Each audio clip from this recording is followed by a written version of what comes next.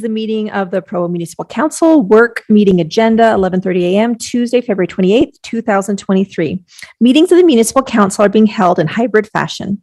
That is, members of the public can view council meetings on YouTube or Facebook, or they may attend in person at Provo City Hall. I remind participants to limit their side conversations and noise when not speaking to minimize the potential for background noises and conversations to be picked up, recorded, and broadcast. Today we have Councillor George Hanley, Councillor Dave Shipley, Councillor Rachel Whipple, myself, Catrice McKay.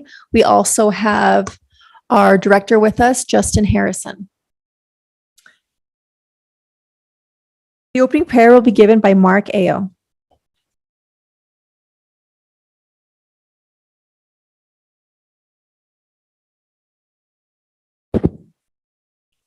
Our dear loving Father in heaven, we thank you for all the blessings that thou hast given. We thank you for this privilege to be in this country. We thank thee for the opportunity to gather as a city and counsel together to identify ways how to make Provo a better place for our citizens to live, work, and play. We pray for the spirit of unity as we discuss and counsel together. We pray for our friends, families, citizens of Provo, and the leaders of this city. We love thee, Father, and all this we pray. In the name of Jesus Christ, amen. Amen. Thank you, Mark. Although this is a public meeting, only the presenters and those invited by the council may speak or ask questions, unless otherwise invited by the chair. Please wait to speak until called upon by the council chair. We need to approve minutes. It is proposed we approve the following minutes: February 14th, 2023 work meeting, as well as the council meeting. Are there any objections or requested changes? Seeing no objection, I declare the minutes approved by unanimous consent. All right, number one today, an ordinance amending Provo City Code regarding standards for conditional uses, dance halls, and this is a citywide application. This will be presented by our planning supervisor, Aaron Ardmore. Okay, thank you. So this text amendment request is coming to you from a property owner downtown. That's kind of twofold. So one is that they wanted to expand the area, the downtown area that has specific regulations for dance halls or event centers. And then the second part of that is reducing those event centers buffer standards, buffer requirements from 1 and 2 family dwellings. So this is on your agenda tonight. It should note that staff and planning commission recommended denial on it. So I'm happy to try to prepare for any questions you might have for this evening's meeting. Councillor Dave Shipley. Yeah, just give us an overview on why staff, even before it got to planning, was recommending not accepting this. Sure. So if I advance here, so if you look at the current area, so there's standards for dance halls throughout the city, and then there's different standards for this area in green on the screen. And those standards for dance halls or event centers regulate the distance from 1 and 2 family dwellings to 200 feet rather than anywhere else in the city. It's like, I believe 800 feet or 400 feet. So what the proposal is, it's coming from this property owner here at 384 West Center. So they've applied for the text amendment because they wanted to do a dance hall. So what they're wanting to do is expand it through those city blocks from 3rd West over to 400 West, from 200 South to 200 North. Staff had some concerns with that alone, if that was the only request, because of the parking demand for those blocks with the Covey Center, the businesses that are there, City Hall. We're already feeling kind of a parking crunch with the uses that are in the area. Adding an event center there that's bringing hundreds or more cars on a regular basis was a concern. In addition to that, the other part of the request of reducing the buffer down from 200 feet to 100 feet from 1 and 2 family dwellings was a concern because that affects the whole area. So the whole area in green and red. So any property within that square, if they got a business license for a dance hall or event center on any of the edges, that's affecting the adjacent neighborhoods. And we have concerns about kind of the adverse impacts to the downtown neighborhoods from some of these downtown event centers.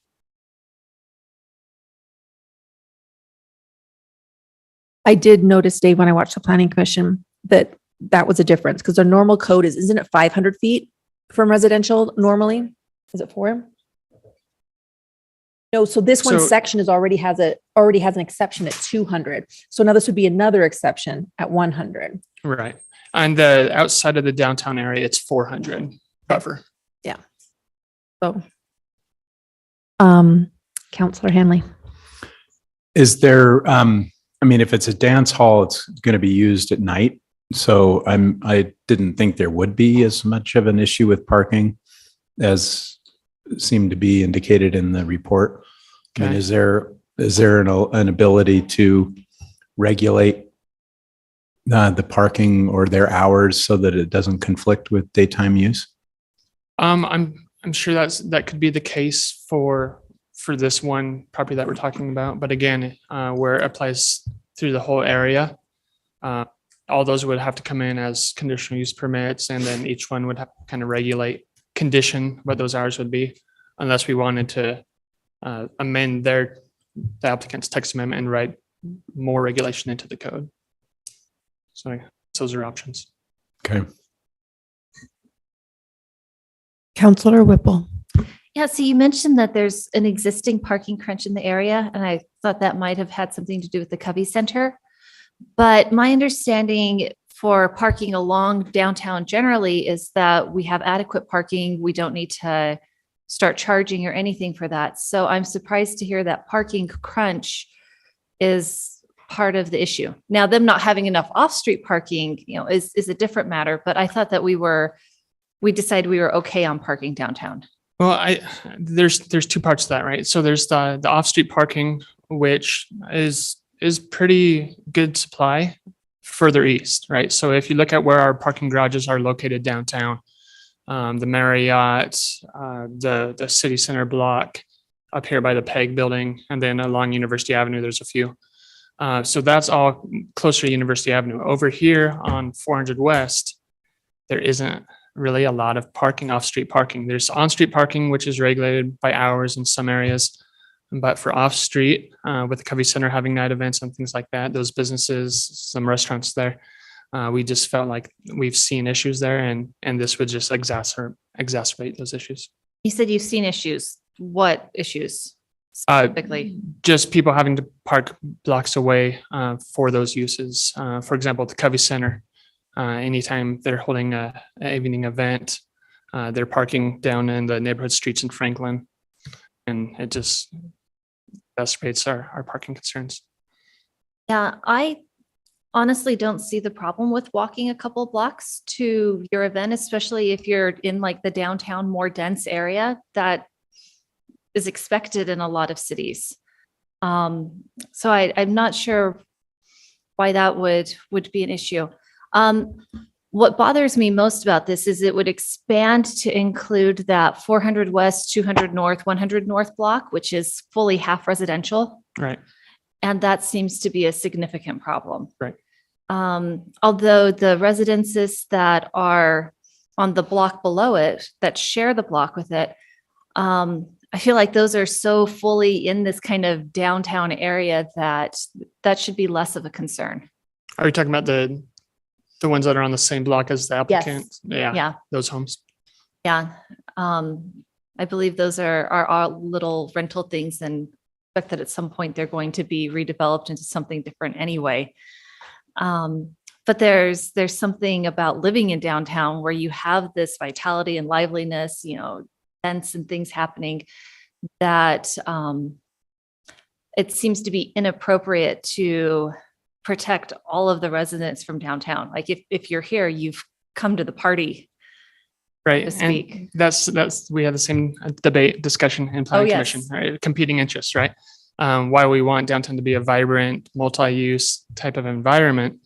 There's all these adjacent residences that have been there for a long time, and the general plan talks about kind of protecting those. So competing interests are hard for for a decision sometimes. And I get your point there. Yes. Yeah. Well, and certainly the ones that where you just have a few houses on blocks, those are fairly isolated from the rest of the neighborhood, right? They feel more like the downtown and less like the neighborhood. Those that set on 200 North, though, that's a neighborhood feel. And Yeah. so I think that's certainly worth protecting. Thank you. Any other comments or questions for Aaron? All right, we will be hearing this tonight. Thank you. Thanks, Aaron. Okay, now a presentation regarding the findings of a completed IT assessment.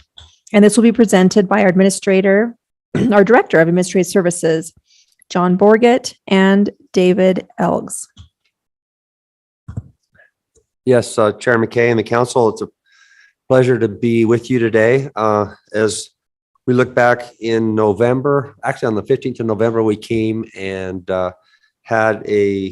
shared with you and asked the council to participate in a study for an assessment of our IT organization as the city as a whole.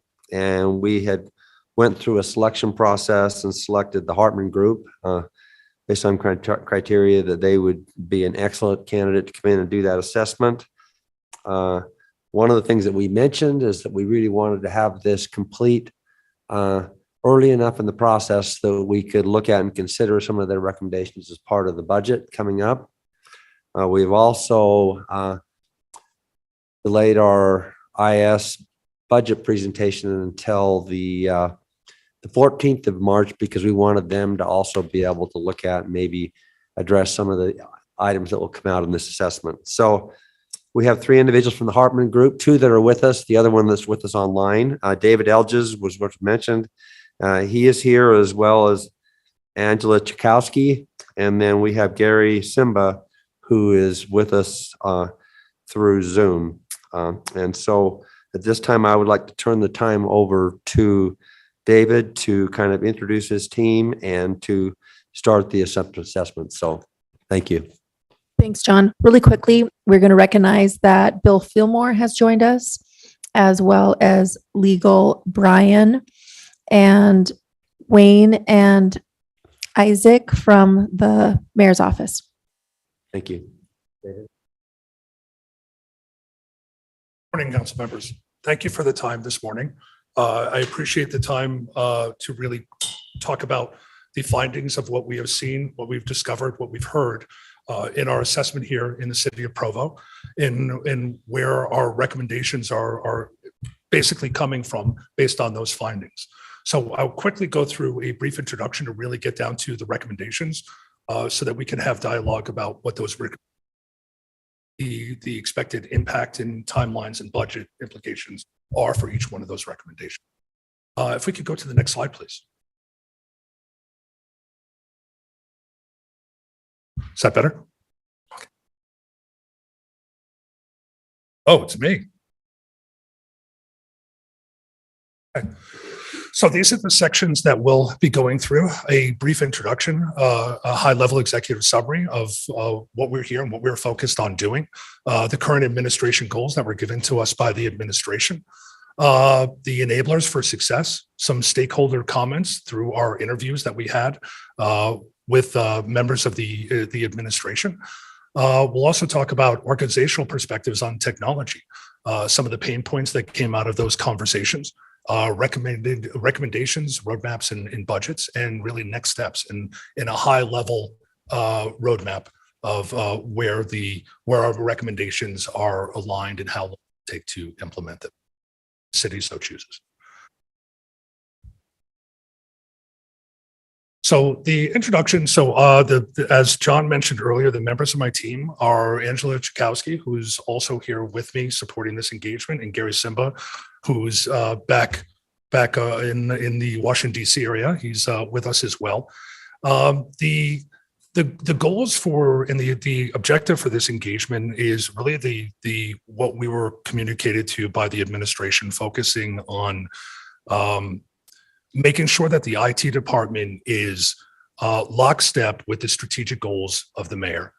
Focus on the next step on driving constituent and resident services, understanding that IT is the underpinning for so many services that cities deliver, and just wanting to make sure that we look at budgets, strategies, capabilities, capacities, skills, to make sure in all those components really line up with the IT department being in a position to succeed on the mayor's strategic plan.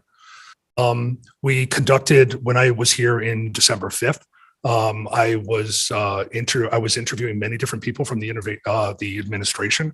The number of people I interviewed was about 25. The number of interviewees in terms of the individuals that I was supposed to was about 19. So when they came in, multiple people brought in members of their staff as well, which was also very helpful, which then bumped that number up. We did a document review, information that we requested from the IT department. We had over 65 what we call artifacts, and they are strategy, they're scorecards, they are policies, they're procedures, really looking at something we call in IT, the overall maturity of the IT department. Looking at documents and seeing when the last time that they were updated, making sure that they are living documents, because technology changes exponentially, solutions, with that technology change, to make sure that that is being reflected in new policies, new procedures. We also did observations. We were in some meetings, the ISPG, the governance meeting that the city holds, and really got a sense for how the different members of the administration and various departments all interact as they look to prioritize work, and what makes it onto the priority list, and what gets funded, and what gets resources focused on it, and what doesn't.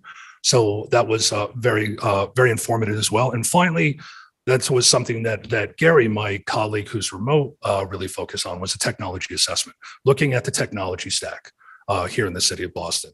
What is the technology being used? How is it aligned? How is it being patched? How is it being monitored? How is it being managed? To really get a sense of, once again, focus on delivering those services. And to do that, they need to be up, they need to be available, they need to be secured, they need to be patched. So focus on the executive statement. When we first, when on the kickoff meeting, working with the administration, the focus, like I said, was very much, I want to make sure that the IT department is aligned with our strategy, looking at strategy of the IT department, making sure it's lockstep with the administration, making sure that the IT department is positioned for success in delivering those services and solutions, looking at the current makeup of the IT department, make sure that they have the right people and the right jobs, doing the right, focused on the right skills. So it was really a deep dive assessment of the IT department and seeing if they are positioned correctly on delivering on the city strategy, the mayor's strategy. So to move right to what the 5 recommendations are, and we are going to go into separate slides on each one of these. It is to enhance enterprise architecture, and we'll explain what that is when we break into each one. Develop and align the IT model, focus on IT infrastructure governance, continue to evolve the security program, and define a data management strategy that is more holistic. So a lot of these recommendations, especially when you see the word governance, it takes more of from a narrow view to a wider view, and seeing more things as a city as opposed to a number of different departments. So these were given to us by the administration as current goals for FY23, focusing on and looking at the underpinning of where technology will play a part and a role in each one of these strategic goals. And that was very much a factor as we were looking to do the assessment, as we looked at the role that IT plays in all of these assessments. Because one of the things that I want to really focus on is we are at Hartman, and even in my career as a public sector CIO, is there are no such thing as IT projects. They're all business projects. They are all the underpinning of business projects, and they need to be focused on those business outcomes. So the enablers for success, as I told the administration, this is a testament also to the IT department here in city of Provo, is they are on a very good footing. They have a solid foundation. The IT leader is very methodical in his documentation and making sure things are updated. Things are very accessible as we were looking for documents in archives. That was quickly found. That is not the case in all cities. Sometimes it takes a while, and they're updated and make sure that they're current and not a document that was last updated in 2011, which is something we also see in a lot of other cities. So it's a testament of the good work that is being done here in the IT department. And really and the reason I say that is because then our focus really just becomes, how can we enhance? How can we help to take it to the next level? Where are the challenges and the opportunities that, given kind of the right models, we can inject some governance or some practice to help reframe the conversation to make sure there's just a better alignment between the technology department and the administration. So we focused on like service level agreements and key performance indicators, methodologies that have been not only, established and followed and measured and maintained, but the overall, going to the last point, the overall perception of IT is positive. And there's a clear understanding that IT is very much a part of the underpinning of all city services, and what they are paramount to delivering those services. So having a positive view of IT, which also not all cities have, but that is present here. So that is a very positive thing, and starts off on a very good footing. So in the interviews, one of the things that I would think is always very helpful to kind of understand the cross section of people that I was interviewing when I was first here on December 5th on what is their understanding of technology. Does it enable you? Do you see it as more a help or a hindrance? Is it, in trying to get to what their thoughts are as they are looking to do their job to deliver services to residents and constituents. So here's a list of some, and I'll only list, a few. IT is very collaborative and open to help, and the IT department goes above and beyond to take care of me. Very solid feedback from a lot of people, and that was a lot of positive feedback across probably 85% of the people that I interviewed, which is great to hear. But there were some negative comments as well. So some of the worst comments. I tried to push out a calendar, but it got stopped because it was against policy. There was the Provo 365 rollout came out a lot, in that IT needs to own that challenging rollout that happened. And it's challenging getting the technology to do your job. So these are just comments. They were not led in. I really wanted to hear each of the individuals and what they thought about technology, in the city of Provo, and what is it, does it help you do your job? Is it a hindrance to doing your job? So I really just wanted to, it was more about them talking and me listening. So these are two different perspectives. One is kind of the customer, which in IT, everyone is your customer. And the other one is stakeholder, which is more leadership. And one thing, and I told the administration this as well, so the empty box are things that have not been clearly demonstrated, but the check boxes are. Now, I've never in all of my days seen all of those check marked, so it does, in the amount that are checked, it's a testament also to, that there's a very solid foundation here in Provo, and we're really just looking to enhance that. Stakeholders wanting a well-managed enterprise IT technology team, that is, happy customers with limited complaints, a well-managed IT service provider. So very basic things that the IT team here has demonstrated. So that, once again, that's a testament to that it's a very solid foundation here. So there were some pain points that also came out of these conversations. As I mentioned earlier, the ISPG, which is the governance committee that they have here, some found that it was a little bit slow. in really prioritizing the work, what gets prioritized, what gets deprioritized. And that it was more of a, it was not focused purely on governance and more of a information session around technology and not what gets funded, not in terms of just dollars, but where do we align our resources to get that done? And how is this aligned with the strategy that the mayor's trying to do? And when you're in public sector, things come on and off the plate a lot because in public sector, things do change a lot. So that sense of being agile needs to be in governance as well. There's challenges in undefining of the structure in the centralized IT model. So there is a decentralized IT structure here in the city of Provo. That's not uncommon. A lot of cities and states are going through this journey around centralization. Centralization is not, there's pros and cons to being centralized. There's pros and cons to being decentralized. The thing that I would focus on with that point is around centralization, decentralization is we are focusing on risk. We're focusing on economies of scale. We're focusing on standardization. And with that standardization, obviously, it's easier to support those systems because they're the same in all of these departments, and they're not very different systems. So these are opportunities around centralization. Decentralization, it has on a department level that agility to move quickly. Their things don't get really hung up in an overarching governance structure that they can task their own IT people to focus solely on their projects. So they can get things through the pipeline much quicker. So, and obviously we're all focusing on servicing our residents. So that is also a plus as well. So some of our recommendations address that as well.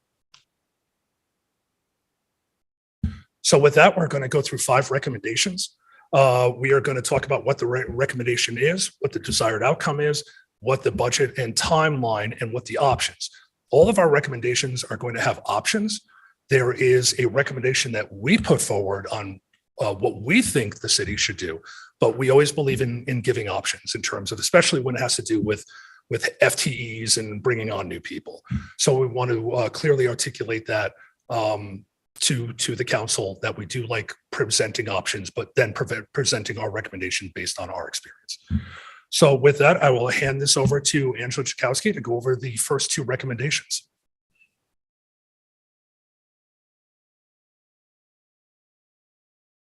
So as David mentioned, we've got 5 recommendations based on our findings. The first recommendation that we are offering is to enhance enterprise governance. Now, I recognize that the term governance, and we say that we have an ISPG, that governance is understood to be a requirement or a necessity. But what we've observed, and as David mentioned, we were able to attend an ISPG meeting, is that the governance process really should deliver certain key components, and that we see a great opportunity to enhance the enterprise governance structure as it exists today to take advantage of some of those benefits. So we observed in our current state that we have this established structure, but projects remain managed as IT projects and not as business initiatives. And as we will say probably more times than we need to, there are no IT projects. There are business initiatives that should be supported by IT as an enabler. So with that, we find that there is a lack of clear business ownership and alignment to those objectives when it comes to certain projects. Additionally, we noticed that it can take quite a bit of time for projects to be prioritized, and that there is a fluctuation around project priority, and that the meetings are frequently hybrid meetings, meaning that they have multiple areas of focus, which does take some of the emphasis off of project priority and how we could potentially be driving forward. Our recommendations around this include designating a qualified owner for our project portfolio management efforts. With that, we chose not to say something as bold as stand up a full project management office. So we are not positing that we need a PMO per se, but what we do recognize is that in order to have an enterprise governance structure, we have to have somebody driving that, creating the structure, driving the agendas, ensuring that we remain on task and focused, removing those roadblocks, and helping to communicate throughout the administration. Additionally, having clear roles and ownership, with each business solution having a clearly defined owner. will allow us to ensure that we have the right voices assigned to each effort, and that when we are at the table in a governance process, that we have folks who can make the decisions.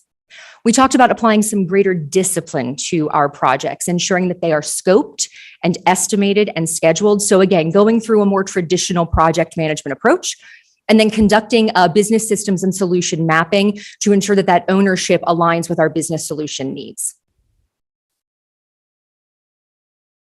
The last piece of our recommendation includes how we conduct these meetings, or what committees and meetings we choose to have. We've offered 3 additional meetings, and really the first one that you see here, project portfolio management, would essentially replace the ISPG. So we're certainly not saying to add additional meetings onto already busy calendars. But within that project portfolio management meeting, it's a weekly session, and the objective is very simple: to communicate out on projects, current status, and to ensure that we can remove roadblocks.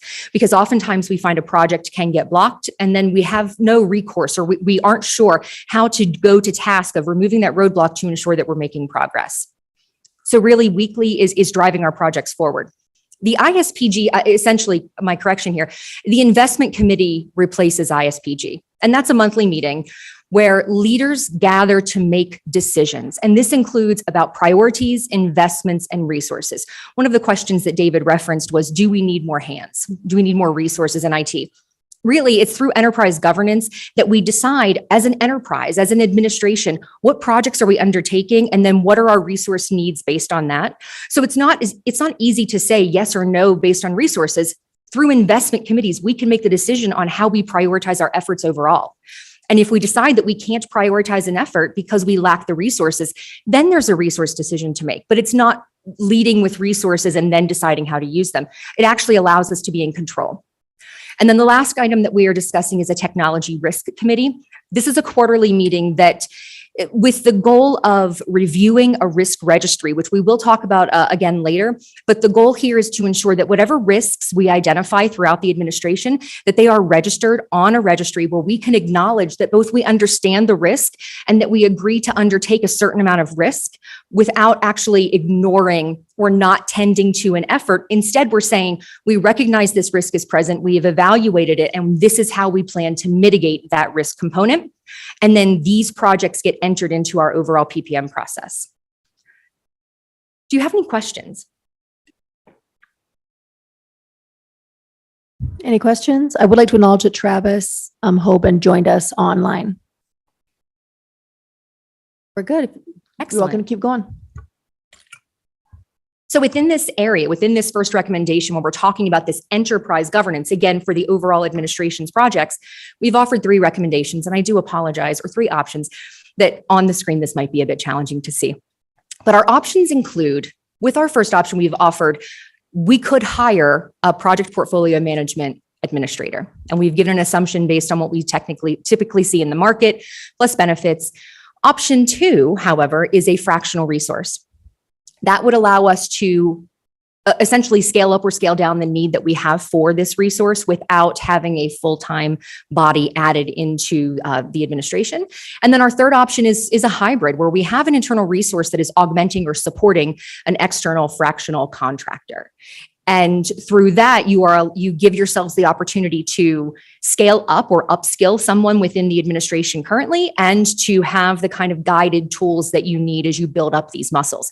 Now, all 3 of these options are obviously available. The one that we've recommended would be option 2. And yes, I can acknowledge that that might be a bit self-serving, in that that is something that we do on a regular basis, but through a fractional resource, and there are fractional resources out there, it allows you to take on this resource without adding the full-time head, building up the muscles within the administration. Because as you find your cadence and your rhythm and what really works to deliver the value from an enterprise-wide governance, it allows you to sort of have that guided skill set without both the exposure and the risk of full-time, and without taxing somebody in option 3 who might already be a bit strapped.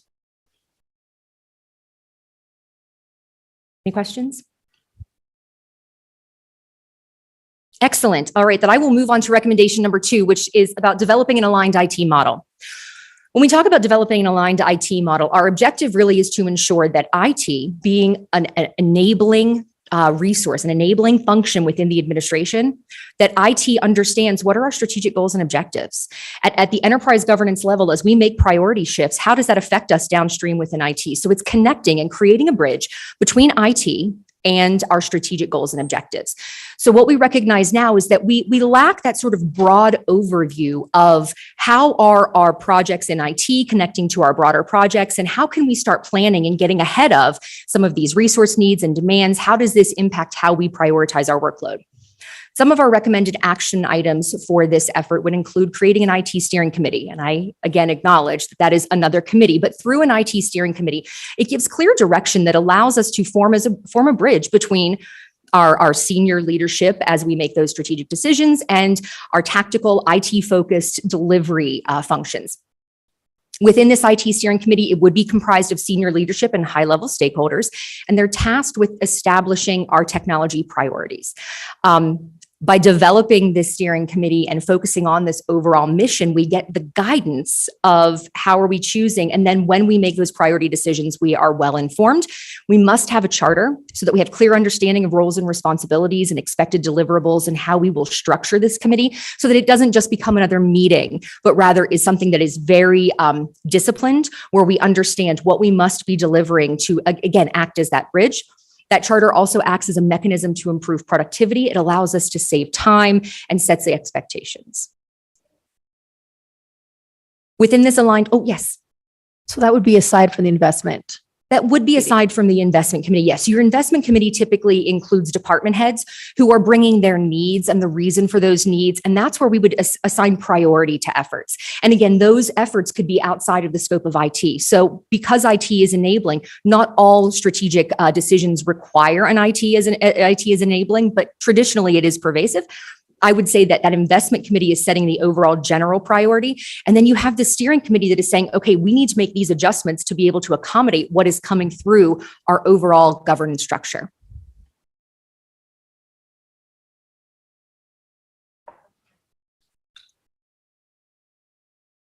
Good.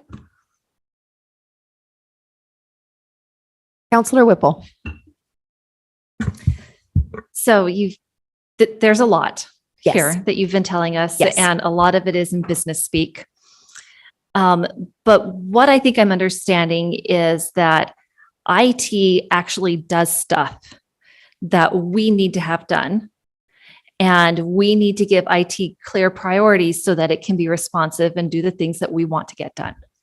Yes. And so the different committees are to set up this kind of communication and accountability so that IT can do the things that we say are our priorities. Correct. Okay. Can I add on to that? Yes, So please. yes, and so these committees are helping to pull together those decision makers and the information, and also to allow IT to have the ability to give the responsive feedback, because one of the pain points that we identified is that we are operating with an amount of tech debt. And what that means is there are items that have been put onto a backlog of sorts because we just don't have the resources to get to them. So when we talk about these committees kind of help connect IT to the mission, it also helps connect the mission to IT. So it allows that two-way communication of what are we experiencing? And you'll hear that again in our third recommendation is how do we ensure that there's both two-directional communication so that we understand the decisions that we're making at that enterprise level are affecting something else within IT as well. So if we want IT to get stuff done, other stuff might not get done if we don't have that priority feedback loop and awareness. Right, because we'll be asking IT to do certain things, but we will not be funding equipment or servers or things that they need in order to do that. And then we'll be frustrated at them for not doing the things that we want them to do. Yes. Or they may have to make a trade-off and they say, we can't do this other thing that we know we need to do because we really need to get to these items as well. So those compromises that are made without awareness just become tech debt and a backlog that if unmanaged, you could be leaving yourselves open and exposed to risk. Yes. And then how nimble do you expect these committees to be? Because clearly you're dealing with a political organization where we have elected officials. Sometimes things, including priorities, change every couple of years. So does this help IT to be responsive to those changes, or does it give us the continuity that we need to ride past those changes without disruption to services? It certainly does. So with the cadence of a monthly meeting for your investment committee, it allows us to say, we've changed focus, or we have a new priority, or a new need has emerged. And it allows us to, again, in that very nimble way, adjust our expectations of our resources, or to make the decision that for this effort, we actually do need more resources. So it allows us to make those trade-off decisions with our capacity to understand, where do we augment versus where do we throttle back on something else? Right. Thank you for coming back to like my language understanding. Absolutely. Happy to. Counselor Hanley. Yeah, thank you for all of this. I'm wondering if you have more to say. I don't know if we could go back to the screen where you were talking about the $60,000 mid-range recommendation, the option 2. What are, if any, the advantage? I mean, I understand that obviously option 1 is more expensive, but what's the advantage of number 1? The advantage of number 1 is that if you envision, or if part of the roadmap is to grow or expand the needs of projects, you would have an internal resource, or you can use that same function to adopt additional projects throughout the administration. So number 1 gives you a lot more capacity, but in our observation, it might be more capacity than you actually need based on the volume of projects that we've observed and the velocity with which you need those projects to flow through. So I would say that while number 1 is, many organizations or administrations have that number 1 full-time PMO stood up at that project management office, we didn't observe it as the need currently. It's certainly something you could grow into. Or again, with option 2, we also observed you might scale down into an option 3 as you find a resource internally starts upskilling and is able to adopt or take on some of those functions. Okay, that's helpful. Thanks. Sure. Okay, I think we can continue. So just to close the loop on that alignment of IT, you'll see that option 1 says included here. What we've determined is that with that enterprise governance resource that we referenced, option number 2 from recommendation 1, that would also accomplish what we're trying to deliver here within this developing an aligned IT model through that IT steering committee.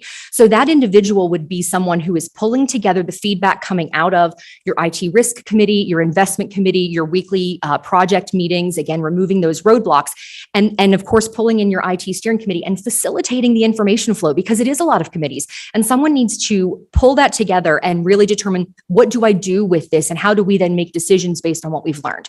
So this resource, again, here, option 1 within this is going to be able to pull all of that together.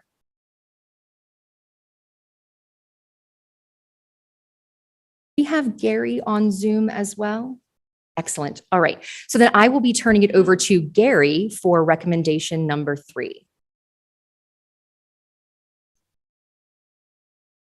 Good afternoon. So our recommendation number 3, it revolves around evolving the infrastructure governance. So that's IT infrastructure governance.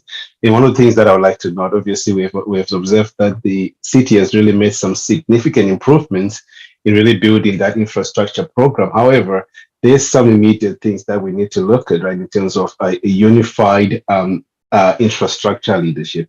A part of this is the observation around really what we're operating a decentralized IT environment, where there's really a lot of evidence that obviously throughout the enterprise, there's potential for risks, right, that are associated with that decentralized nature or the decentralized governance model. If you can go to the next slide. And so part of that is really observing that most departments or several departments are running their own platforms. They're also running different applications, different hosting environments, programming tools and databases. And obviously that is no integration to really establish a standard governance structure or governance model. And also this results in really having a complex infrastructure footprint throughout the enterprise. And part of that, obviously we're calling the term here shadow IT, right? Where a lot of different IT taking place outside of that core structure for the IT environment. And some of our recommendations around this is really make sure that we can audit the entire infrastructure environment across the enterprise based on all the different platforms that we are also running, based on the hosting services that we have engaged in, and really aim to optimize, to make sure that we are optimizing on our availability management and how the systems are performing, and how do those really can get classified into a unified roadmap for the city. not basically like, remaining into the siloed environments or different IT strategies, but really looking at that unified unifying those siloed IT teams into a single city strategy that really focuses on ensuring that we have the governance across the different channels, right? Not necessarily that we have core IT operating a different governance and we have other decentralized IT infrastructure operating under different standards and guidelines. So that's one of the areas we want to focus on, really having that unified approach to make sure that infrastructure has a governance model. In addition to that is really understanding how we're taking advantage of the economies of scale, right? Obviously, when we have the decentralized approach, some of the vendor management programs, that when you go to procure systems, are those being done under a same standard of management? And what that means is, obviously, the city has set a certain standard of how we want IT to be governed. But obviously, makes it easier when we are decentralized that we can go and buy new stuff or buy new equipment, new systems, and implement them without really looking at what that means across the enterprise, right? So now that becomes that result in those siloed, but also, not really taking advantages of those savings and improving those experiences around really how's the best use of technology around the environment. So being able to go back and really have a robust vendor management program that really identifies the clear ownership of the infrastructure that we have, clear ownership of the IT vendors that we have. But as we also look to the future of technology, right, understanding as we create those vendor relationships from our contracting, from entering those agreements outside of the standard structure, what does it mean on a go-forward basis, right? Is you want to create a risk mitigation strategy that allows us, should we choose to have like a robust IT environment, can we really get out of those relationships? It's something that we always have to consider, right? So that's another key area of really having that unified IT infrastructure governance program. So any questions if I move to the next slide? I'd like to offer a connecting thread here if I can. So when we looked at the first recommendation, which was enterprise-wide governance, that's really looking at our strategic objectives and how we're prioritizing that work and then the flow through. When Gary is talking about IT infrastructure governance, that's acknowledging that we are not saying that we must centralize IT into a core IT unit, but rather saying that there are controls that we can put in place that allow us to operate as we believe is optimal within our structure from a people and a tactical perspective, but it creates the controls around our environment and our policies that ensures that we are all operating the same way and in alignment with what we've adopted as our overall administration policy. So this infrastructure governance is similar to what we're talking about in enterprise governance, but it really does allow us to create that entire fundamental foundation around how we in an IT organization operate.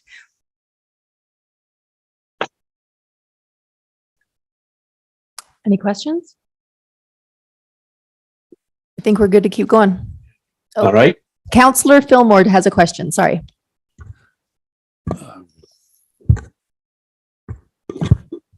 The first speaker highlighted the pros and cons of a decentralized system versus a centralized system. And there are pros to both, right? Like on the decentralized, you have more nimbleness, more focus on their particular needs, but then you tribalize your IT system a bit. I keep waiting for you to give me the magic vision of how you extract the best of both, where we have a hybrid of decentralized and centralized. Is that going to be part of your presentation? I would say that what we are creating with recommendation 3 actually allows us to create a best of both, in that we have the kind of controls and policies that we would gain from a centralized model, that we have through the IT steering committee, the kind of decision-making authority through a centralized model, but that we haven't reduced the nimbleness, to your point, of a decentralized model where resources are aligned to verticals, to groups or organizations. So I think that through both of those functions, steering and IT enterprise or IT governance, you give yourself the protection and you give yourself the nimble factor. So part of your final recommendations, are they going to include a flow sheet or something along those lines that says, here's what departments can do in terms of decentralized authority, and here's what they have to yield to the centralized authority to? I would say that that is something that must be collaboratively developed, but yes, that should be an outcome when choosing to move forward with recommendation number 3. That is the first thing we have to do, is understand what are our policies, what are our risk tolerance levels, what items would be under the purview of IT enterprise, who would participate, and how would we remain informed. So option number 3, or recommendation number 3 here, is exactly what would drive us toward that outcome.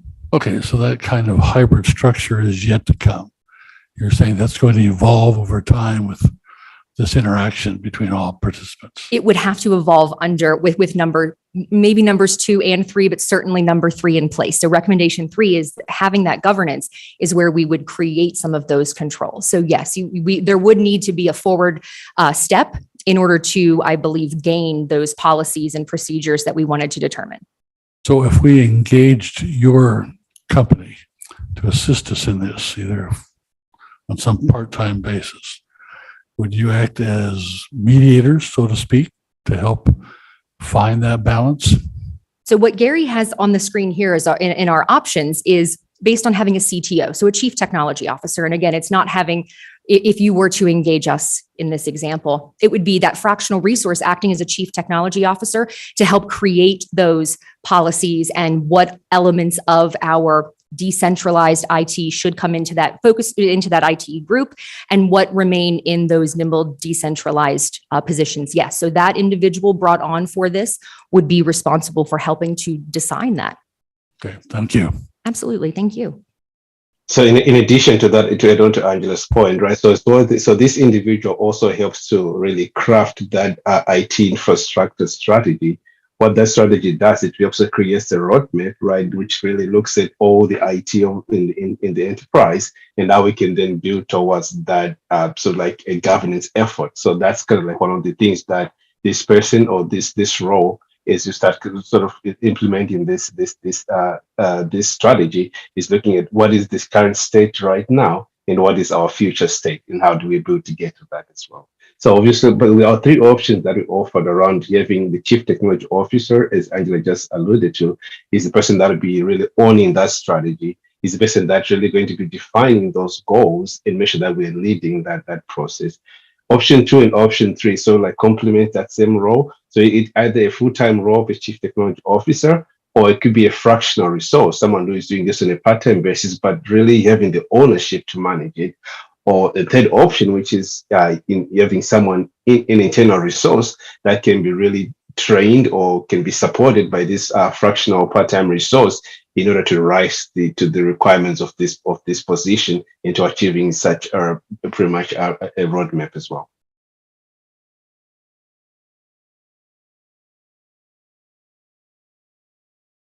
All right, so then the next recommendation that we also came up with here as well around reforming the information security program. And one of the things that I also want to allude to is that obviously the city is making a great approach in terms of really establishing a security team. However, there's some of the things that I also want to highlight in terms of having a security team, but also building to make sure we're creating the right programs and policies to address any gaps that we have in the environment. So having a security program that actually looks at the gaps and obviously working continuously to evolve and be able to manage the risk of the city. One of the things that I also want to highlight, for example, here is that obviously when we're operating in a decentralized IT, right, which is what we currently have, most of that sometimes happens to be we're operating outside of an established policy and also in established security protocols, which then lacks really some of those roles and responsibilities that can help us in terms of really, activation in incident response, or should we have something that is an adversarial to our systems, how can we quickly activate a response to that? So that's one of the challenges that we realize when you're having a decentralized system, decentralized environment, and not operating within that confines of at least a security program. So, and one of the things that I also want to highlight is that some of these gaps obviously are very easy to remedy, right? But there's some understanding that we need to build in being able to create such an environment. One of that being able to really, are we doing external assessments to understand the risks that the enterprise faces or the city faces? And part of that is really establishing that risk management program that helps us make sure we know what is exactly in the environment. Can we identify the owners in the environment, and how quickly can we manage the risk to the city? Now, in addition to that, is understanding as we manage that risk process, do we have a vulnerability management program in place that helps us to identify risks, that helps us to detect those risks, and how quickly are we operationalizing that process to make sure we can patch those risks, right? That means we remediate this risk. We can quickly respond to the risk and make sure that the city is protected now and into the future, but also being able to make sure our incident response plan is accurate in terms of identifying those actions, and we have the right roles and responsibilities that are identified to make sure should we activate a risk response plan, those roles are readily available, readily identified. Are they internal, or do we need to get some external resources to come and support that?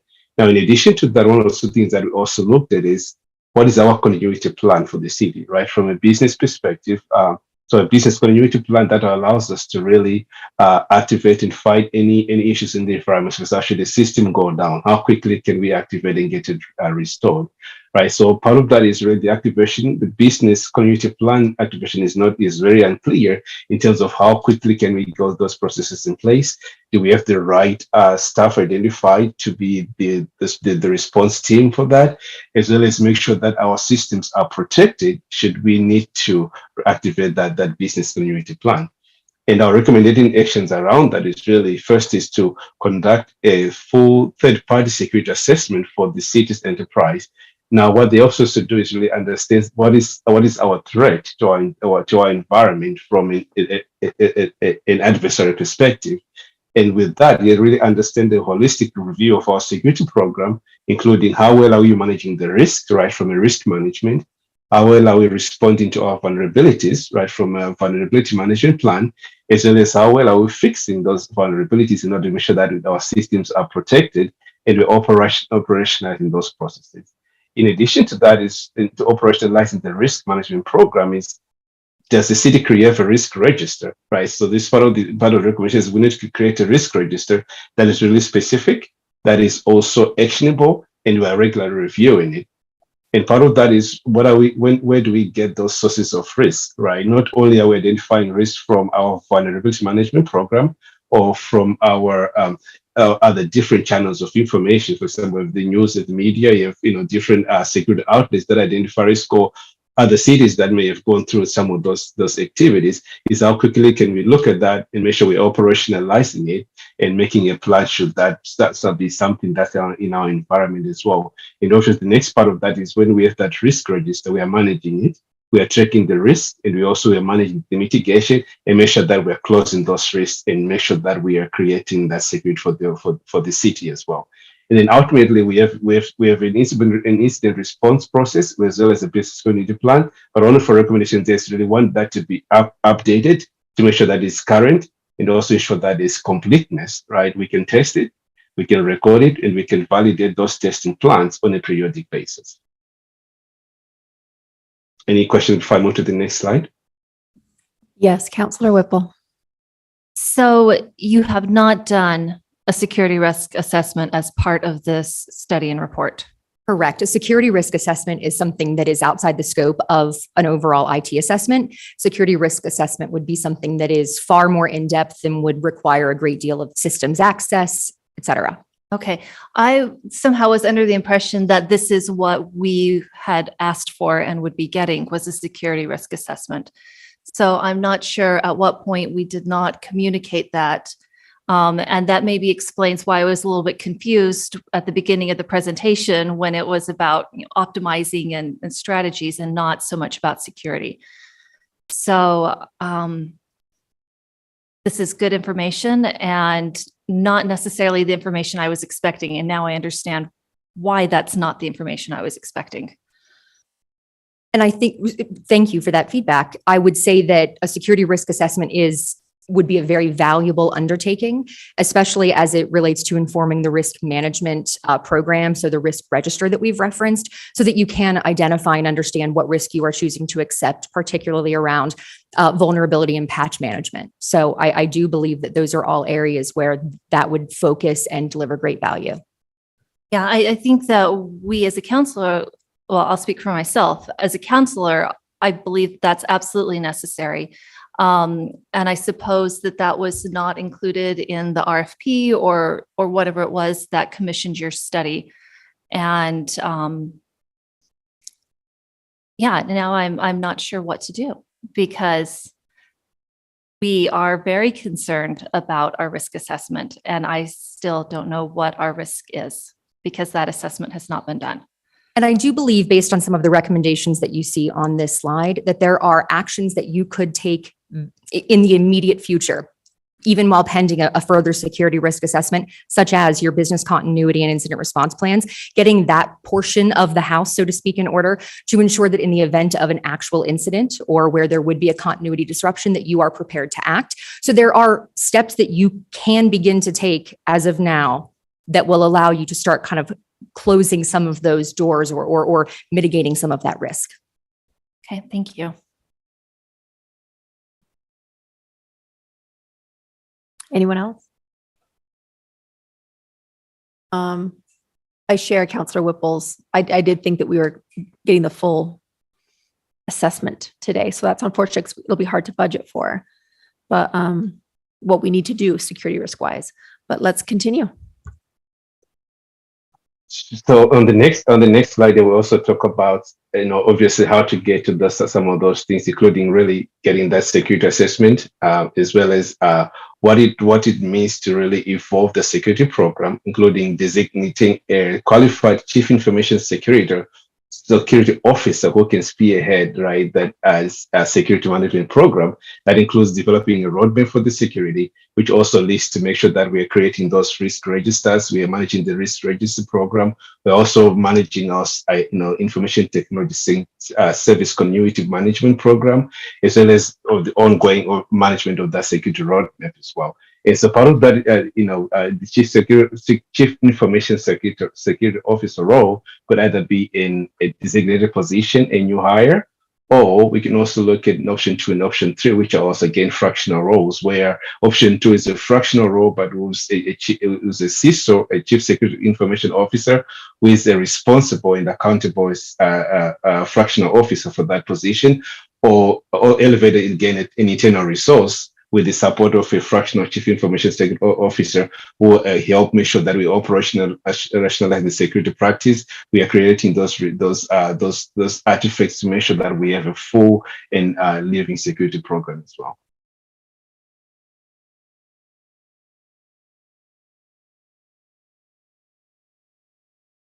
Any questions on the roadmap or the budget? No. David, back to you. So the last recommendation is to define a data management strategy. And one of the reasons why I thought that this would be best to come after the security recommendations is because, as we all know, that data is a strategic asset for the city. And if we are talking about a decentralized IT environment, it means that there are various silos of data across the city.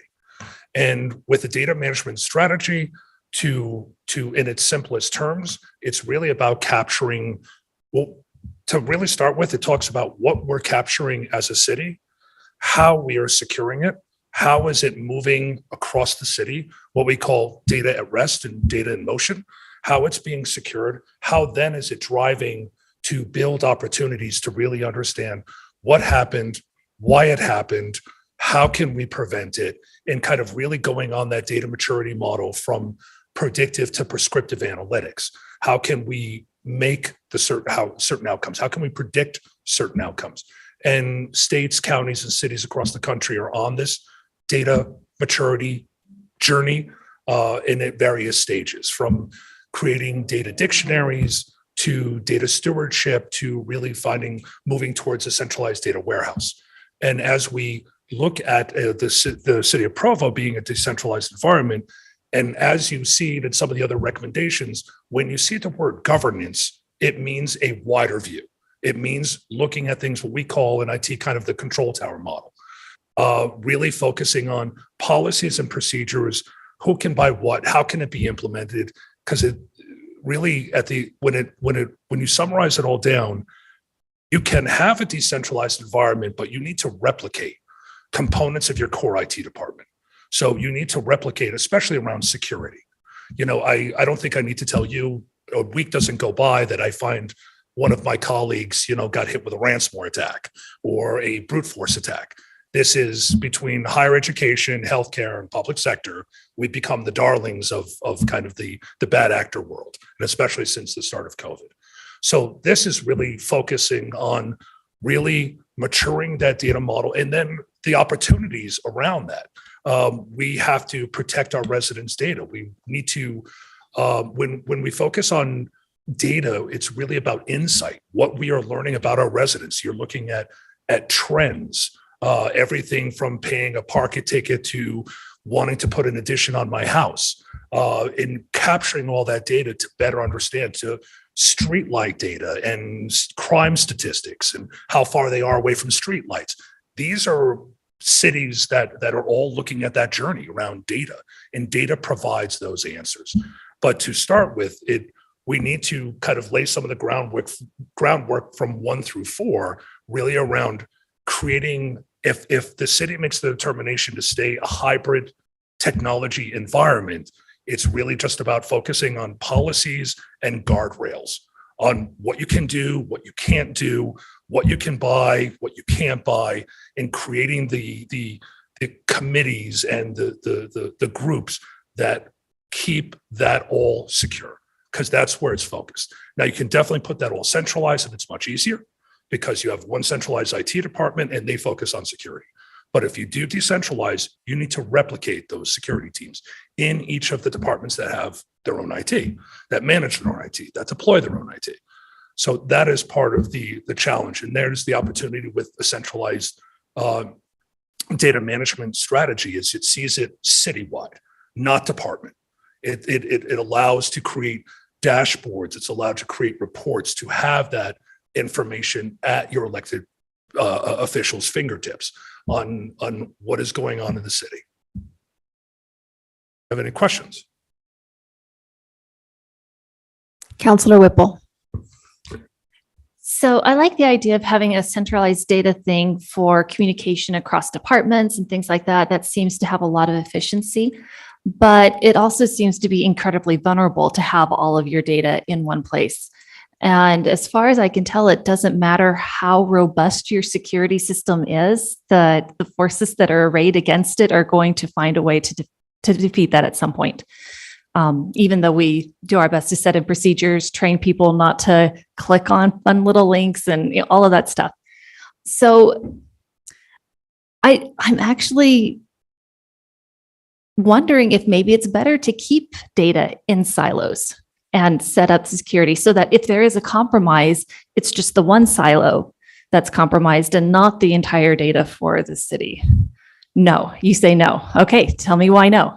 The reason why is because once they get in, so all these systems, even though we're a decentralized environment, they're still all connected back. This is how we get email to all the various departments.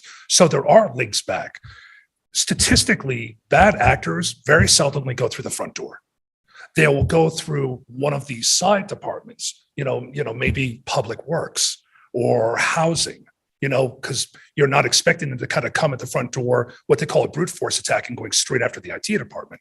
So they'll go after some obscure department. And once they're in, they just can find their way into, and I don't want to get all the technology stuff, whether you're right in the right forest to the right domain and where you are in DR and whatnot, but the opportunities around centralizing and part of it is part of the data management strategy, to kind of summarize, is really to understand kind of where the crown jewels are and leverage the level of that security based on how critical that data is. So some data might be secure, and you focus some security on that. Some is critical, maybe, and I know it's not the case here. It wasn't my previous job around education, or healthcare. So we had HIPAA and we had FERPA. We had to deal with all that. That needs to be super secure, and that's where we focused a lot of our security practices. And that's where a data warehouse and a DR plan, so that all of that is replicated, because yes, if they really want to attack the city, they're going to get it. Whether it's a phishing attack and someone clicks on the link and now they're in, but statistically, and I have done a lot with the critical infrastructure division of Homeland Security, they're usually in for about 6 months before they make their presence known. And they sit in your environment and they watch. And they watch to see how things are moving, who's who, and then they execute their plan. So, yeah. And they wait long enough that your backups are no good and everything else. It's super fun. well, and they try to corrupt the backups because then you won't pay the ransom if you can just back everything up. Security is a tough one. Yeah. I'm an attorney and I use a couple of different filing things. So for our regular courts, we do green filing, but for the juvenile system, we have to use a program called CARE. And that data is much more protected because it's, all about juvenile cases. And I hate it. I hate it so much. It is the most clunky, horrible user interface. The access that I have to it is frustratingly limited. So I would want to be sure that if we did something to centralize our data, we aren't putting we aren't making it unusable, because CARE is almost unusable. And everyone I talk to who works in the juvenile system complains about this thing all the time. But this is what we have in order to protect these very, very sensitive files and cases. So how can we make it not unusable? And that is from being a former chief information security officer and having that be my job. That is the $64,000 question. And that is to find that balance. So you can have 2 or 3 factor authentication. You can keep on putting more and more security, but it's so hard to access and it's so clunky because of the security. It's trying to find that balance. And one thing that I've always said, regardless of whether I talk at cyber conferences or my 2 previous mayors that I worked for, it's not if, it's when. And I believe that Gary was talking about this well, one of the first things I did when I was appointed as CIO of Boston is I took the entire cabinet to a cyber range so that they could see a live exercise of a breach and what are the roles and responsibilities each of us have. Because it's not just me. It's not just the CIO or the CISO. It's the press secretary. It's legal. It's HR. What do we put in front of the mayor? When should he or she say it? Because half the time we don't know this really quick. It takes a while to really understand how deep and how broad this attack is. It takes a couple of days. But when City Hall is closed for business and you can't do a marriage certificate or a dog license or pay a parking ticket, you need to tell your residents something. It's trying to strike that balance. I've always approached the IT security role it's not a question of no, it's yes, but we need to do it securely. We need to make sure it's secured by design, which is kind of a different methodology and framework, which means the security officer is there in inception. When you're looking at a product, when you're developing in-house a product, they're there at the beginning. So not, hey, listen, Mr. CISO, we're about to go live on this on Monday. Can you secure this? That doesn't work. But that does, surprisingly enough, that's more the norm. Thank you. Any more questions?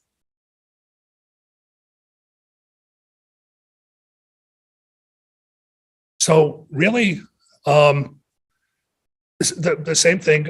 We have 3 recommendations. Yes, you can, and I'll tell you why I recommend this and why this seems to be a continuing theme. Yes, you can hire a data manager. $85,000 a year. But where I believe that the city of Provo would be on this journey, I see a data manager 8 to 12 hours a week. So I see it as more of a fractional resource. Once the data stewardship and the data maturity starts to get much broader and we start slicing and dicing data off of a data warehouse, then yes, you need a full-time person. It is a 40-hour work week. But at this juncture, to really stand up a data maturity model and a data strategy, it's more part-time. So I've always, my time in public sector, it's always being good steward of taxpayer dollars. So it's a part-time job. So I believe that a fractional resource is good at this part of the journey.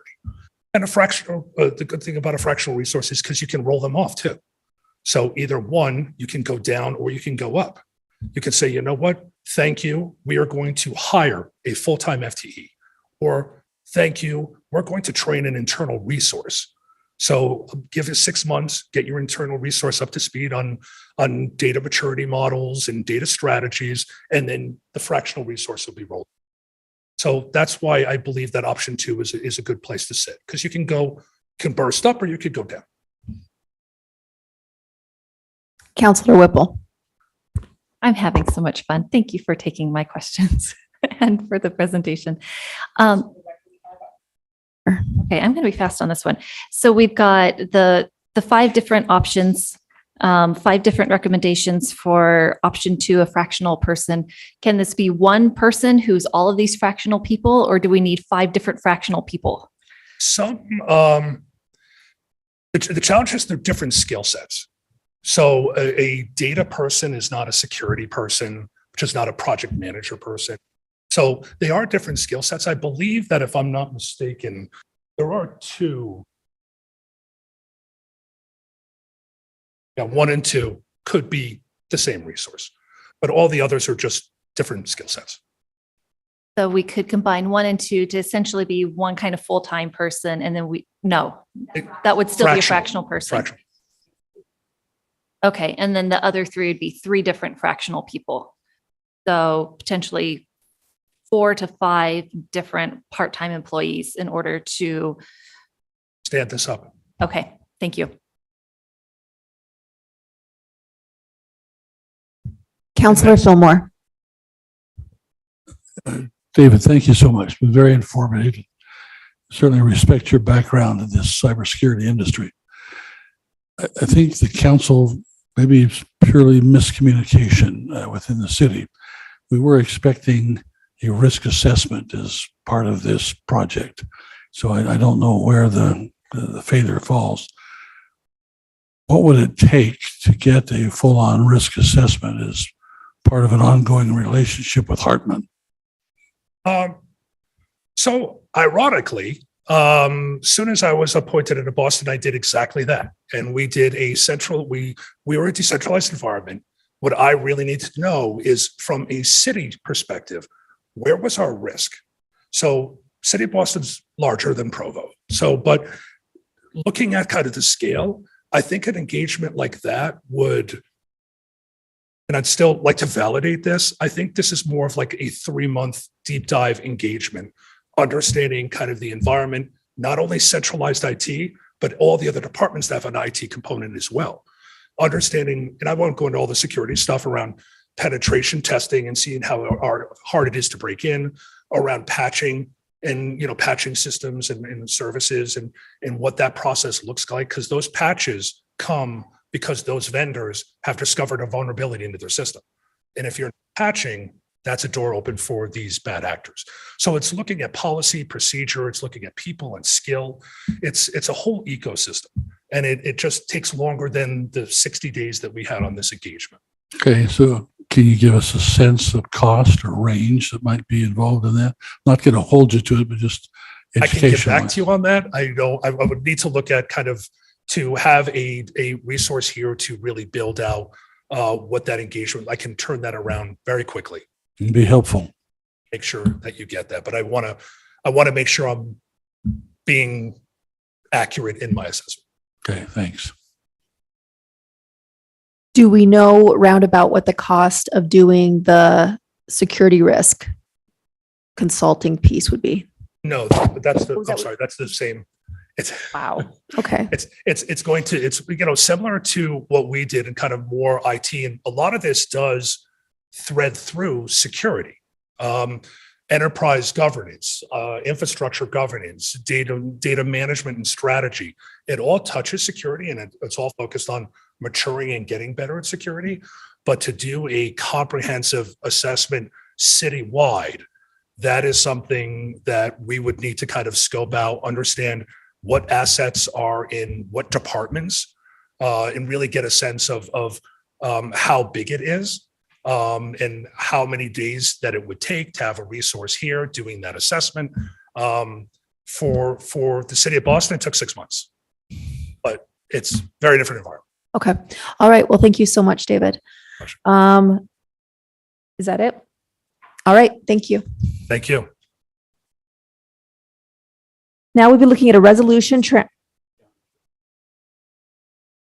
Welcome, John.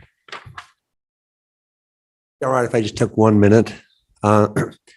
First thing I just want to mention is I was kind of the administration's lead person that kind of worked on the selection process and working with the Hardman Group. And I just wanted to clarify, I'm sorry if there was a confusion. It was clearly an IT assessment with a component of a reviewing and looking at cybersecurity. The next thing I would mention is that in our budget presentation in 2 weeks, there's going to be a cybersecurity section of that.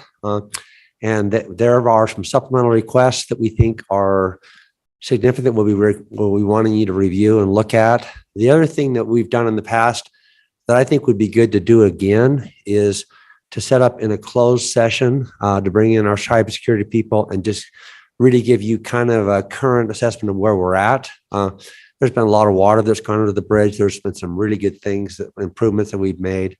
We also have some tools and services that we use that kind of give us an assessment on how we stack up with others. And so I think taking that approach first, and then after that, then if we want to go ahead and look at it, bring in a consultant, but we're happy to do either. But I just think that would be helpful and informative for the council. So anyway, sorry to lengthen this discussion a little bit longer. Thank you, John. Should we do a motion that we do a closed meeting in the future on that? Or is that just something? Okay. Get that taken care of. Excellent. All right. We're going to go on to a discussion regarding a resolution. Sorry. I can't see him. Travis, do you want to talk?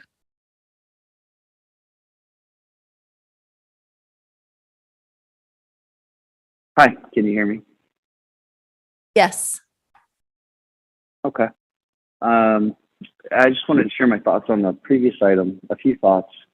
Actually, for time's sake, I'll just cut it down to the most important thought. So my perspective would be that for a city our size, I'm not sure why we wouldn't have somebody in the CTO or like a CIO role, because so I don't know if maybe even council members are aware of this. So my role in my day job is I am a CTO. And so my perspective on this is for an organization our size, the size of the city with the number of employees and the number of systems that it's managing, I think you really need somebody dedicated in that role long-term with setting a long-term vision and agenda for the city, who's invested in ensuring that the city has a long-term plan. And I think some of those other roles could be filled out with part-time FTE or contractors or consultants. But I really think you need somebody in like a CTO role, setting the agenda and the vision long-term, as opposed to somebody in maybe a consultant role or contracting role that is, here today, gone tomorrow. So I think that would just be maybe my biggest consideration in all of this would be having somebody in that CTO role long-term who's invested. I know that's a big chunk of change, so to speak, but I think it's just something that the city would need to do. Just has to invest in. Really, it's an investment. So that's just probably my primary thought. I'll save the rest for email. Thanks. Thanks, Travis. All right, we're going to go on to a discussion regarding a resolution transferring money from the general fund to the airport fund for an interfund loan payment to energy. You can see a lot of me today. Council, as we've discussed this before on April 21st in 2020, the city purchased some property adjacent to the airport. Felt like it was a very strategic move and it's an important opportunity to do so. And to fund that, it was $4.9 million. And to fund it, we did an interfund loan between the airport and energy. And we are now and what the plan was with that was that our hope and goal was that at some point the airport would be able to make that payment. And as you know, we've made a lot of progress with the airport, but we're still building a business, still trying to get things fully up and operational. But the plan would be that they would be able to do that. And each year we would look at it and evaluate whether the airport could cover a portion of that payment. As we're building the business right now, we're really not in a position. It's still being subsidized by the general fund. And so the recommendation that we want to bring to the council is to go ahead and fund this, both the interest and the principal.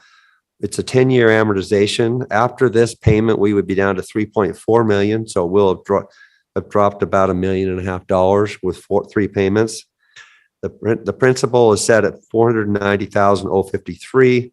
Then the interest is a variable rate based on the state pool.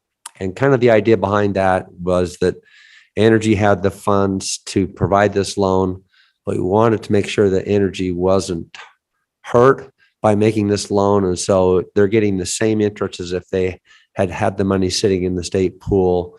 And so that's why that's there. So the interest is $67,276. And that gives a total payment of $557,329. And we're recommending that this go the council on the action agenda tonight for approval, and it's been adequately noticed. And so I'm happy to answer any questions. Councillor Shipley. Could you just add some color on how you're assessing whether or not they could make a partial payment or not? I mean, I guess my thought is how do we assess each year whether or not there's some excess revenue coming to the airport that we could possibly use to subsidize this repayment?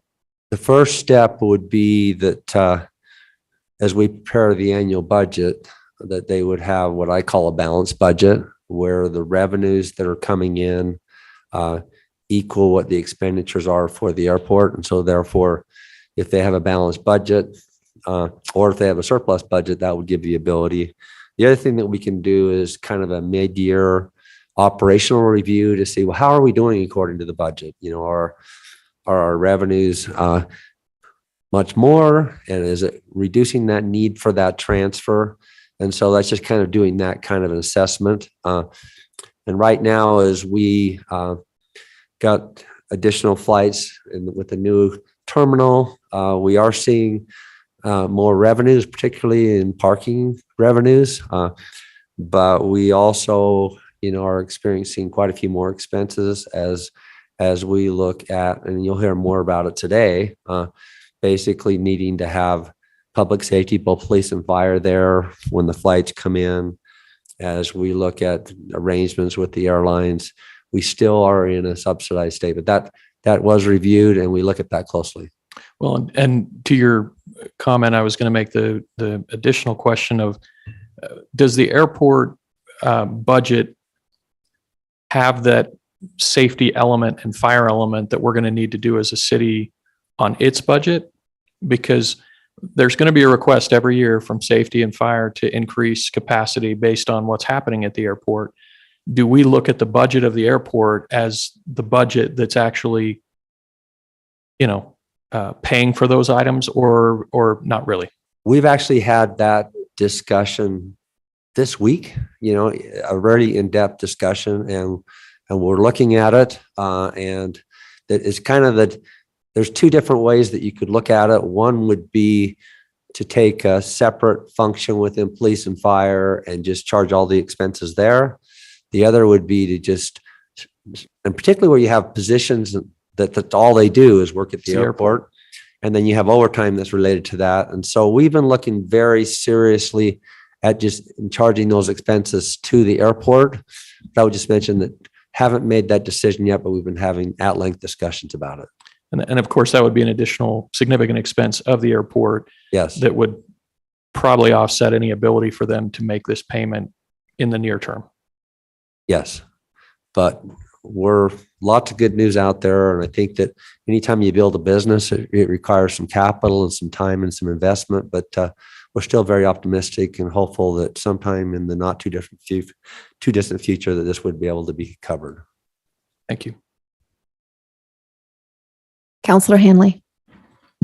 Just to make sure I didn't, there's not a technical problem. I heard you give a different amount than I see here on the resolution. See here. 557,219, but I thought I heard you say a different number. You said 557,3 something. Yes, I have, I've got one report that shows one number and the other one the other.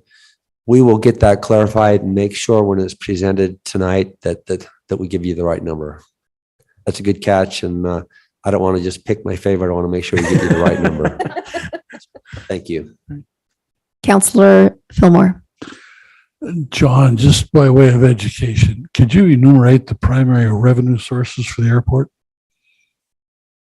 Yeah, I mean, there's right now the primary revenue sources, you know, we've got parking. We have basically fees that we charge the airlines, we call landing fees. We also have money that we get from the FAA, particularly for, it's a grant revenue, but it's money that's used for runway expansion or maintenance of runways. Of course, and those are the primary sources. I don't know if we can get you a report and show you, but those are the primary sources. Are those grants annual and renewable? Do you expect them to continue, or are they one-time things? We've been getting grants, and they have a match portion, but we've been getting grants for years from the FAA, and they're an important part of the airport, particularly in maintaining the runways, and they were an important part of the terminal expansion. So that's been an ongoing source. They're subject to approvals, but we've had a very good relationship with the FAA, and they're a significant factor in the airport. Do we get some kind of revenue from the rental car operation? Yes, and I'm sorry, like I said, I'm just going, there are some rentals from the rental car. And we did talk about that over the last couple of weeks, and the revenues haven't been quite as strong as we had anticipated there, but they've been stronger than we anticipated on parking. But yeah, that's another source. Okay. Same with the restaurant there. Yep. So like I said, I'm just going, if I had a report, I would be more complete, but yeah, you're right. Fine. Just want to get a feeling for it. Thanks. Okay. John, do we also sell gas? Is that a revenue thing? We as do a have city? fuel flowage fees. Okay. If Brian was here, we would have done a much better job than I did. But we also do have fuel flowage fees that we get a portion of that as well. And that's another source of revenue. But it's not significant. I would say it's considerable. I mean, it's an important element. It'd be great to see. That'd be a good report to do for the council. Yeah. The revenue of the airport. Yeah, I would say that I'll coordinate, or we can coordinate through Brian, but as part of his budget presentation that's coming up here in the near future, we could focus on that. Yeah, that's a good point. We can just make sure that he includes that in this presentation. Okay, thank you so much. Probably got a D on my answer, but I apologize for that. Okay. Any other questions? I don't think so. Thanks, Okay, John. thank you. All right, now a discussion regarding the Recreation Facilities Capital Fund. And this will be presented by our Director of Parks and Rec, Scott Henderson.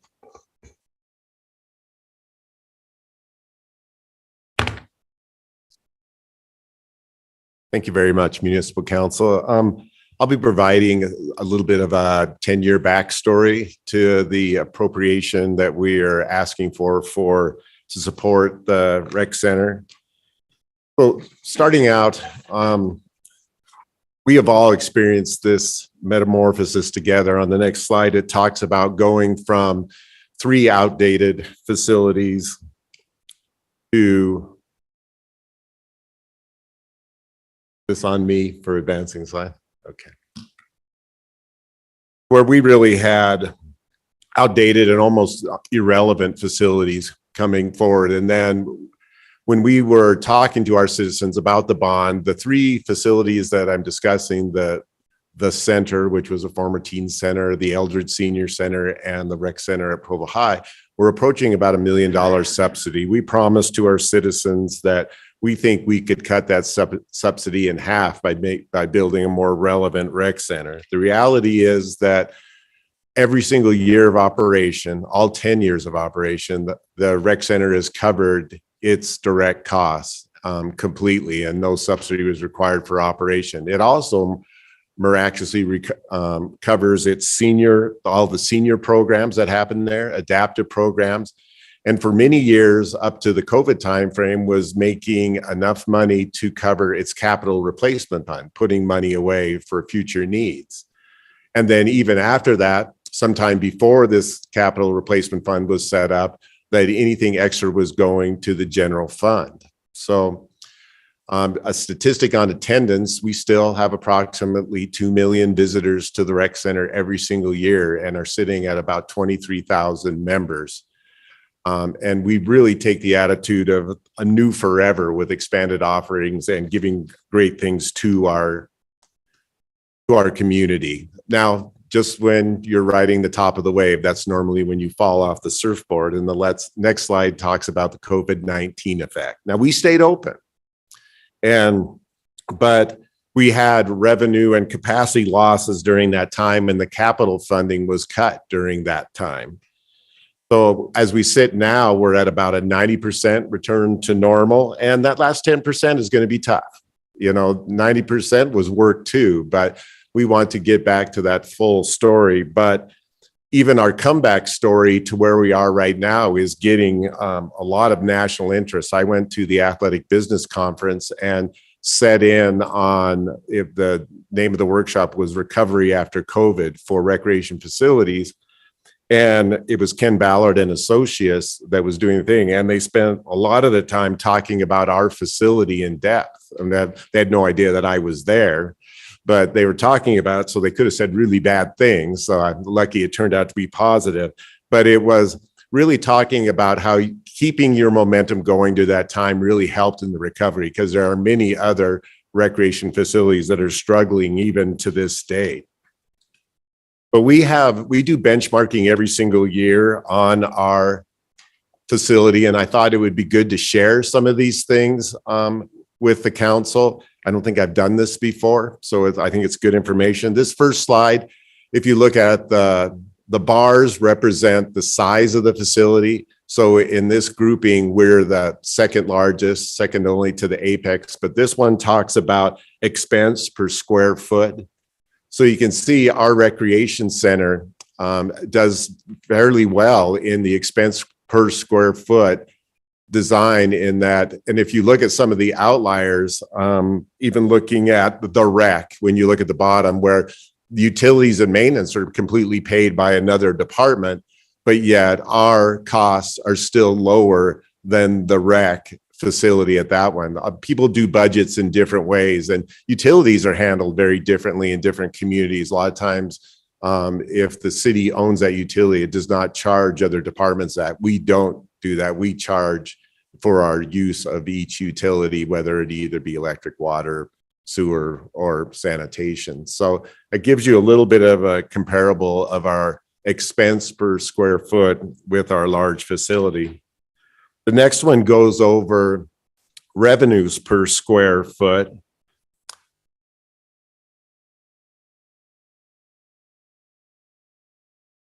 You can see this is where the Provo Recreation Center and its use really is shown and how it's valued by its citizens. We're right there at the top.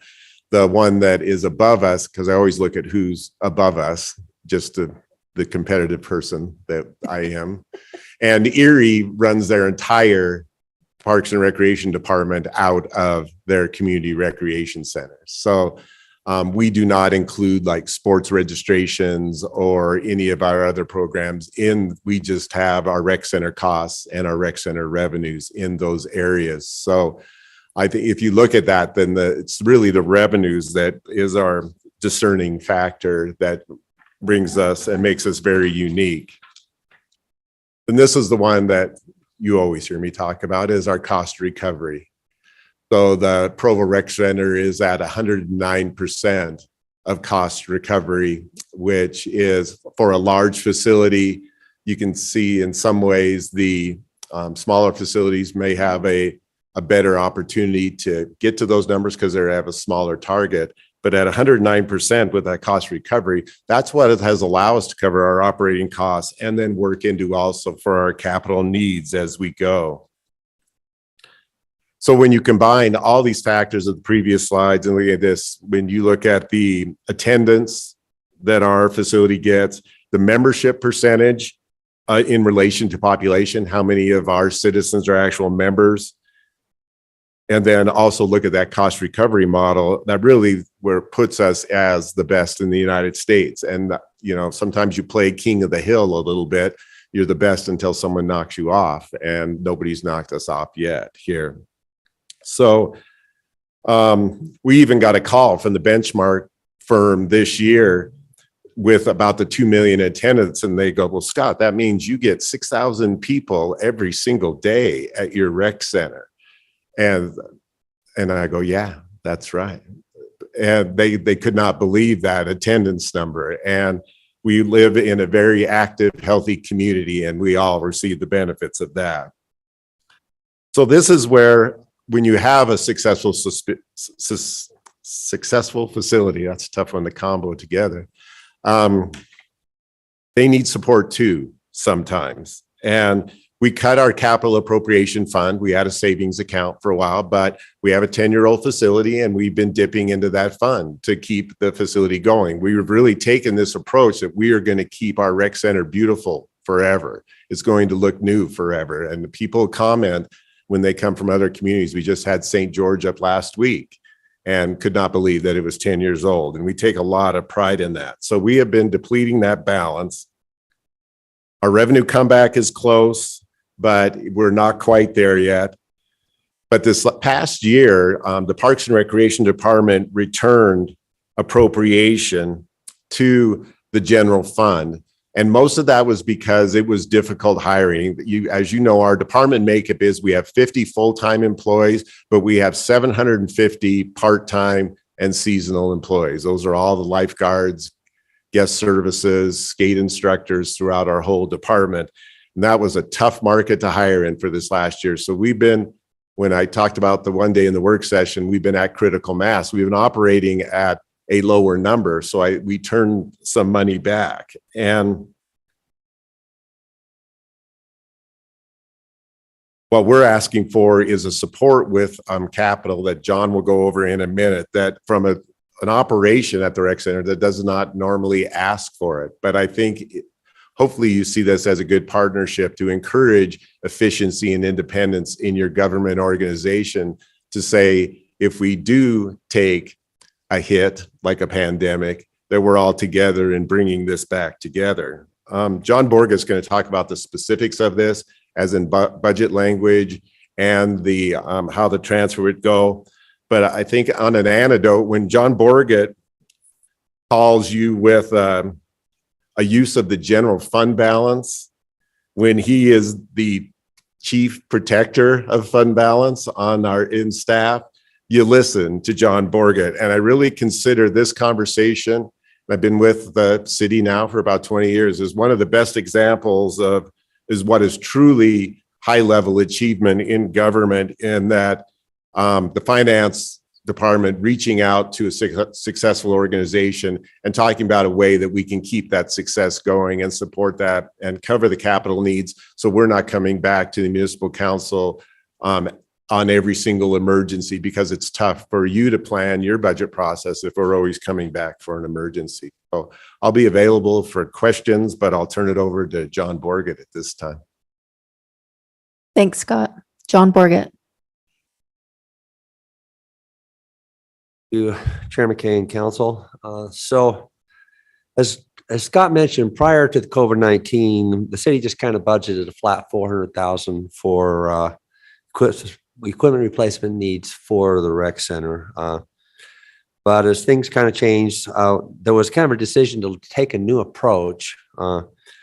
And so we made a change to the budget ordinance, and the council approved that. And this was in 22, and it just says The general fund will contribute to the rec facilities capital fund the first 400,000 of net income. If net income for the recreation center exceeds 400,000, then the general fund will contribute half of the amount that exceeds 400 to the recreation capital fund. So basically, if as long as they make net income of 400,000, they get their capital needs, and if they do better, they get even more.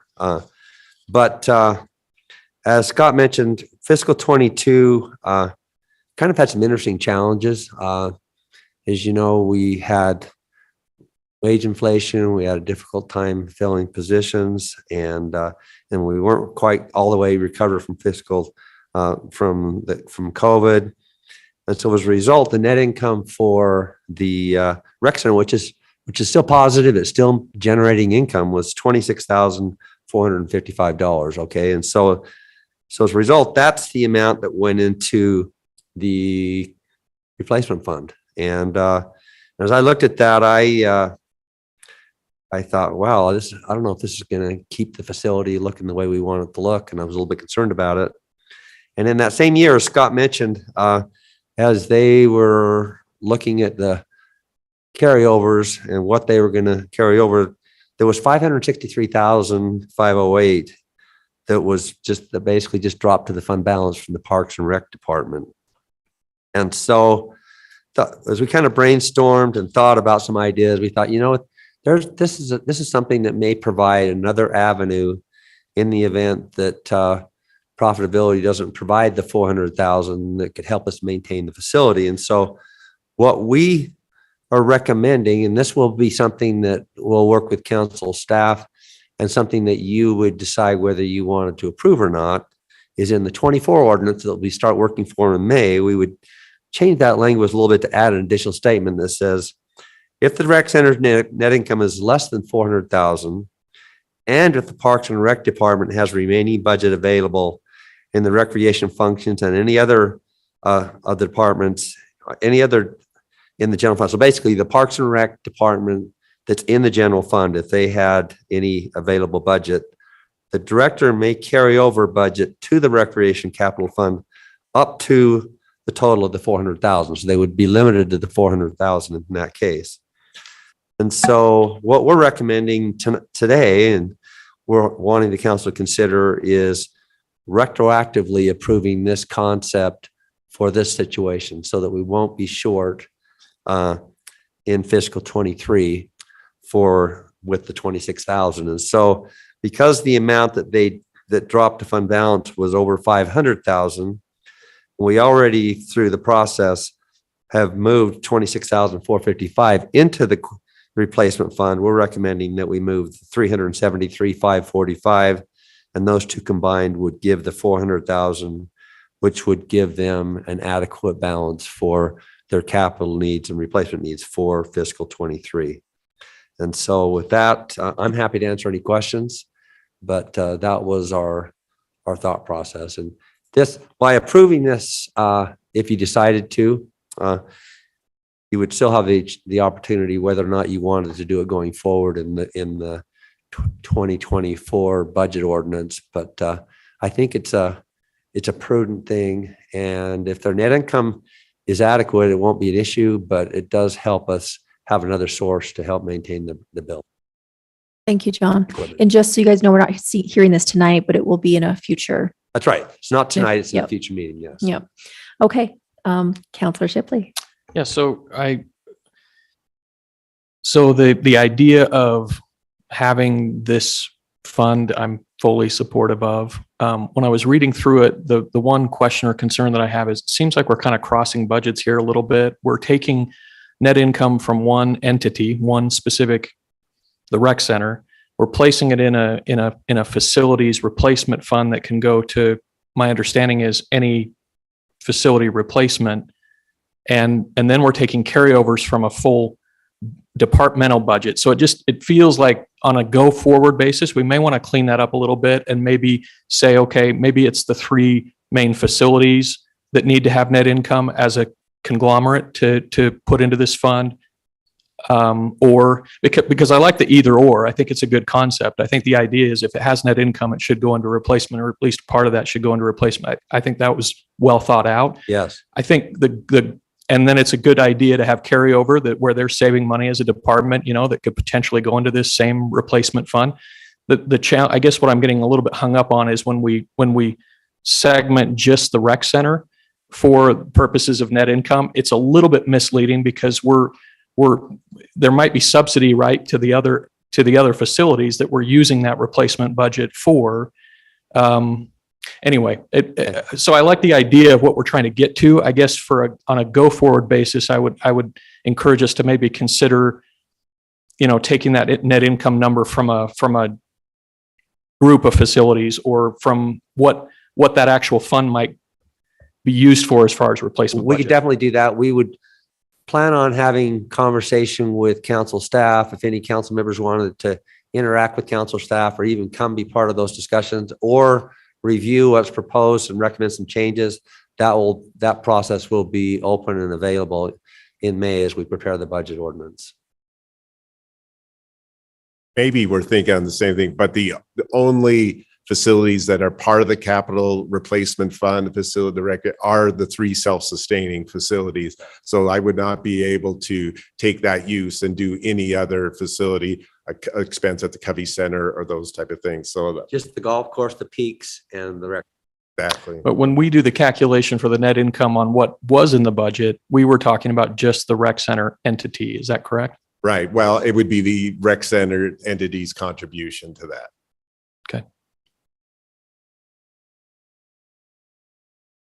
Well, we all trust Counselor Shipley, so it sounds like you better talk to him. Okay, sounds good.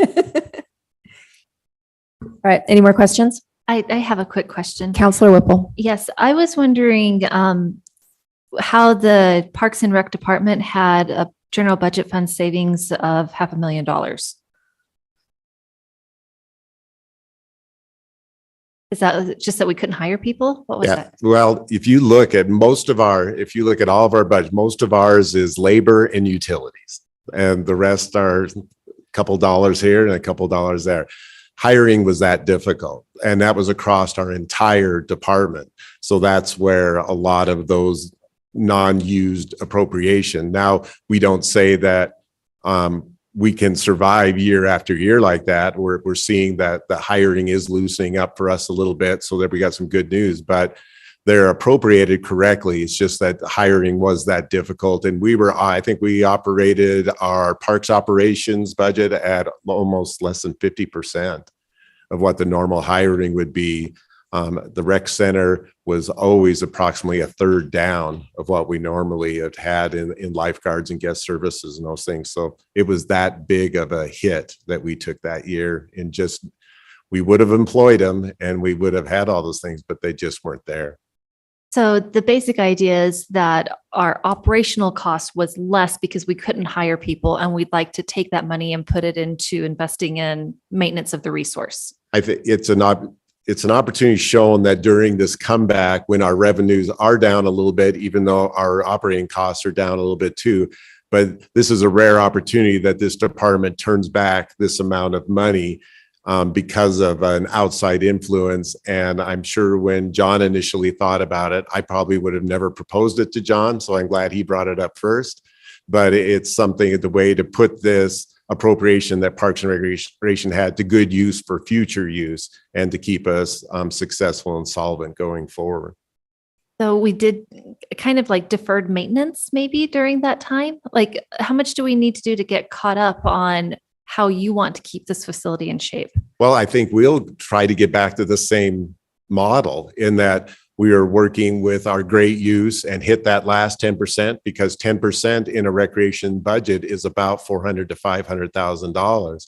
So we come back to our normal revenues. So this serves as a bridge program. It motivates us to succeed and have a great impact in our community. And then we are self-funding our own capital replacement at that point. And then, working through the great support that we got through the council, that goes into a fund every year and builds for those needs when we have major capital items come up. Thanks, Scott. Anything else? All right. I know, it's true. Okay, we are going to take a break. We are over time. Can we do a 5-minute break, guys? Yep. Okay, 5-minute break.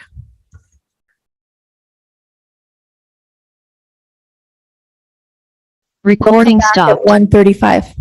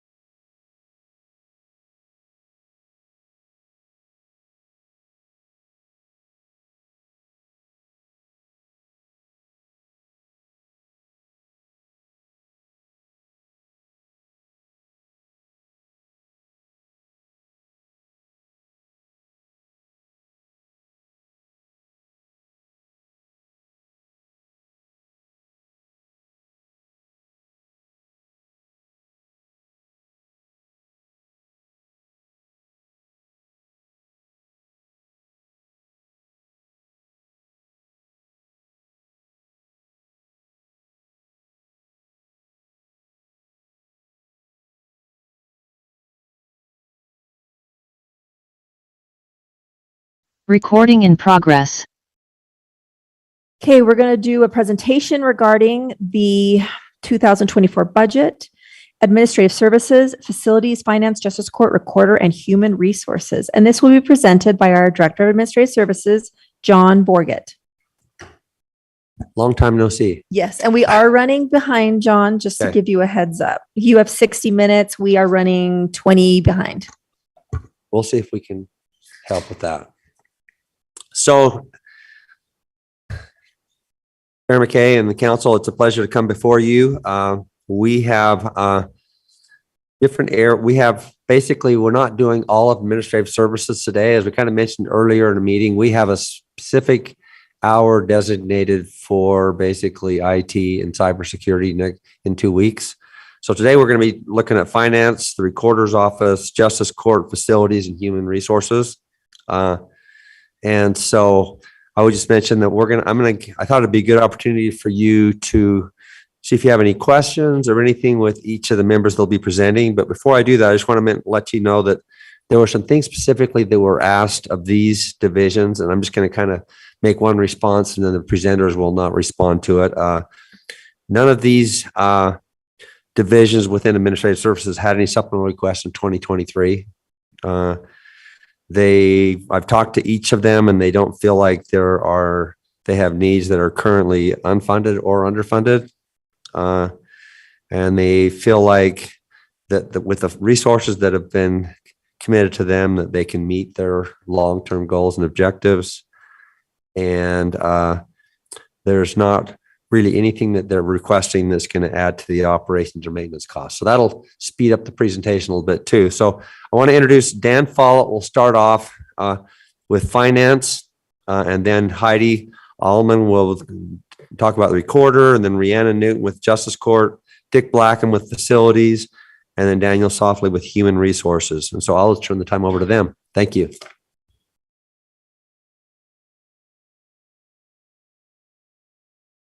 I want to thank the municipal council for the opportunity to spend a couple of minutes talking about finance. I'm not sure if there we go. This page just highlights a few of the accomplishments of finance and what our goals and aspirations are for the upcoming year.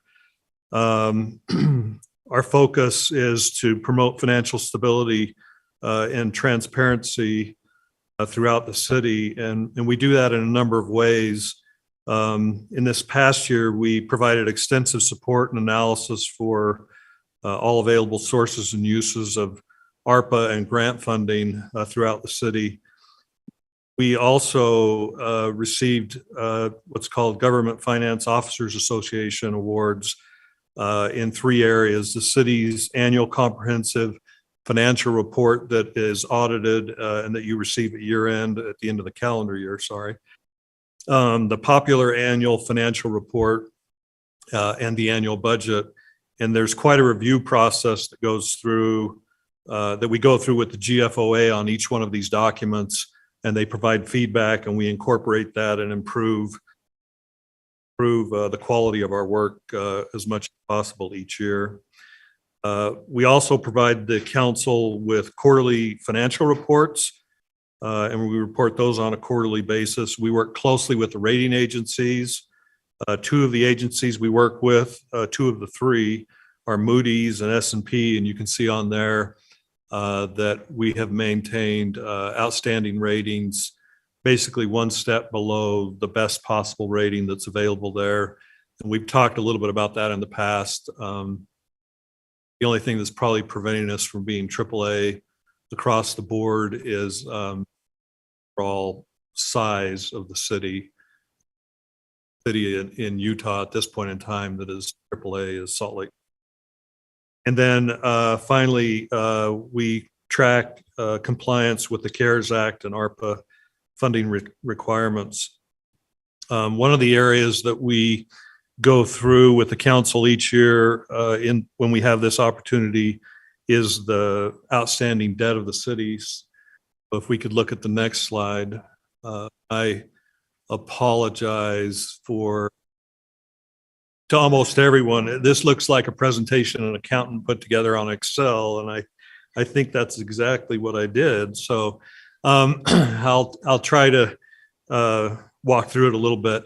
Down the left-hand side is the particular debt that's outstanding, and where applicable, we have the date that that debt was actually issued. And then the first column of numbers on the left-hand side is the principal balance as of June 30th, 2022. These numbers tie to the audited financial statements that we just spoke of a few minutes ago. The next column is the annual payment related to the debt. And then the third column is the original issue amount. So it's the amount of debt that was originally issued and outstanding. The fourth column is the interest rate. And at this point in time, with the exception of one very small variable rate issuance, you can see those are fixed rates, and that's the rate that we'll pay throughout the life of the debt. And in the current interest rate environment, we would not be able to refund or refinance the debt at a rate lower than what it's currently issued, just because rates have gone up so rapidly recently. The next column is the repayment terms. You can see that it ranges from as low as 4 years to as long as 20 years. And then the final maturity date is there. That's the date that we make the last payment and the debt's paid off. The next column is the payment funding source, whether it be a property tax levy or revenues from the various utilities that are utilized to pay it off. And then the next column, I'll spend just a second on this. This is call feature. Generally, when we issue bonds, we issue them for 20 years. And in order to get the most favorable rates, you have to guarantee the investor that you won't call that bond or pay that bond off early during generally the first 10 years of a 20-year issuance. And so when you see the call feature date there, that's the earliest date that we could call or refund or pay the bond off at an earlier date. But again, in today's interest rate environment, it would not make financial sense to refinance any of the outstanding debt we have because the rates are so. The tax status is, you'll see both tax exempt and taxable. Generally, it's advantageous for a city to issue debt on a tax exempt basis because we get a lower rate, because the investor does not have to pay federal tax, and if they're a Utah taxpayer, Utah state taxpayer, they generally don't pay any tax on the interest they earn on that municipal investment. And so where it's advantageous, we issue tax exempt. In a few cases, it may not qualify, and or if there is not a tax advantage to issuing on a tax exempt basis, we generally issue on taxable because there are fewer restrictions under the Internal Revenue Code.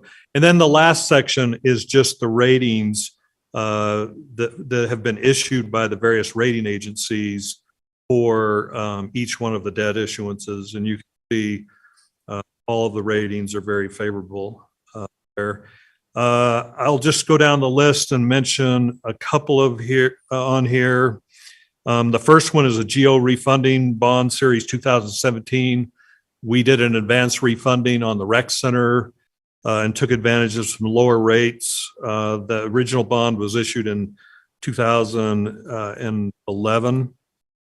And that was a tool that we were able to utilize up until the tax act that was passed under the previous administration, and they did away with the ability to do advance refundings on tax exempt issuances.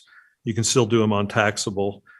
But we took advantage of that. And I bring that up because that when I talk about the call feature, that would be the earliest date that we could do anything under the tax laws that exist today. The telecom 2004 sales tax bonds. Dan, could you explain that again?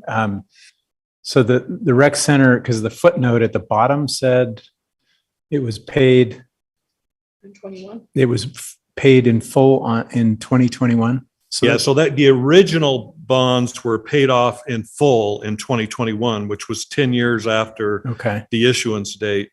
Those were paid off with the proceeds from the refunding Right. bonds that were issued.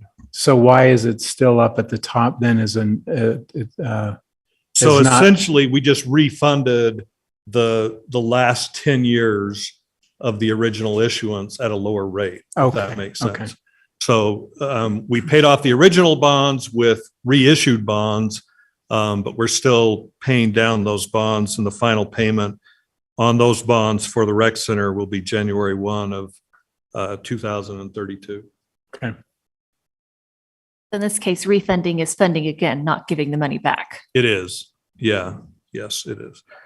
That's what was confusing. The 2004 sales tax bonds were utilized to fund the fiber network. Final payment on those, you may have constituents that call or ask questions, is February 15th of 2026. So we're very close to having those bonds paid off. The sports park bonds that were issued, or not bond, but note payable that was issued in 2019. The final payment is July 1 of 2023, so the first day of the new fiscal year. Those will be, let's see, moving down the list, the Provo 360 lease that was issued we made the final payment on that. It was due February 26th of this year, so that has been paid off since the end of the fiscal year. And then I won't go through every one, but we have a number of revenue bonds outstanding. Revenue bonds relate to the enterprise funds, the various utilities, and you can see the list of them there. We have note payable to UDOT with an outstanding balance of $10,149,000. It says the final payment date is November 1, but we anticipate paying that off early and then believe that it will be paid off in this upcoming fiscal year. And then I will just mention that we have these leases that when they're tax exempt, it's just a tax exempt way to fund it. And it's called a lease under the Internal Revenue Code. But they work just like a loan, and we pay them off over time. Asset at the end of that. Are there any questions? Counselor Fillmore. Yes, just point of curiosity. On the UDOT loan, why would we prepay that if we're at 0.79% interest? As opposed to other interest rates that are higher? Again, the source of funding for repaying that is MAG revenues. And they have available revenues to repay that from MAG this year. So they plan on utilizing those revenues. Yes. Yeah. Okay. Counselor Shipley. So not as much a question, but just to thank you and John for maybe humoring me to go through this line by line a few weeks back. And just my overall sense is that, and for those in the public that know where interest rates are right now, I mean, most of these rates are, if not half, well below half the going interest rate that would be, anything that we could go out and get at this point. So the debt as it currently stands is financed at rates that are really favorable for the city. The other thing that I would say from our meeting, and you mentioned and alluded to this, is there is just one debt piece, one line item that has a variable nature to it. And I've encouraged finance to consider ways to pay off that particular piece sooner, if possible. But within reason, and within, what we're trying to do with everything else. But outside of that, I wouldn't have the suggestion to try to prepay any of these other line items, before it's easy to do so. And for a city of our size and what we're trying to do going forward, it's not ever easy to put a lot of extra resource into some of these. So anyway, I just thank you for your time and energy to review this with me. And like I say, my own personal assessment that is not very meaningful, but good for my own curiosity was that this is well managed and that the city's debt is in a good situation at this point. We appreciate that. We continue to monitor if there's any available benefit to restructure any of our debt in the current interest rate environment, though I don't anticipate us coming back to the council anytime soon saying that we found something.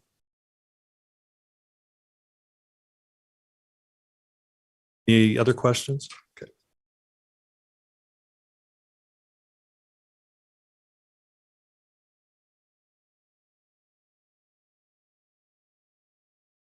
Good afternoon, council. It's not often that I get to speak to you guys from this side. Usually I'm just over here on this side during our council meetings, but it's nice to see you face to face in this way.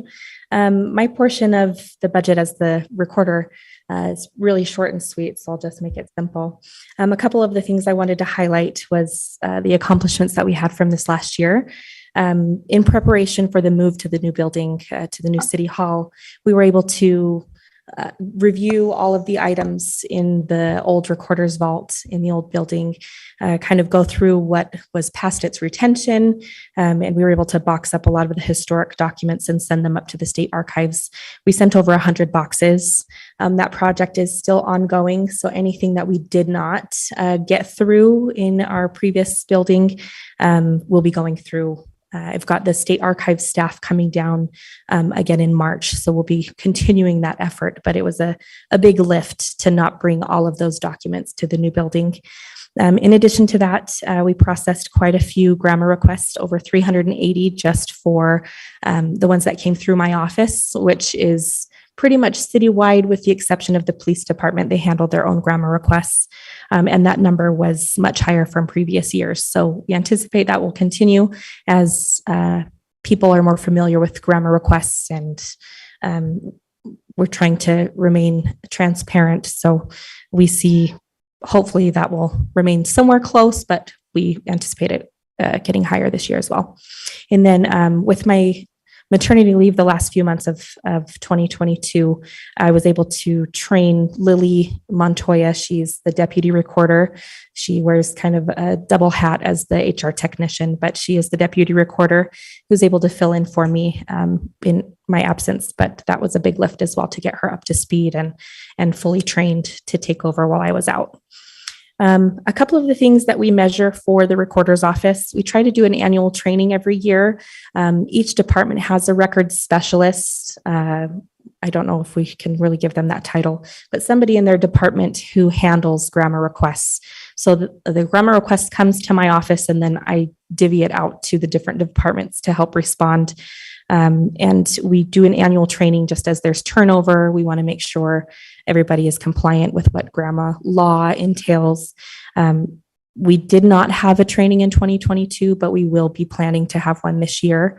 I have not scheduled that yet, but I'm hoping sometime this summer we'll get that on the schedule for everybody. We also, as in my role, I'm the on-base administrator. So I maintain a certification every year. I am happy to report, even though it says pending on here, my certification is good until February of next year. So that is we're still good there. And I'm continuing going to training every year for that as well. And then the last two items on my performance measures, we've got how quickly we're able to get the council meeting minutes turned around and approved. I'm not proud of the number on here for 2022. 54 is much higher for our average, as we try to be under that 30-day mark. But again, with my maternity leave, there were a few council meetings. You probably recall the first council meeting of this year, we approved several from the earlier months in the year. So I apologize for that. But I will report, I'm happy to report that this year we are on track and things are being approved every council meeting. It seems like we're staying on top of it, and that's my goal for this next year as well. And then how quickly we're able to respond to grammar requests. This does vary a little bit. Our goal is within 5 days, but depending on the complexity of the request, that might vary a little bit, but we are still in compliance there. The only other thing that John wanted me to mention, as far as the recorder's budget goes, with it being an election year, we do have carryover from the previous 2 years, from fiscal year 2022 and 2023, that will carry over to aid in that. But we should have a good buffer for this year. I believe we'll have just over 160,000 in that election budget for this year. I have not been given the official price or if there have been any inflation with pricing from the county yet. I was hoping we would have that by now, but we don't yet. So I feel pretty confident based on previous years and where that number falls, but we'll just take it as it comes. You guys have any questions for me? I do. I'm wondering with the grammar request, you say it's a lot more. Number one, is that just because, do you think we're doing less? I don't know, have the standards changed on what we require a grammar for, or where we just give them what they want, and are the standards equal among departments, or departments just figure out their own standards on when it becomes a grammar, or when they just respond to the email or that? You know, that's a hard question to answer. I will say that the majority of the grammar requests that we receive go to development services. People are building, or renovating homes that they want the original plans for. So that is a grammar request. We'll receive requests for code violations or things like that. So the majority of the grammar requests that we receive do go to the development services department. And I just think people are more familiar with the process now. I don't know that we've done more education and trying to encourage people to submit grammar requests. But I just think people know kind of the avenues, and our staff, if they receive an email requesting this information, they'll often advise people to go through the official grammar request process. If I could just jump in, I would just say that is not only a Provo trend, that's a statewide and nationwide trend. Just generally kind of the same way that you've seen movements like First Amendment auditors and other things, there are groups and individuals out there that are heavily focused on governmental transparency, and information requests are rising geometrically across the country. Thank you. Okay, Ryan. thank you. Anything else? Okay, thank you. Thanks, Heidi.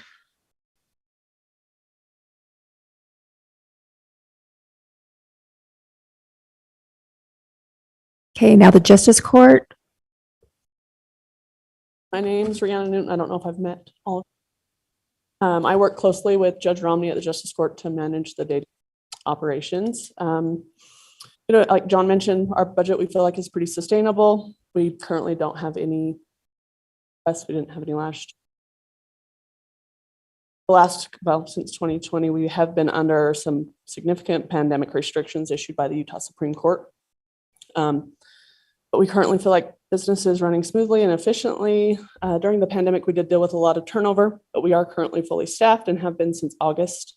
That's about the same time that August 26, which leads me into our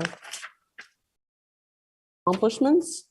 So we were one of the very first courts to transition back to in-person hearings after the restrictions were lifted. Judge Romney has been very adamant that we are more efficient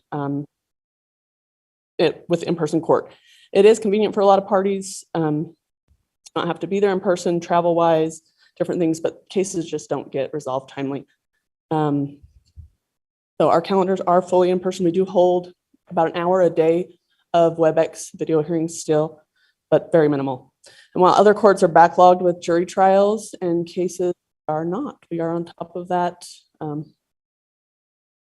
About 3 months out on those. We continue to be one of the few justice courts with a mental health court session and program. Each Thursday afternoon, the mental health court is a problem-solving court. It's based on a plea and abeyance model, and participants are put in the program. They have to follow through and complete mental health court satisfactorily, which means going to group sessions, medication compliance. During that court session on Thursdays, Wasatch Mental Health comes. We have the prosecutors there. They meet, talk about the defendant's compliance, and address that at the hearing weekly. Through this mental health court, many defendants have been successful and got their charges dismissed, so it doesn't and it has reduced the recidivism. We're also continuing with a dedicated domestic violence calendar each Wednesday morning. This allows us to work better with our resources like the Victims Advocate for Provo City. They can all be there at the same time, service providers for treatment.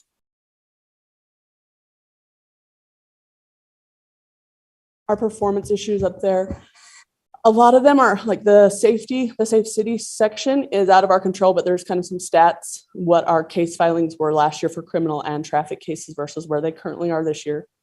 But below the responsible government section, the time to disposition numbers, that is something that the state office of courts recommend that we be at the 95% on all of those. As you see in 2022, we were well below that, but are trending.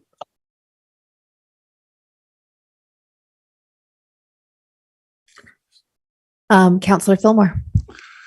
I'm interested in your numbers, particularly mental health court. Do you have a sense of how many defendants went through a mental health court last year? So the program is about a year, and we currently have 13. That's about what we have average going through it all at once. So at any given time. At any given time, it's And about. how many do you think were processed through mental health last year? Last year that graduated, I believe we had 4 graduates. Okay. And do you break that out according to categories of mental health issues?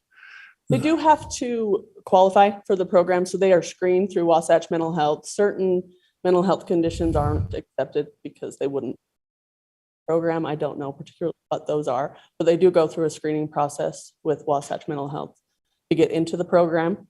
Mm-hmm. It's basically a diversion program, right? Yeah. Yeah.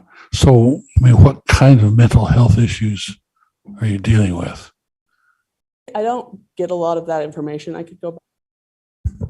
You're welcome to also come and serve or sit through it with us if you'd like and are interested, but I don't off the top of my head know a lot of Yeah, and I just diagnosis. Just curious for what you're processing. A lot of the charges that we're processing with these defendants are a lot of criminal trespass.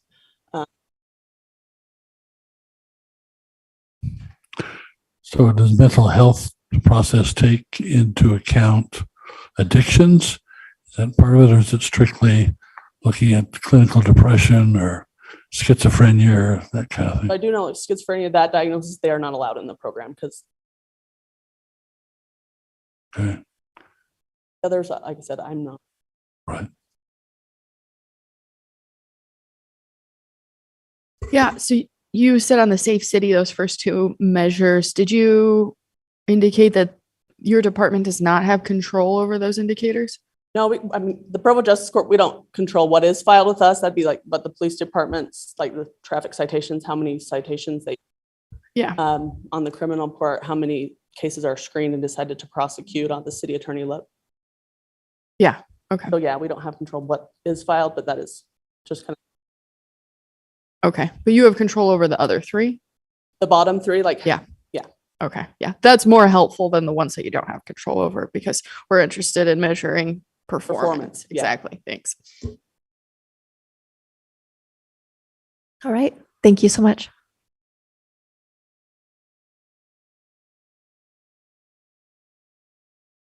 Now we're going to hear from Facilities, Dick Blackham.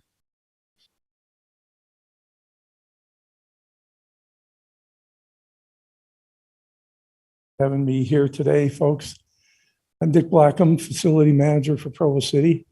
Been here about 21 years and enjoy my job a great deal, working with administration, great co-workers and all the great employees here at Provo City. Just want to give you a brief overview of facility services. We have 5 full-time maintenance technicians and 1 part-time labor position. Got a wide variety of skills and knowledge that the guys do a great job doing our best to maintain all the city-owned facilities throughout Provo. We have a long-term employee that's been with the maintenance technician, has been with the city for about 24 years or so, Jim Bird. He's going to be retiring next month, March 15th. He's really excited. So we will have 1 opening at that point that we will get filled right away. We just hired a new maintenance technician, Casey Cotton, that's only been about 3 weeks. He seems like he's going to fit in real well with us, and like a great guy that will be able to get trained up. And they're all real dedicated, knowledgeable staff, and we do our best to continue to improve our customer service to the. Just wanted to give you a quick update on the new City Hall. As you're all aware, all of us are housed here. We've been operating for about 7 months now, and I continue to work almost on a daily basis with the general contractor and a lot of the subcontractors, getting a lot of these problems worked out that we still seem to have, from HVAC issues that we're still, even today, this morning, working on. But we appreciate everyone's patience and understanding as we get through these various systems. Door access control, we've been working on a lot of the exterior gates and the police patrol area we're still having some issues with. But anyway, just wanted to give you a quick update on that. 23 accomplishments. Last year we replaced the entire roof over at the Academy Library. It was about 22 years old roof, and we'd had it repaired several times. So right before Gene Nelson retired, we got the funding put together, and we took care of that for over there at the library with Carla now. Replaced the main fire system over at the Peaks Ice Arena, and worked with Foster, the manager up there, on getting that old outdated fire system replaced up there. Remodeled a small studio stage at the Covey Center, worked with Pam Clough there to do that. We had over at the library, again, we had a major leak in one of the main elevator pits that we ended up getting all resealed and regrouted, and new concrete put down there. So that was a major project that we took care of well. Library. Our priority items, they'll really fall into the big 6 that the administration has put together. The biggest one would be Fire Station 1 design and construction here on the corner that you're all well aware of. Includes demolition of the old city center. I think just give a quick shout out to Keith Morey and his group that's coordinated the demolition and the cleanup of that space. Done a great job doing that. The airport terminal expansion. Again, look forward to working with Brian Torgerson. I was involved quite a bit on the initial new terminal, working with Brian and his team, and look forward to the next phase of that exciting project. Performance measures for facilities. About 3 years ago, we got a grant from Volkswagen on getting funding for 20 new electric vehicle charging stations placed throughout the city. We've got 16 of those installed in that first about year and a half. There's 4 remaining that will go here somewhere on the property of the new City Hall here. And we still have those 4 to put in, depending on what we do with some of the development there on the corner. So that's one of our measures we'll be looking at doing. Fire Station 1, the design and construction of that. I look forward again to working with Chief Miguel on our second fire station in about 3 years or so. So that's a bit of our time in coordination with that as well. We also record 80%. We have a target of 80% of billable hours to the various departments throughout the city through a chargeback process that our staff has to work through the chargeback process to bill the different departments. And that's a measure that we have our technicians adhere to so that we get to at least 80% of their time. That's about all I have. I'd be glad to answer any questions you have. Counselor Ellsworth. Hey, thanks for sharing this information. On the performance measures, I think the 80% of work hours billable to various departments is a really strong indicator. The other two, though, it seems like those will be completed within a few years, right? Or within the year. The EV charging stations will be within the year, Okay. depending on how long the development of the old city center corner goes. Uh-huh. Because we may want to look at those being placed a little further to the east.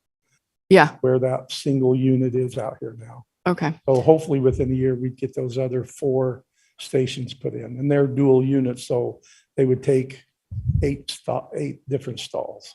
Okay. That's exciting. I think when I think about performance measures, I'm thinking about longevity, like over years and decades, right? Can we point to how this has trended down or up in a positive direction or a negative direction? And then the council could see, oh, maybe there's a lack of resources here, or maybe there's some gap in legislation. So if we could see an indicator that would point to your performance or the department's performance over time, something that's not finite, that might be something that gives us a better picture into the needs of your department.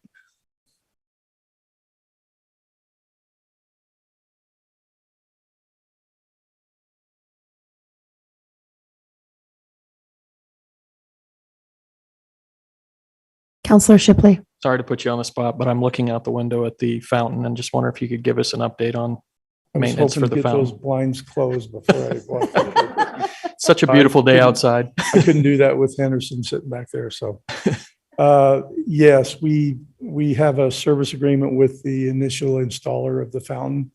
And early spring, I'm hoping around early April, mid-April, that we can get it started back up and get it running. We had a strong recommendation from the manufacturer last fall, late fall, early winter.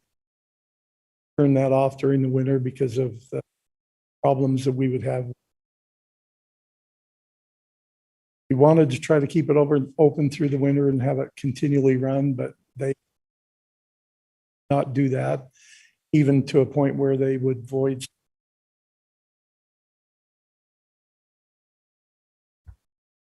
Really good intentions early, but it just didn't work. Thank you But for it the will be up and running. Thank you. Counselor Whipple. Counselor Ellsworth. Yeah, I think you or someone in your department's been involved with updating the technology in this building. And when I came in, I saw that they're actively working to update the technology or integrate the technology into that other room. So thank you. That's actually IS, Josh's. Oh, IS. department, Well, but okay. Team I'd like to effort. take that Thanks, credit. everybody. Yeah, they're currently, like you say, even today working on it. Okay, thank you so much, Dick. Thank you.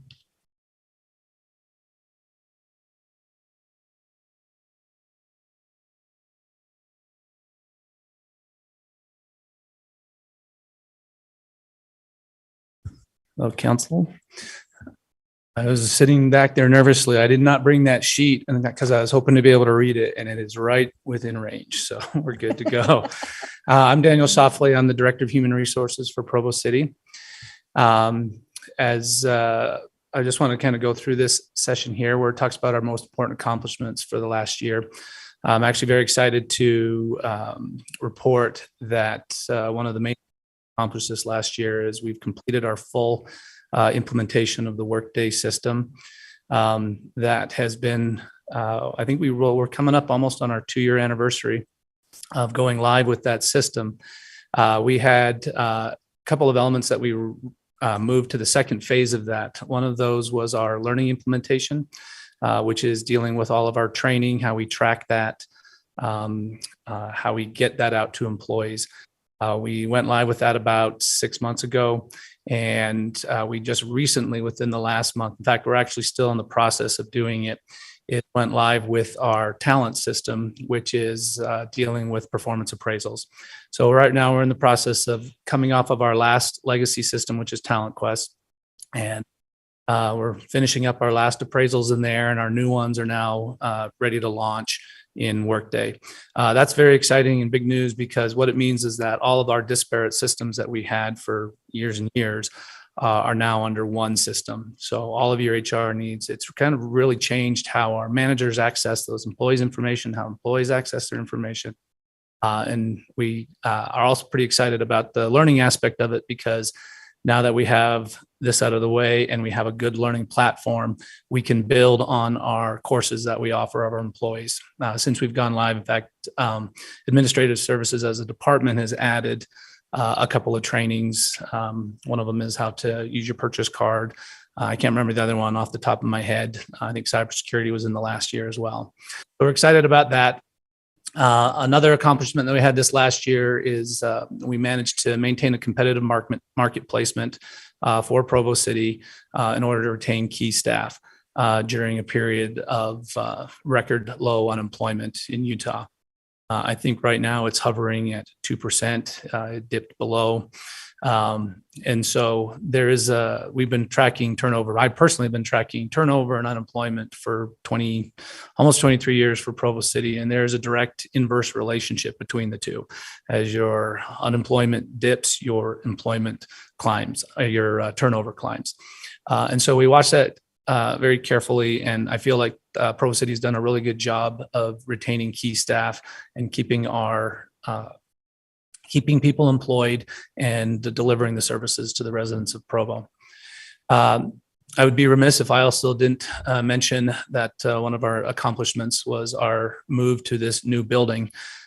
We have been planning this for quite some time. In the old building, we had a section of the basement known as the cage that is filled with records going back a long time.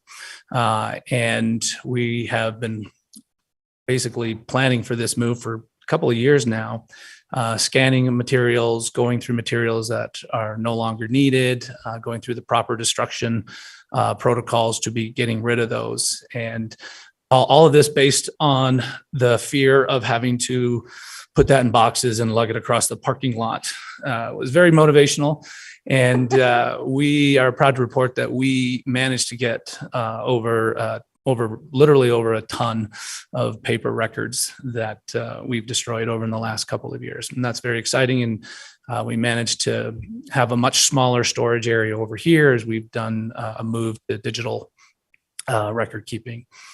As far as the budget priorities from the council, there's a couple that are tied into our operation. The first one, and I can only touch on it very lightly, is the 5-year staffing plan for police and fire.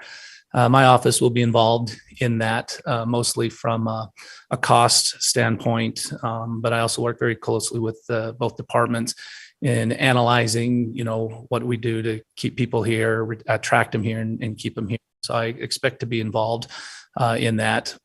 The other one that I'll talk more at length today is dealing with employee retention. It's a separate presentation, but I'm going to give you a crash course on what our turnover is, why people leave, some of the challenges that are facing us as an employer in these times, and then also let you know what we've been doing and what are some of our plans moving forward. I'll get to that after that. As far as our performance measures go, one of the ones that we pride ourselves on is providing an accurate and timely payroll. There's 26 pay periods in a year. We are always on time and we are always accurate. That goes a long way in employees feeling confident in the pay slips that they get.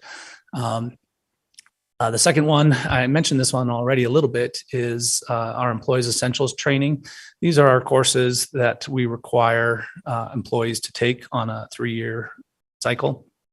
These are dealing with things like sexual harassment, diversity in the workplace, defensive driving, things that we have identified as essential to an employee's knowledge here.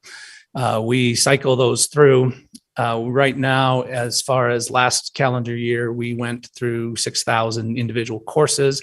We're in the process of, starting a new calendar year when we do that. Our goal is to get 7,000 this next year.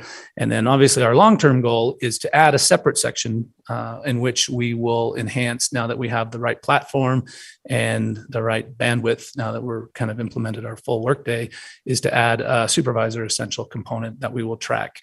And give employees the opportunity to learn how to be supervisors, not just while they're supervisors, but before they're supervisors, give them the knowledge base that they need to advance in our organization. Turnover is one that we use, and I'll go into that as part of my larger presentation, dealing with a stable, competent workforce. Our turnover in last calendar year, and this is how I usually calculate it, I think that's a 6 on the end of that, 14.6%. That is actually what that number entails is total turnover. That is all full-time staff for all reasons, regardless of how long they were with Provo City. So if they start with Provo City and they stay 2 weeks, decide that they don't want to stay here anymore, or we've had people come in and say, no, that job's not for me. Those are all included in those numbers. And I'll dive into those a little bit more of the reasons why. There's another turnover reason, which we track very carefully, which is what percentage of our workforce leaves for other employment. But right now it's 14.6%. Our goal is always about 10%. That is our historical average. If you go back over the last 10 years, 15 years, we hover around 10 to 10.5% of total turnover, all reasons. One of the other measures that we have is our classifications, specifications, also known as job descriptions. We like to make sure that those are current, gives us a better idea of what employees are doing, so that when we are comparing them out there and we see what they are, that those are accurate. We have a couple hundred to maintain, and so we put them on a rotating basis, and we try to make sure that they don't ever get more than 5 years out of date. We've dropped, and I promised my person who does these, that I would give an explanation, and that is a lot of those we dropped from about just under 90% based on a handful of those that have fallen out in the last month or two. So we're actively reviewing those, and we plan on getting those all up into compliance with our self-imposed standard.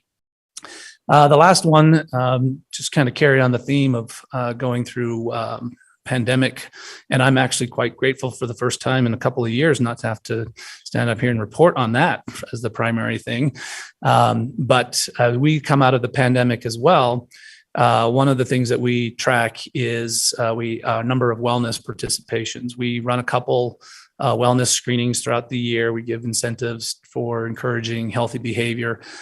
During the pandemic, we basically shut that down and in favor of more social distancing and not getting groups together. But we are looking, we had our first one, for those who've been here a while, we did our maintain, don't gain for the first time in a couple of years over the holidays. We're looking at having our wellness screening come up as well.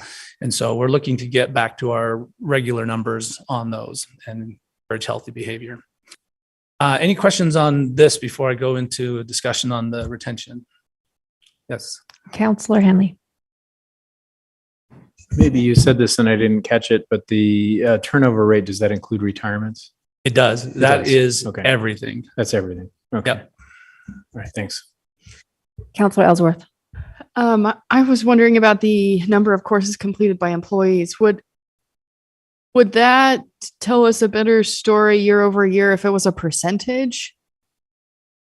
A percentage of how many employees have done it? Yeah, percentage of employees who have completed training. That would be somewhat difficult because we're at 100%. We require the compliance. Okay. I'd have to think about that. Part of the problem is they're on 3-year cycles, and it starts from the time that they are hired on. So it's revolving. It revolves. Yeah. So your 3-year cycle might be different than somebody else's. It would be a little bit more challenging to track that, make sure that they're in compliance. But so far, we've only done it based on the total numbers. So the target represents what? If you're at 100% now and the target is 7,000, what's the difference? One of the differences we've added, not cybersecurity in the last year, so that should increase it as well. Okay. So you're expecting X number of employees to take 7,000 courses for training. Correct. Where did 7,000 come from? It's just based off our historical, how we track it. Like we have about 600 employees. They're required to do, we have part-timers as well, but they also cycle out. We have about 650 employees. They have 10 or 11, so that's about 6,000 spread over 3 years is what it is. So we try and count for our increase in the number of part-timers that we have or full-timers that we have. Okay. It's a rough estimate. It's pretty close to what 100% would be over a course of 3 years. Okay. I mean, I appreciate the training. I think that's Yeah. terrific. I guess I'm just wondering if there's a more scientific way to measure Sure. performance. Okay. No, well, I'll take that back and consider that. Anything else? All right. I think you're good to continue. Okay, so there should be another presentation slide. There we go. So this is actually a leftover slide from last year, but I wanted to keep it in there because I think it kind of hits to the idea of employee retention. Our mission statement, our objective is to assist in the development of highly trained, dedicated, and fairly compensated employees. And pretty much everything that we do is geared towards creating an environment in which employees want to come work for us and then to enjoy long-lasting careers with us as well. One of the things that most people think of when they think of employee retention or turnover is, well, what are your pay and what are your benefits? That is certainly accurate. That's a big component of it. But there's other elements of that we do that we've touched on, having wellness programs to encourage healthy lifestyles, having a structured environment and people can rely on certain decorum and rules and procedures. All of that makes for a happier employee. Chaos is not a good way to go to keep people. And so a lot of our efforts are on policy development, employee relations, and making sure Provo City really is a good place to work. Next slide, please, is dealing with, I want to share with you some key retention statistics that we have. This is our full-time turnover reasons. These are not our total turnover percents. I just want to make sure that that's clear. So you saw as kind of a sneak peek, we have about 14% turnover last year, which is the highest that we've had in the time that I've been here. Not drastically higher than our average, but nonetheless, it is higher than what we've had. Our primary reason why people leave our organization by base numbers is other employment. So essentially 38% of our people that leave full-time. So for example, if we've averaged about 80 people who exit the organization every year. So at 38%, that basically means out of those 80 people on average, 30 of them are leaving to go to other employment. And I will get more into, what that looks like or how that works, but those are all reasons. Retirement is our next one. So 22.6% of the people who leave Provo City are retiring.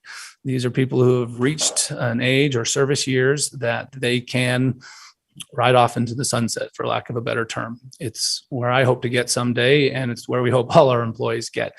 And I appreciate you bringing up the idea of that retirement, because one of the things that needs to be considered when you're looking at your turnover rate is there is the idea that we are all going to finish working at some point.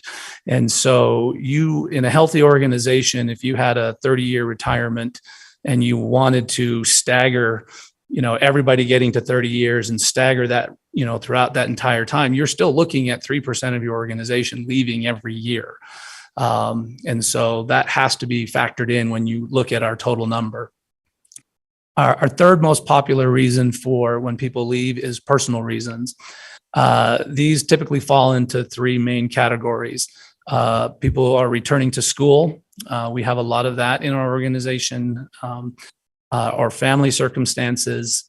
These are individuals who stay at home or decide to stay at home, or they have to take care of elder family member or whatever the reasons may be. And then the other one that is quite popular in this one is they're leaving the area. Typically that's their graduated college or their spouse has graduated university and they leave the area.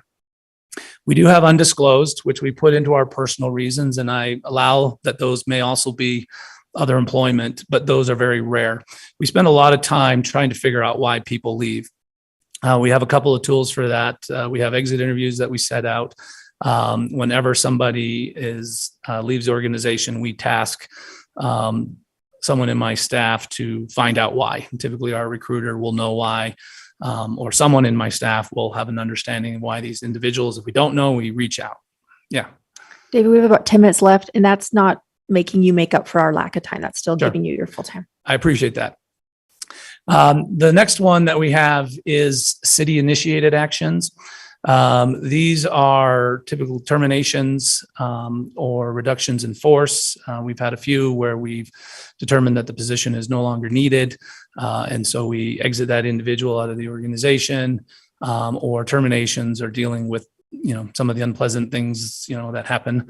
I would like to say that on the whole, Provo City is a very professional, well-behaved organization. We're not absent of any issues, but we do have a very professional workforce. But we do have some that we still exit the organization either for performance reasons or other. Health reasons is another one that's sort of beyond the control of the city. This includes some of our employees who have passed away while they're working. Fortunately, those are few and far between. But these also include some of our employees that end up on long-term disability. They have things that come up that don't enable them to do their jobs. And then the last one that we have is a smaller one, which is individuals who don't pass probation. These are individuals we hire, and then we determine that they're not good fits, or they determine that they're not good fits, and they leave the organization. These are typically people who stay just a few months or even less than that and then go. Next slide, please.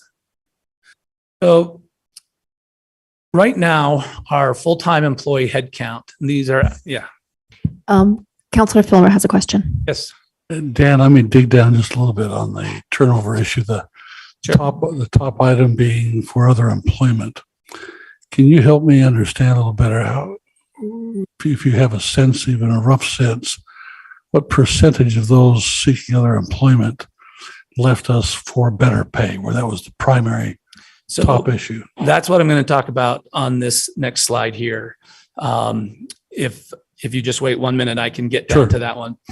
I do want to say, just kind of give you a sense of the size of our organization.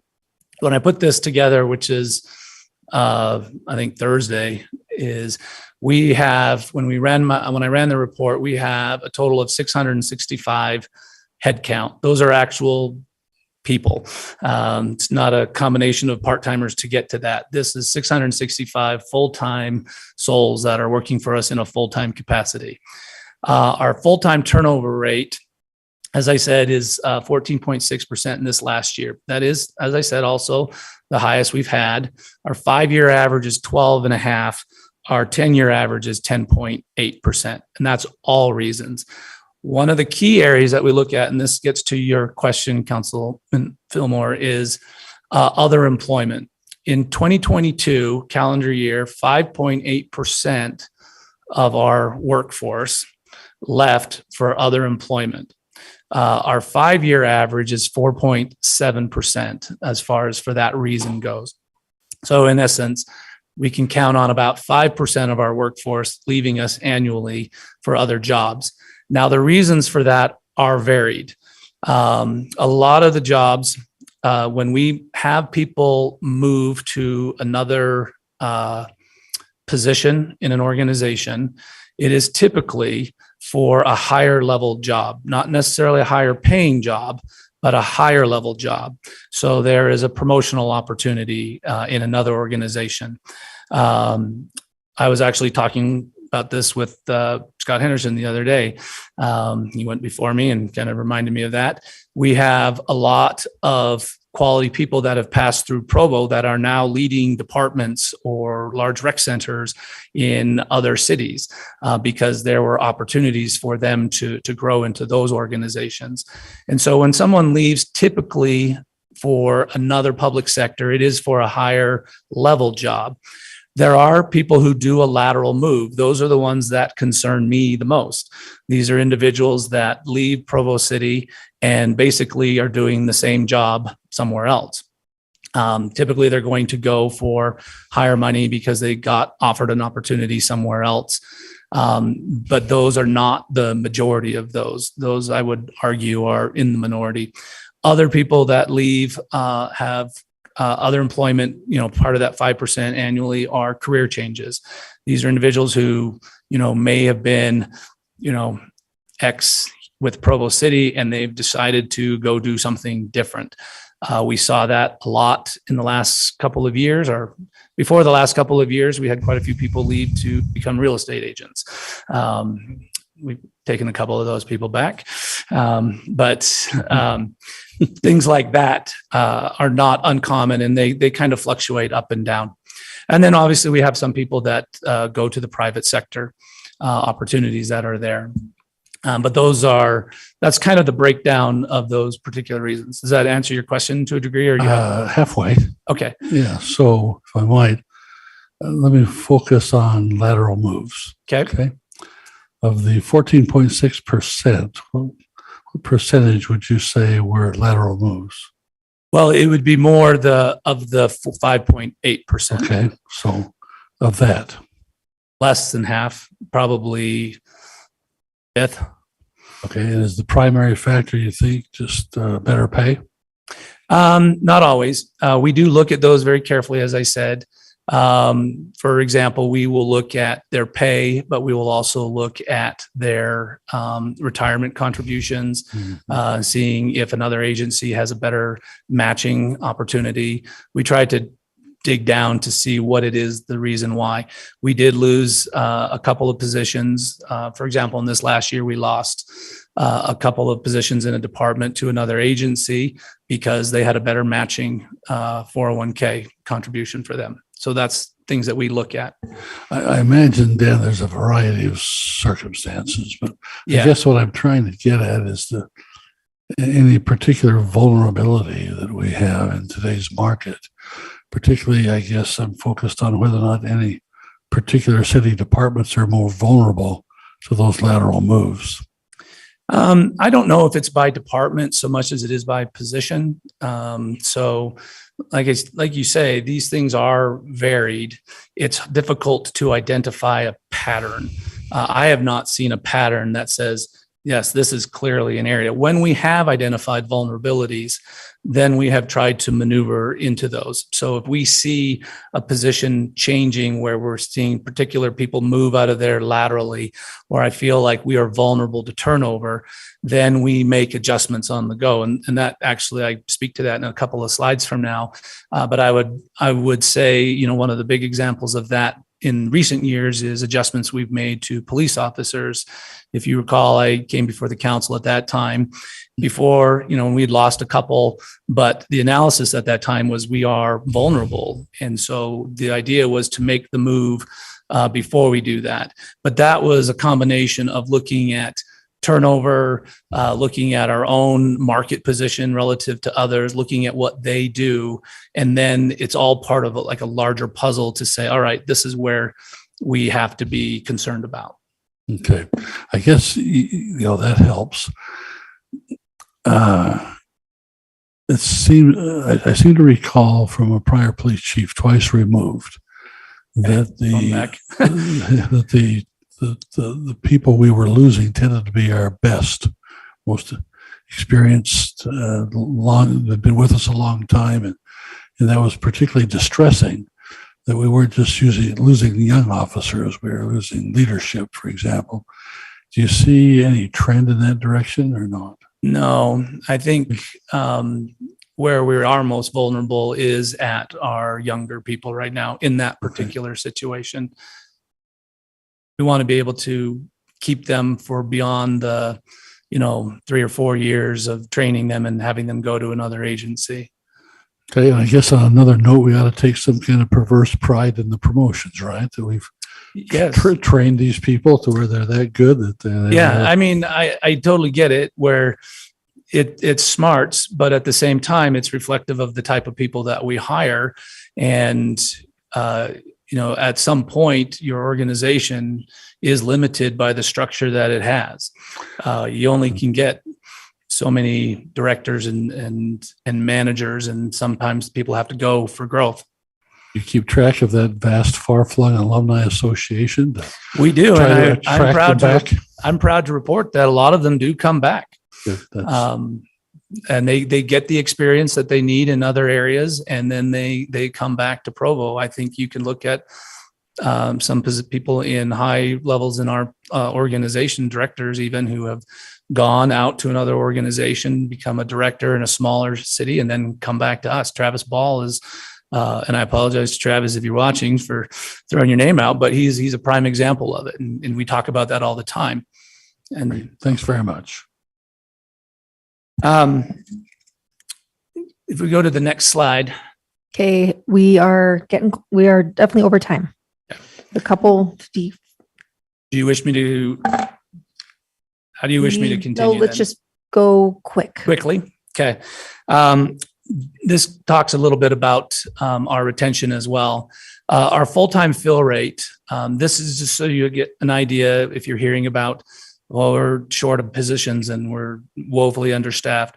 Our full-time fill rate means is how many of our positions that we are trying to fill right now we actually have filled.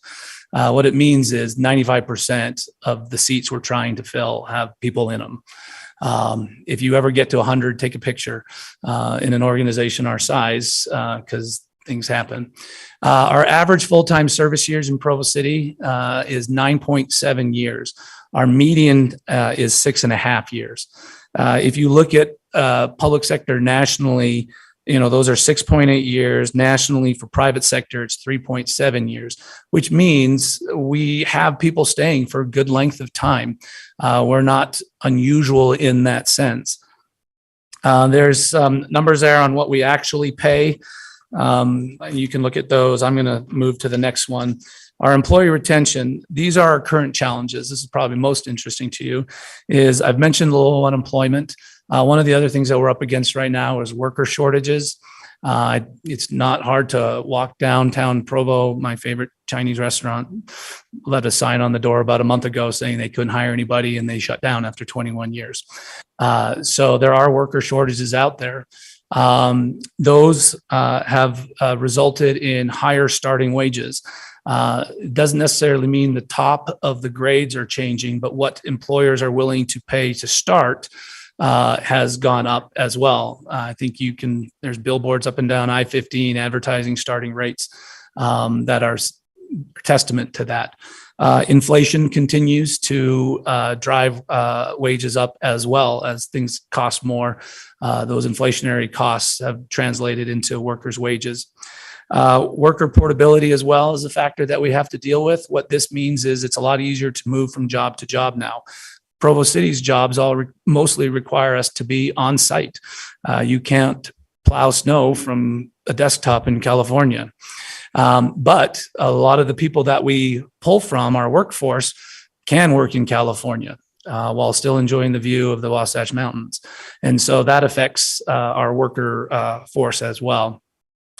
Really quickly on the very last slide, as far as what our retention strategies are, is obviously we focus a lot on compensation. We fund our merit raises. We have an annual grade study that we use to remain competitive. In the last couple of years, that annual grade study has not been enough in the sense that those wages do not stay static for a whole year like they used to. And so we have off-cycle studies as we come across particular positions that are problematic to fill. We go out and look again to see what things have changed. Cost of living adjustments is another one. The 5% cost of living that we got last year was critical in keeping us competitive with what other agencies were doing up and down the Wasatch Front. And I think it continues to do so, or continues to be important. Our benefits we look at annually. And we have also updated our leave policies. We'll be sending out an email, I think sometime later today, where we've updated our paid parent leave policies, our bereavement leave policies, items that we feel make Provo City a really good place to work. Some of our more functional practices that we've changed recently is we've evaluated. This goes into our goal of looking at our class specs to see what the minimum requirements are. Can we change those without sacrificing expertise in order to expand our labor pool, bring in some people that can be trained up? We've narrowed our career series to elevate starting pay. In the past, where our levels of the series were maybe 2 grades apart, we've shrunk them so that they're, all 1 grade apart. That elevates our starting pay. Increasing duties to justify higher pay. We don't have jobs anymore that are truly minimum wage jobs. Sit here and say hi to people as they come in. We expect our employees to be more proficient, and we increase their duties to justify that higher pay. And then lastly, I'll just end on this, is we've made a lot of efforts to expand our recruiting footprint, taking advantage of sites like Indeed, beyond just our regular, posted in KSL on our website. We've really had to put more resources into reaching a broader audience and finding out where those people are looking for jobs. So, okay, any questions on Thank you, Daniel. that? Any questions? All right, good. I have Okay, questions. thank you. Counselor Ellsworth. Yeah, thanks for sharing all that. Is there, you describe some of the practices. Is there a trend in the city and in government employment to move towards a little bit more flexibility? Like we do 410s. Is there the opportunity to work from home, even if you live here a couple days a week, like creating that flexibility in the workforce? Yeah, we've largely left that to the departments under the direction of the mayor.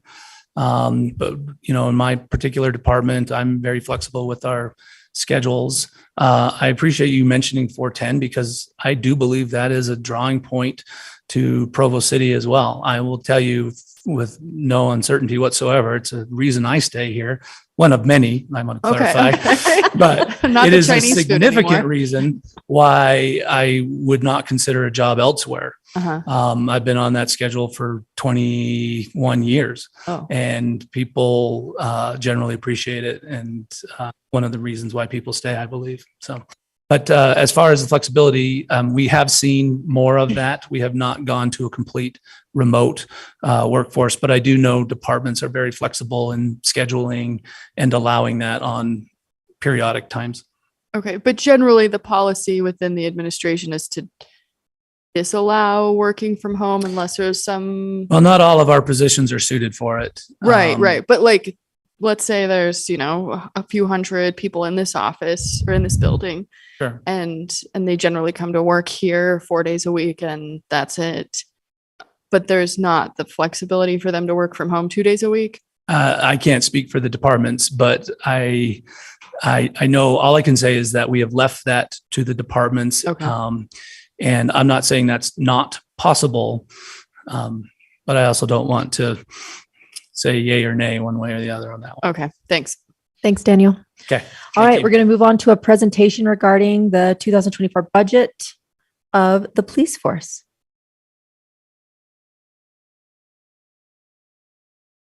This will be presented by Chief Troy Beebe.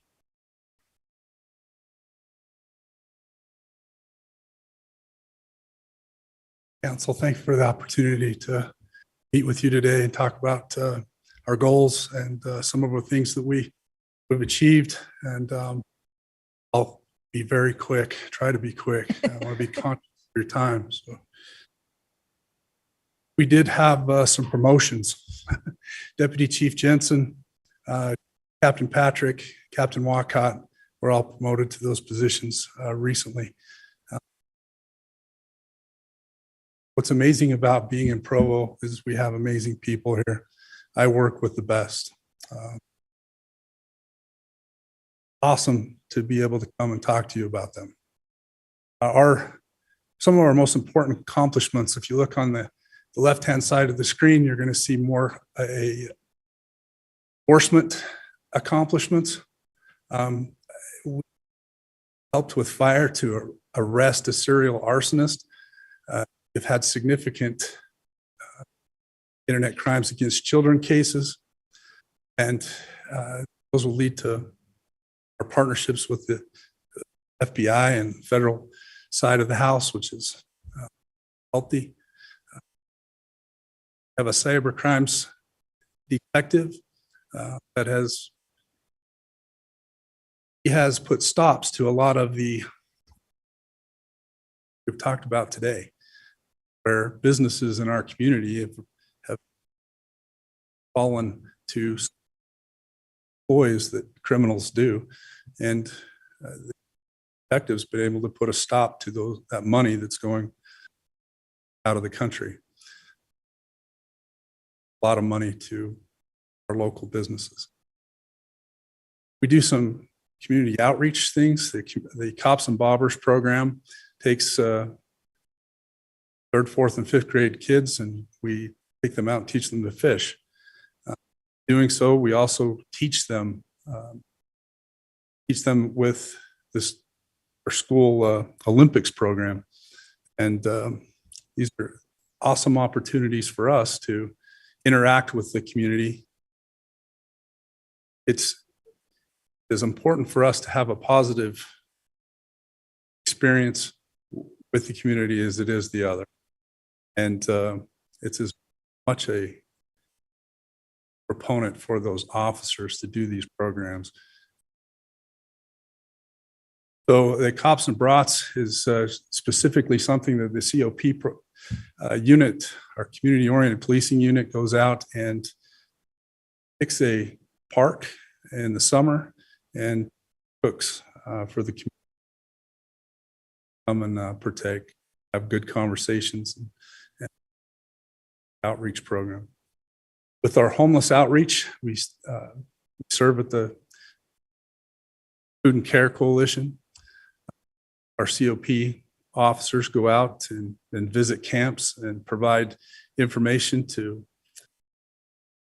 many resources that we have here in the community. The community-oriented policing unit themselves meet once a week with our partners in the city, and we look at specific individuals and their needs.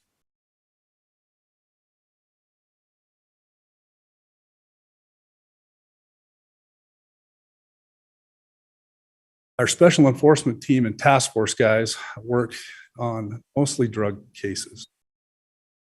In this last year, we've had 15 deaths due to overdose. If these specialized officers are not doing their job, those numbers are not what they are. Our death rate in addiction would be great. Many of the cases of overdose were saved due to Narcan or the blockers that are available for us to administer to.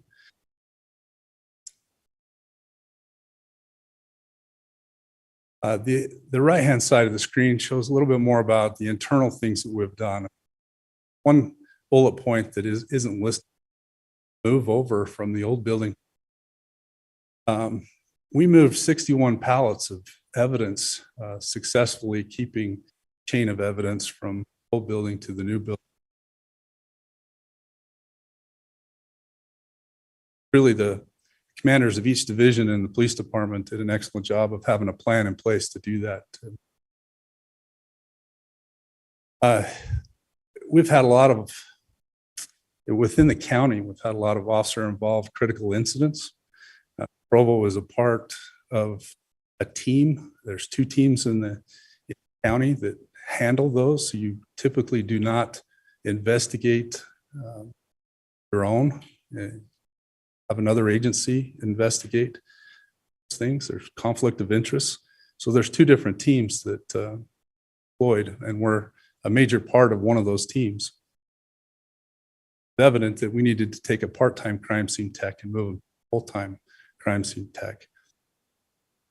That's been very fruitful for us, gathering evidence and observing that evidence. Moved a sworn PIO position to a civilian PIO position. Had to put another officer on the street. Applies that certification.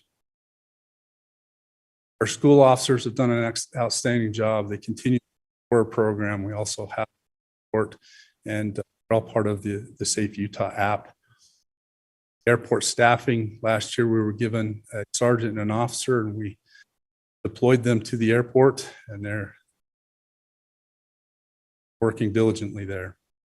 Our first watch is officer wellness. Part of how we retain officers, keep them healthy, not only physically, but mentally. Our public order unit is a multi-agency unit that we had. Chief Ferguson, it's his brainchild, and we have been a major part of that. There are several public order units in the state. We're public order unit 8, if you will, and part of that multi-agency. And then we've revised our webpage. I think with the civilian PIO, we're going to have a better outreach and a lot of public safety information that we're able to put out with that. Did do a special need how to respond and do so effectively. We have 2,700 online reports from July to present, so it's constantly used. And we've kept our Hide, Lock, Keep campaign. We put signs up in Joaquin neighborhood and educate that how to keep their stuff. And receiving our accreditation was a huge accomplishment. That is quite a feat, and it shows that our police department is solid and that we use best practices. Our goals, and I'll try to hurry through these because I have more information on other slides. So we want to continue to serve the community and to have outreach programs with the youth. We want to be able to connect with our community, in the Pelian process of the community is the police and the police is the community. I want to put our traffic team back to use, have them enforcing traffic laws when when our citations go down, our traffic accidents go up. Enforcing that is a quality of life issue that we need vigilant watch on. Our public engagement, it's like I said, we have our PIO that's going to be pushing out information and informing the public on what we're doing and hopefully providing some good line of communication. Always remaining vigilant for what if officers in the schools and active gunmen or the Chief, can I ask you a question real quick about the traffic stuff? We do get a lot of we do, and I do, whatever, but emails from citizens complaining about there's a lack of enforcement on the streets as far as speed. And we get it from like all over the city. So is that something that you feel like has gone down over time, or is it just a matter of the city growing, or so you're making it now a focus where it was not before? Or? No, it has been a focus in the past. In fact, I believe it was a point of Ferguson to establish the motors or traffic team to do that. Currently, our staffing levels are at a point where we incorporate the motors team in patrol. So our manpower is a point where most of motors teams, if they're not assigned specifically to a detail, will be used as manpower and in a. I think I'll hit on more of that soon. We want to utilize technology to our favor, and we've got Flock camera system and our Axon Taser program. Both of these can be utilized in a way to be force multipliers. they're really a great asset for solving crime. They're also very good at being transparent. As I get into a further slide, we're going to talk more about Axon and some of the programs that they provide to us, the assets that they are to us. They've been a good partner for us, and is our body-worn camera system and our health and wellness of our officers is very important. We have 3 different avenues for wellness, and it's our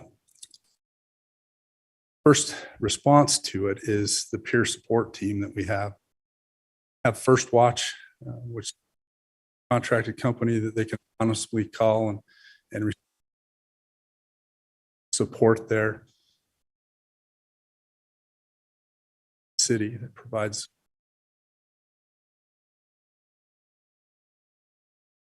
also look at training. And when you look at proactive or reactive approach, when you're able to train someone, their reaction is going to be better. It's very important that these officers receive proper training. The state has said that we need 40 hours to maintain our certification, but they've dictated that 16 hours of that needs to be specific to certain things, and for mental illness and the conflict resolution in a way that it's not aggressive. There is a lot of should I say stress that comes along with that, because we need to have the appropriate time in order to do that. We are mandated by the state for the 40 hours, but in Provo City, we want our officers to have 80 hours. That's a goal. And then to utilize our have a workforce and a police department that is able to accomplish all of these different things set out here. Further into that. Counselor Hanley. Yeah, could I just ask a quick question on that previous slide, Chief? It says increase officers from 120 to 123. That number feels higher than I remember it being. Are you including other staff in there in that number of officers? I thought we were much closer to like 105, 110 or something. We're allotted 120. That was given to us last year with the sergeant and the officer out of the airport. We're allotted 120, but our attrition rate is 10.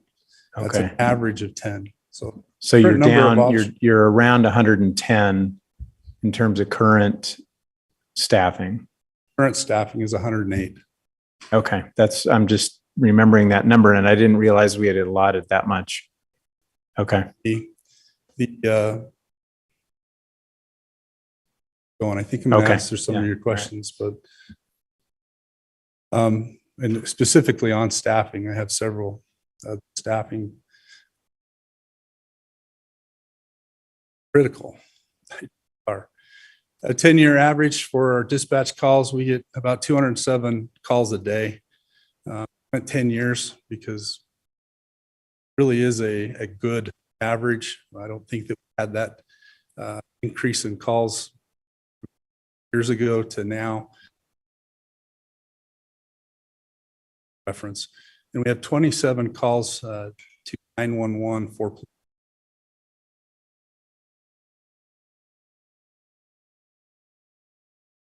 last year. Our supplemental requests, we received the sergeant and the officer that we put out at the airport we talked about.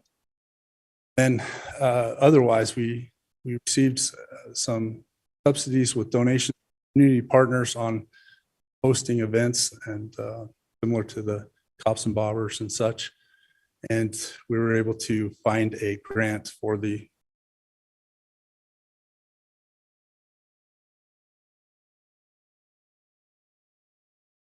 our unfunded or underfunded needs. talk more about a full-time employee in the Victims Advocates.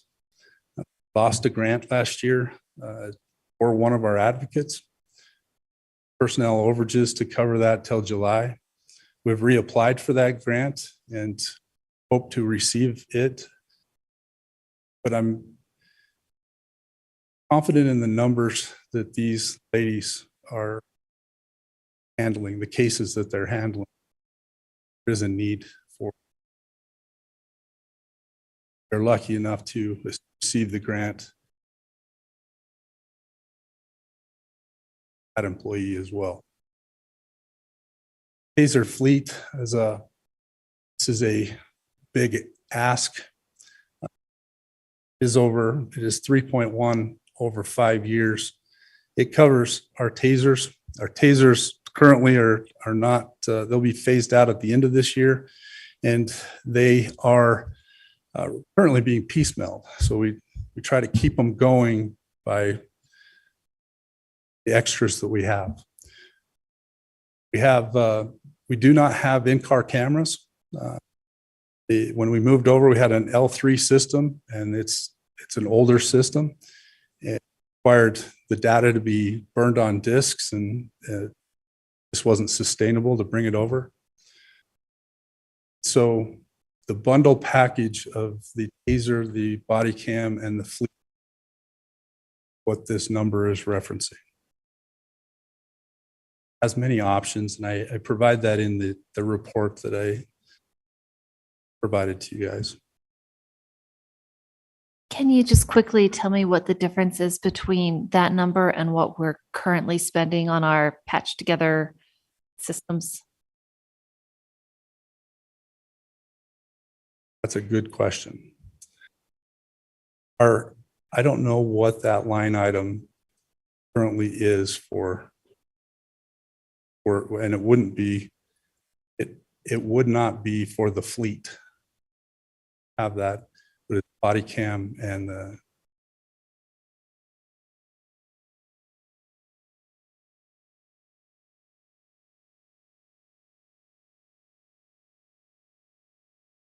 our contracts. Right, you're just keeping it together with like hot glue and duct tape. Tasers, yes. Great. Lock is a technology. It's a license plate reader. We put stationary cameras. There's 20 of them. We've contracted with them for a 1-year contract to see how it goes. And it uses, what's awesome about this product is that it takes a photograph of vehicles as it goes by and it reads their plates. The photographs that are taken, we can search, and if it's very, very common for someone to say that I didn't get a plate of the vehicle, but I know it was a green Honda.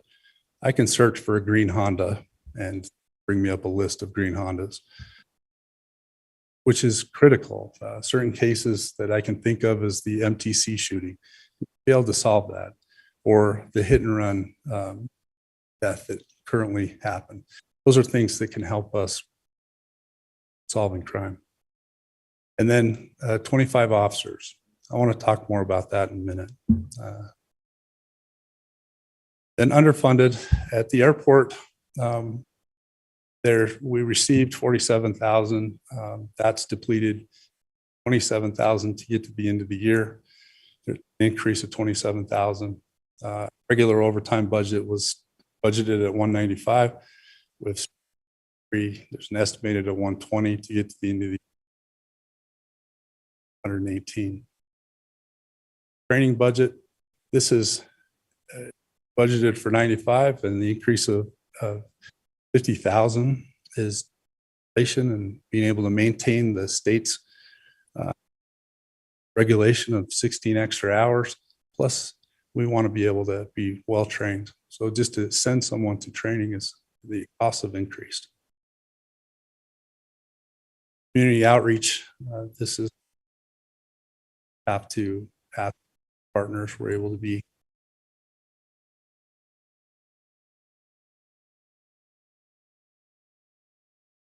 I was just going to ask why we underestimated the amount of overtime.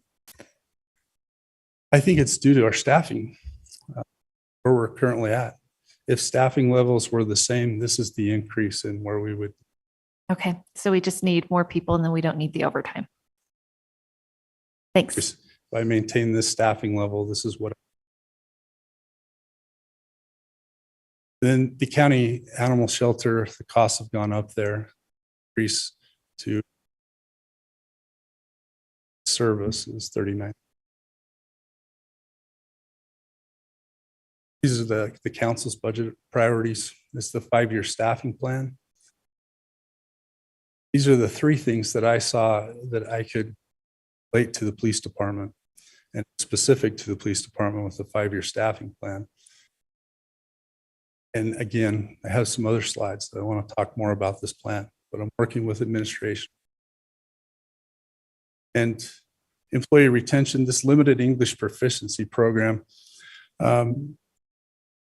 We have a number of officers that speak a different language. This incentivizes them to, when they have to take extra calls, specifically Spanish calls. For instance, in detectives, we have a detective that is assigned all of the Spanish-speaking calls. That's more than so this is something that I feel is a retention. It's something that isn't done, I know of in other police departments, but it does incentivize the officer for being. And there's testing involved. They have to be at certain levels. Part of the retention.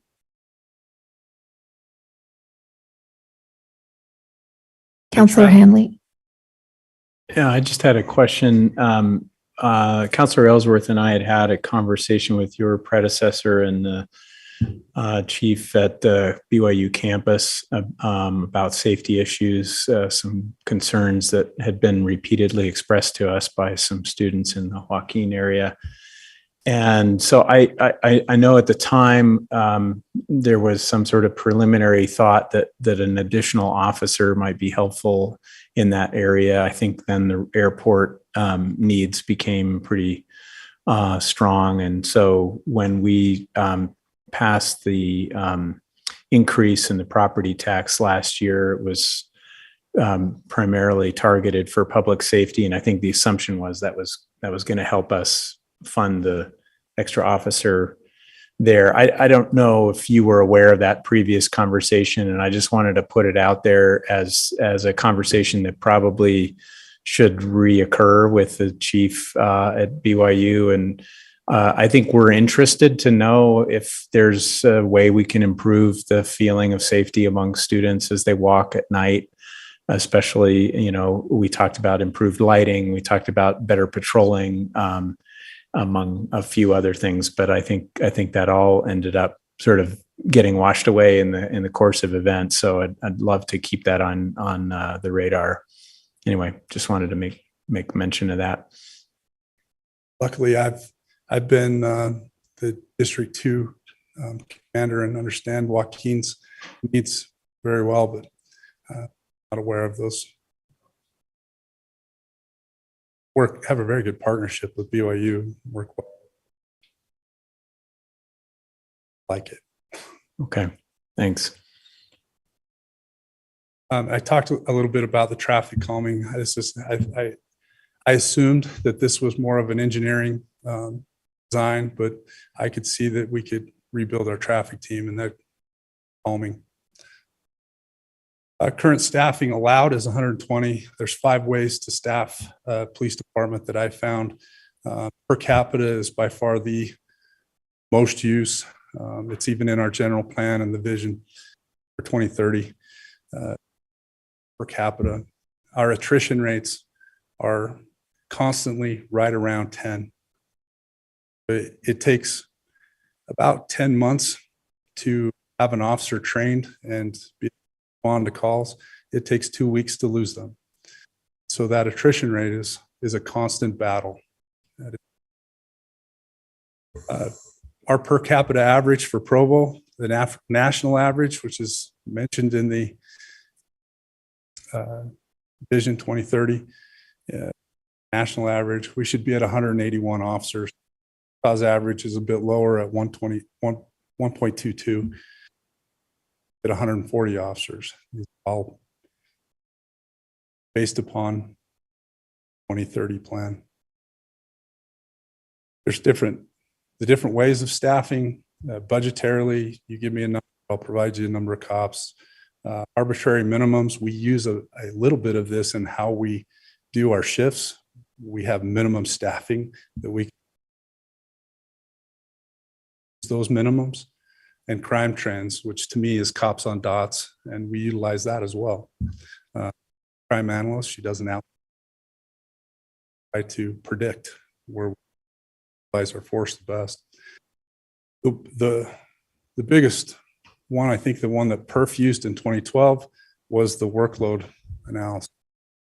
And part of the, I'll go back to per capita a little bit. BYU has this number of 10 officers.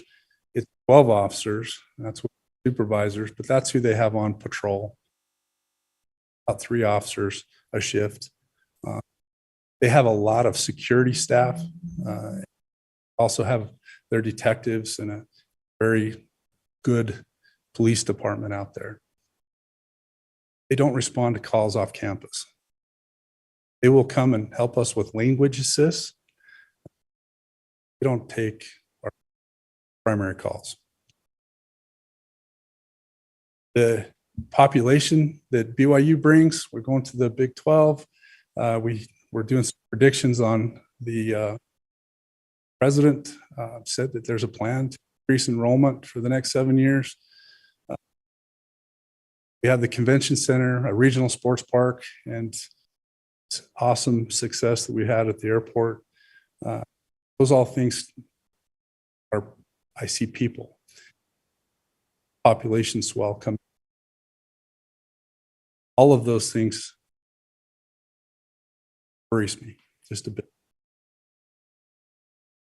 When we did our workload analysis, we used in the PERF study in 2012, they used 40 to 45% as number that is reactive to calls, with 60% being of the time of an officer being proactive.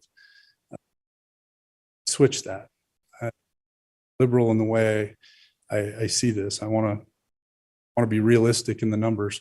And 60% of the time, officer is 60% reactive and has 40% of his time doing administrative and proactive work. Okay. So these are the numbers. Average patrol assigned, and I took 2 months in the winter and in the summer. Cross section of times when crime is high and when it's a little. And the average officers that are assigned or on duty are on the far left. The on-duty ones are the 40% that are able to do proactive work. Workload is the calls for service and the workload that they have during any 1 hour in the average cross-section of those two. SI, saturation index, is the discretionary time versus dedicated time. I like to use this as officer stress level. This is me responding to calls, and it's a reactive mode. It's a breaking point. To maintain a healthy stress level, if you will, 60% and 40% is the threshold that I make no more than the 60% threshold. I need to have this many officers working at that time. Our minimum staffing is shown on the far right. So what does that mean? The saturation index threshold, this is where our officer stress levels are, well above the 60%, which to me says that they're in a reactive mode. You're not going to get much traffic stops when you're waiting for the next traffic accident or call for service. That's kind of a snapshot of it. So what does that mean in far as numbers go in patrol? Patrol and the numbers above the 10 officers, it's just the correlation between the attrition. It's 10, 10. It doesn't, it's hard to beat attrition. But in order to be at those thresholds, we need 14 officers. Traffic enforcement team, I've already kind of talked about this. I won't dive in it too much, but they're used as manpower currently. There are officers assigned to this team, and if we have a citizen complaint that says, I need somebody to run traffic on 8th North, we'll make those assignments, and then those are the individuals that'll do it. But even then, if a priority one calls comes up, they will respond to those.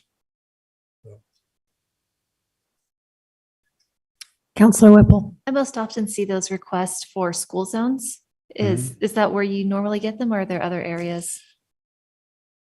That is normally where we get them, and we get complaints from our crossing guards. So they let us know also of the cars that, you know, break the stop sign and the speeding that goes on there. So yes. Yeah, I mean, having one of your people parked out there with their car seems to be the most effective traffic calming measure for those school zones that I've ever experienced. Yeah, sure. In the past, we've utilized that traffic team to do those specific areas and done saturations on those, wrote many tickets, and then it slows down for a while. People forget. Yeah. Okay, any more questions? We are still far behind. Counselor Shipley. Sorry. Quick question. It's my fail. So I'm trying to get my mind around from a budget standpoint how to deal with attrition. And what I've felt in the last few years, and I may be wrong about this, is that we've used kind of the attrition as kind of the excess in the budget to take care of unfunded equipment needs and other things that come up throughout the year. And so we need those funds. It's not like we have extra money sitting around, you know, usually for the department, but we didn't budget for those. And a lot of those things happen through the flow of a year that we didn't know we were going to need, you know, as far as equipment upgrades and equipment needs. So I guess my question is, how can we clean up the budget so that we have the people that we budget for and actually budget right for the other needs and things like that, instead of kind of this? I think what we've kind of got into a system of is like, you know, let's fund 120 officers. We know we'll have 110 throughout the year, and we'll use that extra budget that was for the 10 officers for the other necessary stuff that we need to do. And I guess to that point, when we ask for 10, are we asking, or we ask for 20, for example, are we really asking for 10 because we're just trying to fill that gap that's already authorized? Can we speak to that a little bit? I think you're absolutely right. In order for me to have 120 cops in seats, I need 130 allocated positions. We turned in a lot of personnel funds last year. I believe that I don't know the answer to how we get above. It takes 10 months for an officer to be trained, and you know we lose them for multiple reasons, but mostly it's retirement or other employment. But it's they leave, and it only takes 2 weeks, and it's a hard thing to overcome. So I don't know how to handle that. I don't know how to go into a knowing that I need these 120 officers, and yet I know there's not a way in which I can fill them. We were close. There was 12 openings. We gave 13 conditional offers, knowing that, and we just can't settle in police work, and we must hire the best. And so it's a hard road. We've already lost 4 or 5 of those that we've give conditional offers to just in backgrounds. So it's a hard thing to tackle. I know that staffing is important. I know it's important in patrol. And if we have patrol staffed into a place where we can operate safely there, then all these other programs fall into place and we're able to do those things. I talked a bit about the budget already, went over those things. The special events and different things are usually, they're not a part of our overtime budget all the time. Most of the time, these special events will pay the overtime and reimburse us that way. But again, it's the always working.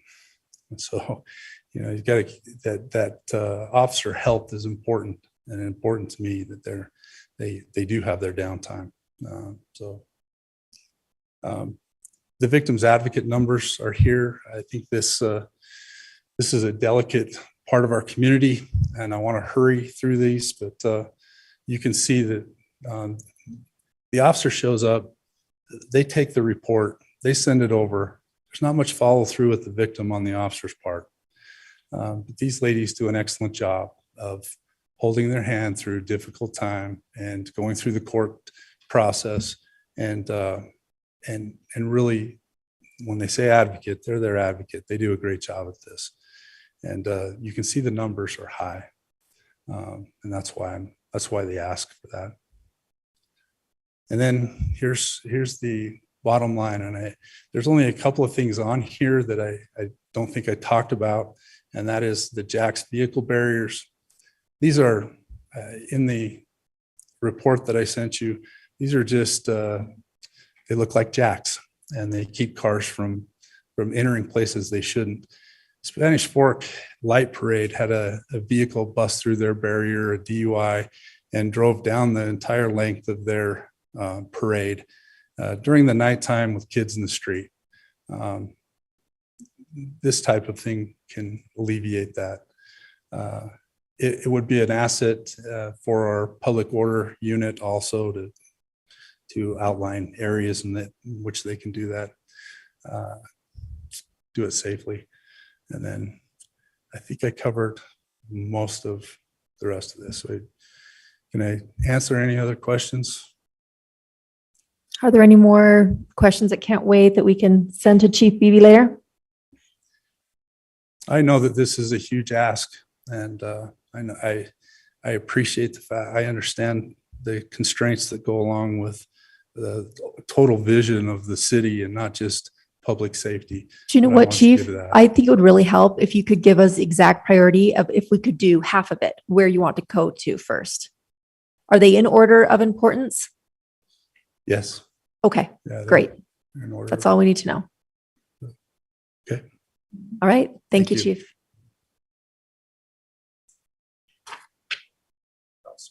All right. Have we earned a break since we're so behind, Jefferson? But we need a break. We're doing a break. 5 minutes.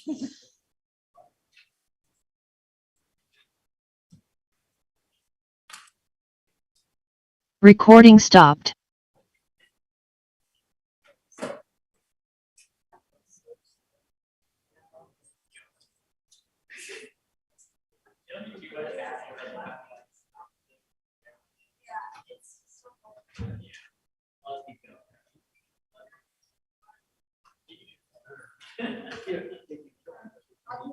There you go. My attorney says that's illegal. That's right.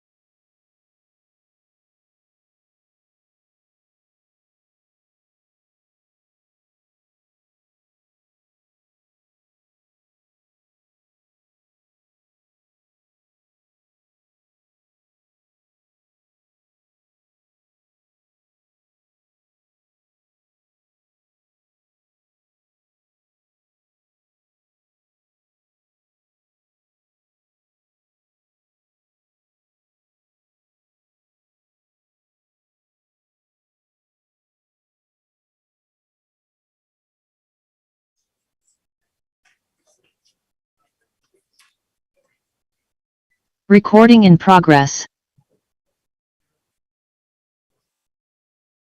All right, we are now going to do a presentation regarding the 2024 budget for fire. Hello, Chief Miguel. Chair McKay, members of the council, grateful to be here with you. I want to start off today, and I will do my very best to. Well, that went a ways. Oh, we didn't start at the beginning. It is sensitive. Okay, so I want to begin today with some of our 2023 successes. As you're aware, we joined the Orem and Provo Emergency Dispatch Center. That has been a huge success. It doesn't come without its difficulties, but we are taking advantage of some technology enhancements, staffing advantages, and some service benefits. The service benefits are really to police and fire out on the street. They have the ability to now communicate. They have the ability to ask for help from the other agency along our borders. One of the other things that has happened for a long time is that the towers, the 911 towers, are not an exact science.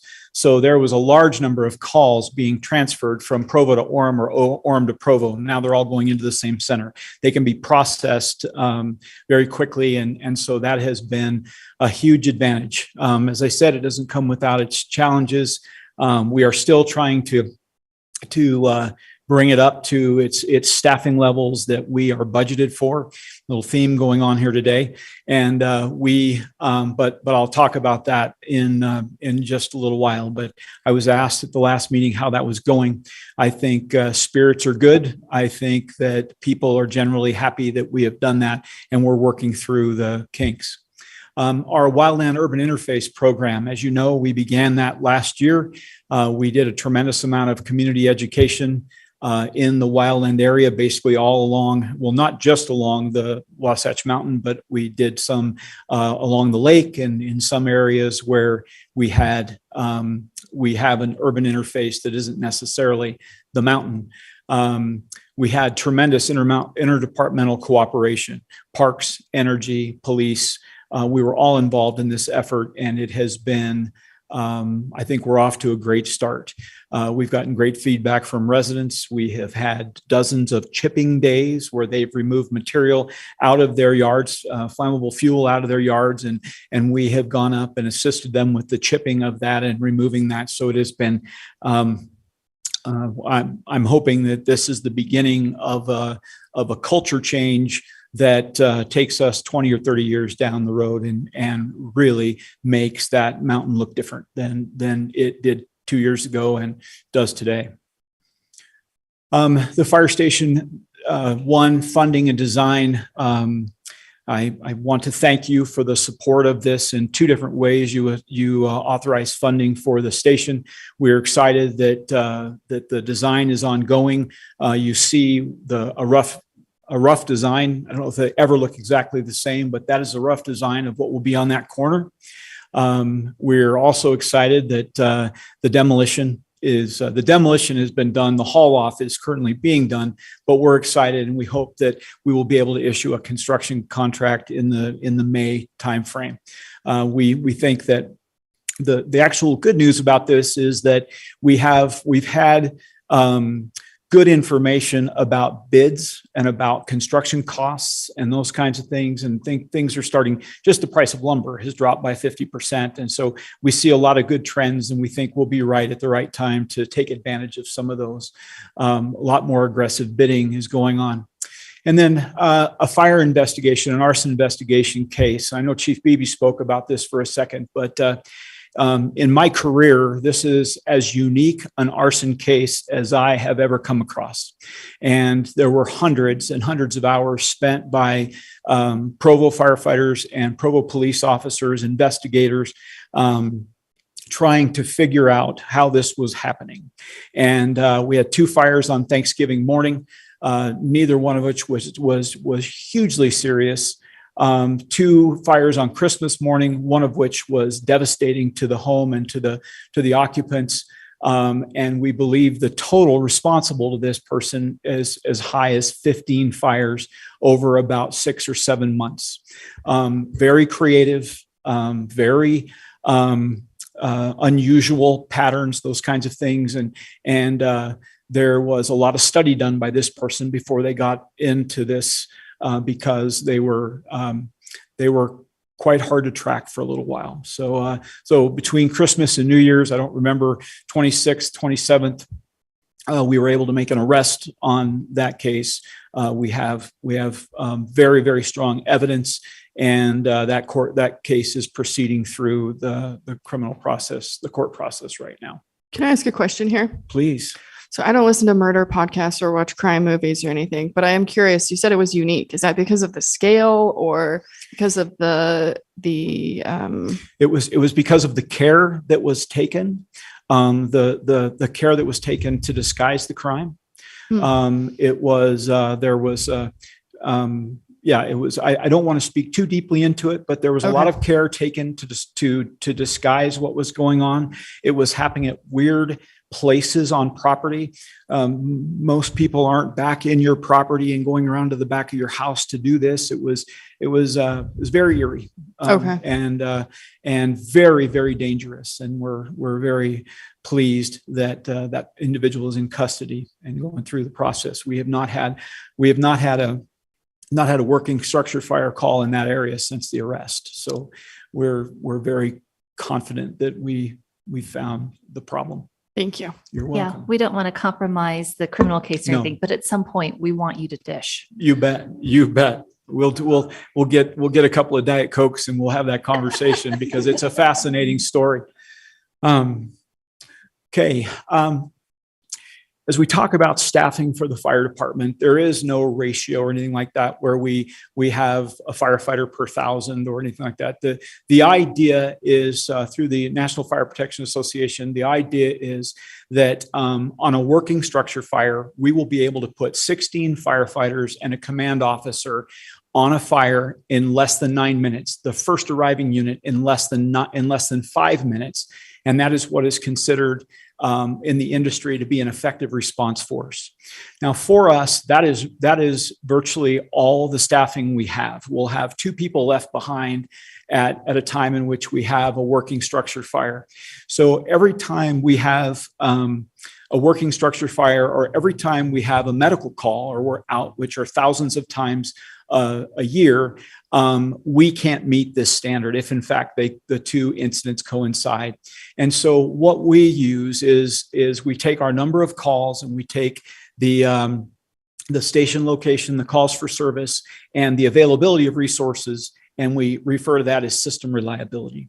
And system reliability, we begin to be concerned when system reliability falls below 90%. We hover around 85 to 87%. And that is, so we're not quite our staffing ratios. This is one of the reasons why we are grateful for the conversation that has taken place over the staffing of fire station number 1 and being able to staff that fire engine there. Right now we have 5 ambulances, but we only have 4 pieces of fire equipment. So on those 4 pieces of fire equipment, we have 8 people. You can see that's half. So we have to get the other 8 people from the ambulances. And if those ambulances are tied up transporting, whether it be transporting in town or transporting to hospitals north or now south, our system reliability is challenged. And so just wanted to kind of explain how that works. We do have a very strong mutual and automatic aid agreement with our partners. When we get into a second alarm fire, like I said, in a first alarm, all of our resources are on their way.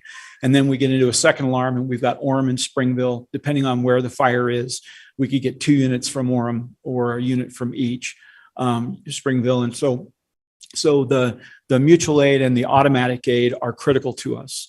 Flashing back to dispatch, this makes our response operating on the same dispatch channel and tactical frequencies as Orem a huge benefit. And so We see that as a great step forward in our ability to meet our goals. The 5-year staffing plan that you asked us to speak about, we have several things that are in the hopper, but over the next 5 years, the one staffing increase that we hope will be before you to get is the 9 personnel for Fire Station number 1. We are going to begin that process as Station 1 is close to completion. But we are applying for a federal, what's called a SAFER grant, and that is a FEMA grant it's basically 3 years of full funding for their salaries. So this is a federal grant that allows us to bring on new firefighters, pay their salary, allows cities to ramp up their budgets so that over 3 years, their budget can be adjusted to the point where after those 3 years, they can be absorbed then by the agency. What do you think the chances are of getting that grant? Well, we think they're good. Given those staffing numbers that we have and given the fact that we have 2 people on our fire engines and the standard is 3, and given the way we are deployed, we think our odds are pretty good. And so the grant is being written right now. It has to be submitted far in advance. We will submit it at the end of March. We will get an award in the fall, get a notification of award, and then we have a certain time. I think it's 2 years or 18 months to actually accept the grant. And obviously, you will have to accept the grant and to hire those personnel. Employee retention. So right now, the fire department is fully staffed until May 1st. May 1st, we have a fire captain that is retiring. But the reason I put this down there is because I wanted to let you know that there have been some things that have been done. There's a lot of conversation with Mr. Softly. There have been some things that have been done over the last 2 years that have been significant to our retention. The salary studies that have been done, the implementation of those salary studies, the COLAs, everything that has been done there has made us significantly more competitive. And we have a great culture. We have a great city. Everybody that works here feels the family of being here. But it's hard when the money is far apart, and the money has been brought very close, and we're appreciative of the efforts that have been made to keep our salaries competitive so that we can keep the department fully staffed. Firefighter paramedics are becoming hard to find, and they're expensive to train.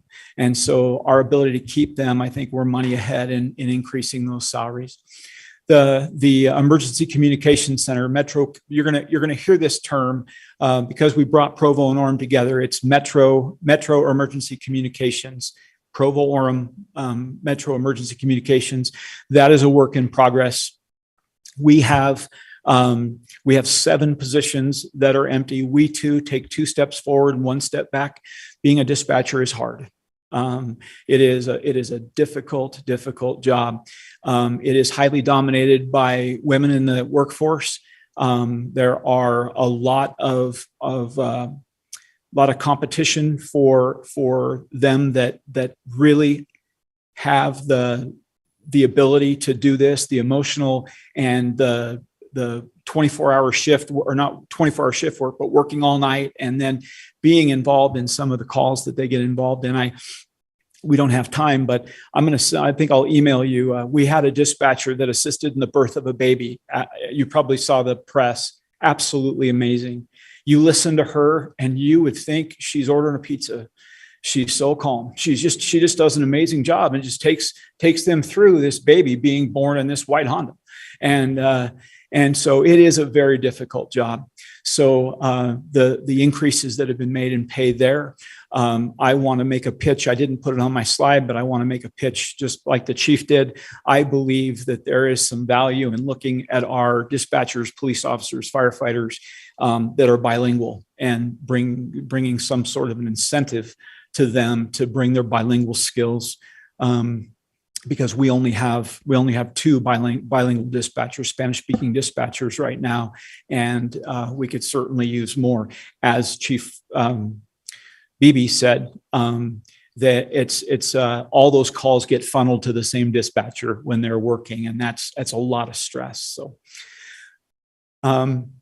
your long-term plans. In the 5-year plan, you speak of long-term plans, and the Rock Canyon, or the Canyons and Hillsides, the Rock Canyon Master Plan, the Slate Canyon Master Plan. We are very excited about these. These are huge pieces of land that are going to be planned, and that we can have a design that will mitigate our wildland problem, our interface problem. So we're excited to be involved in these. And then as we said, we're starting, matter of fact, we started a couple of weeks ago with the hiring of our part-time people, but the preservation, the planning, fuel reduction, community education, and the enforcement of everything that happens in that urban interface is so critical to our safety. You know, we think back we look up there right now and we wonder if the snow's ever going to melt.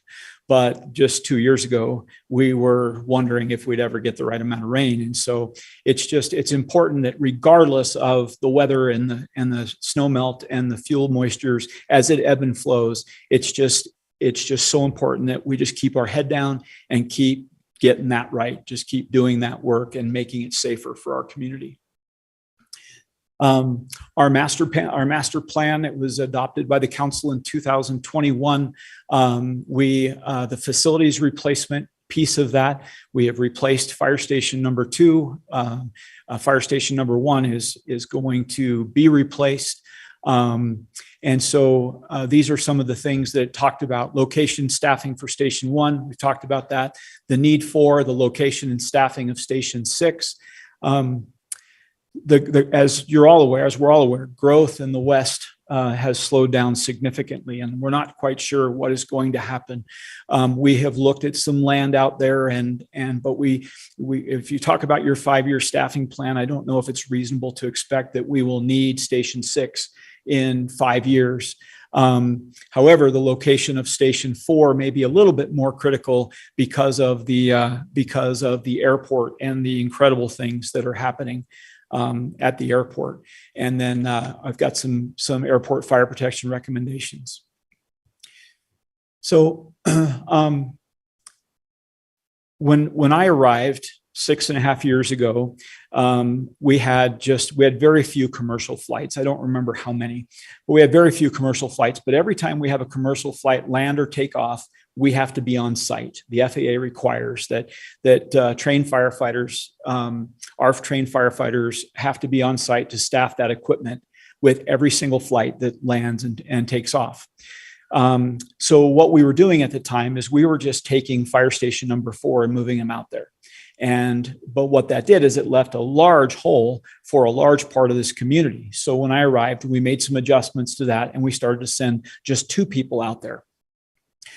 Well, as of the beginning of this last fiscal year, we knew things were going to go. We knew things were going to get really busy, and we were excited about the good things that were happening out there. We didn't know what was going to happen, so we didn't ask for anything. We said, we'll be here mid-year, and we will be back. You'll see us before this budget is adopted. You'll see us to talk about expenses that we've had in the 2023 fiscal year in overtime. But we are now out there 6 days a week, roughly 16 to 20 hours a day. There has to be a fire engine staffing out there, and that has a huge impact on the general fund. But it's something that we have actually been expending funds out there. We're probably $350,000 in overtime expended out there this year because we're staffing it strictly with overtime. To your point, Councilor Shipley, we talked about the vacancies that we have and the salary savings. In the fire department, we have a minimum staffing. So when we have a vacancy, we fill it with overtime. So what we're basically doing is taking the salary and benefits of the employee that is vacant, and we're filling that position and spreading it amongst the other 69 firefighters or so to work overtime and doing that. So we have been paying overtime in order to cover this airport assignment. I think we all know that all we're going to do is get more successful. Things have been really, really exciting out there. And so we believe it's time to ask for fire personnel that are out there, and equipment for the new fire personnel. And then we are still going to need an amount of overtime while we make a transition. We have a meeting coming up with Public Works, and we're really excited about trying to come up with the most cost-effective and the best system that we can come up with to cover this. We do not believe that 2 firefighters out there every day, like we have been doing it long-term, is going to be our best solution. And so the hope is we will do a hybrid with Public Works, and we will do some training for them, and we will be able to meet the needs of the FAA as a joint agreement with Fire and Public Works. In doing so, we believe the cost will be significantly less. We also believe the effectiveness of those employees will be greatly increased. Somebody has to be with the fire truck, but not both of them need to be with the fire truck. And so we have the ability to do other things on the grounds of the airport. And so we're excited about that, but we are asking that it's a situation that is going to be, it's going to be a permanent situation, and rotating firefighters out there is, while it can be a cost-effective way to do that, it is not the best way to provide fire protection to a very, very high risk, the very low frequency type of emergency that we have out there. And so, that will be in our request. And then as far as what we had asked for last year that was not funded, for several years, we have talked about a capital equipment fund in the fire department. We have, as you saw in the police department, the fire department's no different. We have some very expensive tools that have a shelf life. And so the idea was, when I got here, if we were saving money every year, we would be able to take care of the majority of those costs. We might have to come with a little bit, and I know we would have had to come with a little bit because we haven't been able to keep up with the cost of things, the rising cost. A fire engine has gone up 28%. Yes. So what is your current capital fund? Our current capital fund is $47,000 a year, which is being spent on our new defibrillators and EMS machine, EMS. So you want to up it by 62? We want to up it by $62,000 a year. And now would be a good time to do that. We have a need. We've spoken to administration about this. We have a need that will be coming. Right now we're doing an evaluation, but we have our self-contained breathing apparatus. We have the masks and the harnesses and the bottles. Well, those bottles have a 12-year shelf life, and we're getting to it. And so we're talking about a system that could be in the $700,000 range that needs to be replaced. That is, it's with the fire department. It's really not optional. It's something that we need.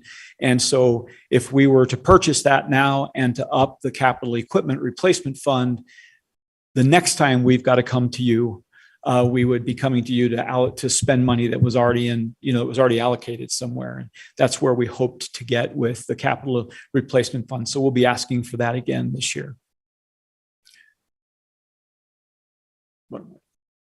That is all I have. I'd love to answer any questions that you have. Counselor Shipley. Yeah, just your opinion on whether or not the airport should have their own budget for firefighters versus. Does that make sense? Yes. Maybe you weren't here earlier, but my question for John was, I'm sure bigger regional airports and bigger airports have their own public safety budget that's part of their entity, not outside servicing it, or they contract with those entities, to provide that is correct. In Salt Lake City, they contract with the Salt Lake City Fire Department to provide that service. In St. George, which is a model that we're very interested in, they do budget for it, and it's ultimately, I think, in the airport budget. But basically, we would be contracting for our you service. Provide it. We'd provide. Yeah. We provide it on a partnership. Yeah. We'd provide it on a partnership, but it makes perfect sense for it to be in the enterprise fund. That's how they typically are. Thank you. So, Counselor Ellsworth. The fire station that's up by the river, is that fire station 4? 3. 3. By the river, you're up off of Columbia Lane. Yes. Yes, fire station number 3. When does that need to be rebuilt? Well, as you saw when we built Station 2, those are very expensive. I believe it was built in the it was built in the 1970s. We've made some improvements to it, and we've tried to keep it up. But there is going to come a time where it begins to fail and it no longer serves our needs. But I couldn't honestly tell you when that is. We probably need to sit with Public Works and with administration and look at it and include it in some sort of a capital project that will come couple years down the road or years down the road. Okay, thanks. Thank you for asking. All right. Thank you so much, Thank Chief. you very much.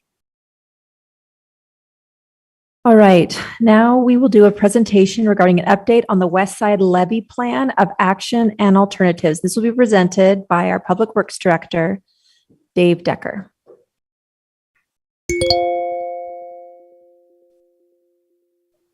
Chief Miguel, we'd just like to thank you for getting us exactly on time. You spoke very fast and very clear. We'll aim to stay on schedule too, so. Thank you, Chair McKay, and thank you to the council. I'm going to give a very brief introduction to Ben from CRS today. He's going to update the council and review floodplain map changes that are coming to Provo City. The council's been briefed a couple of times over the last couple of years, but we know we've got some new council members that may have only heard this once. A few may not have heard this at all. And part of our goal, as many of you may know, we have a presentation in 2 weeks on March 14th from the state FEMA people coming, and that state office oversees the floodplain map changes. And so we felt like in consultation with your council staff, we felt like it was important to have a little bit of a review before that group shows up on the 14th.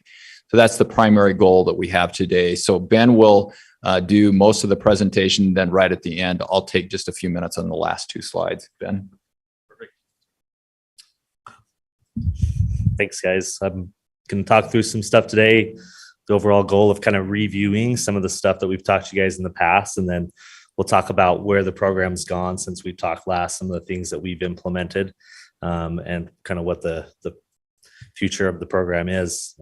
There's a lot going on. So kind of as a review of the presentation, we'll talk about the studies that we did. We'll talk about the study results, the plan implementation, and then we'll talk about the state and FEMA coming to talk to you guys and some questions that we're recommending you ask FEMA and the state about the work they've done.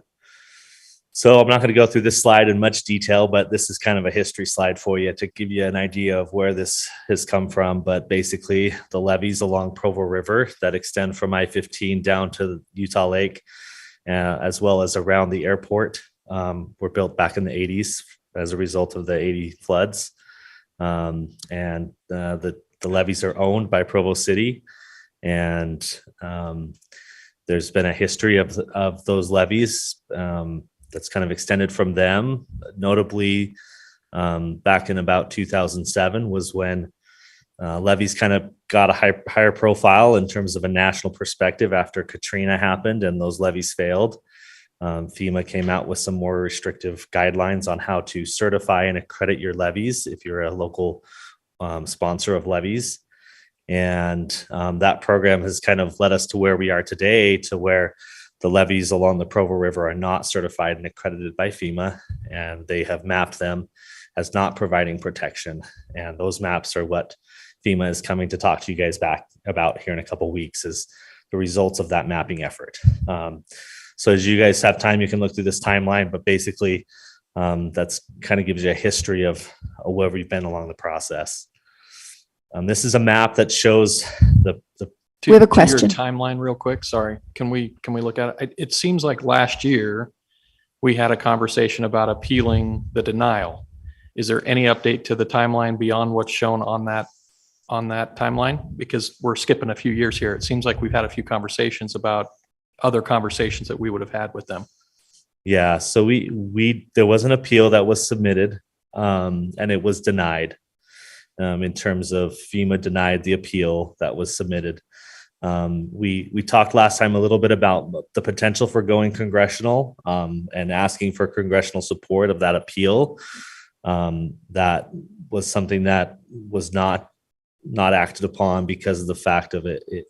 FEMA had kind of spoken their voice and was not likely to change.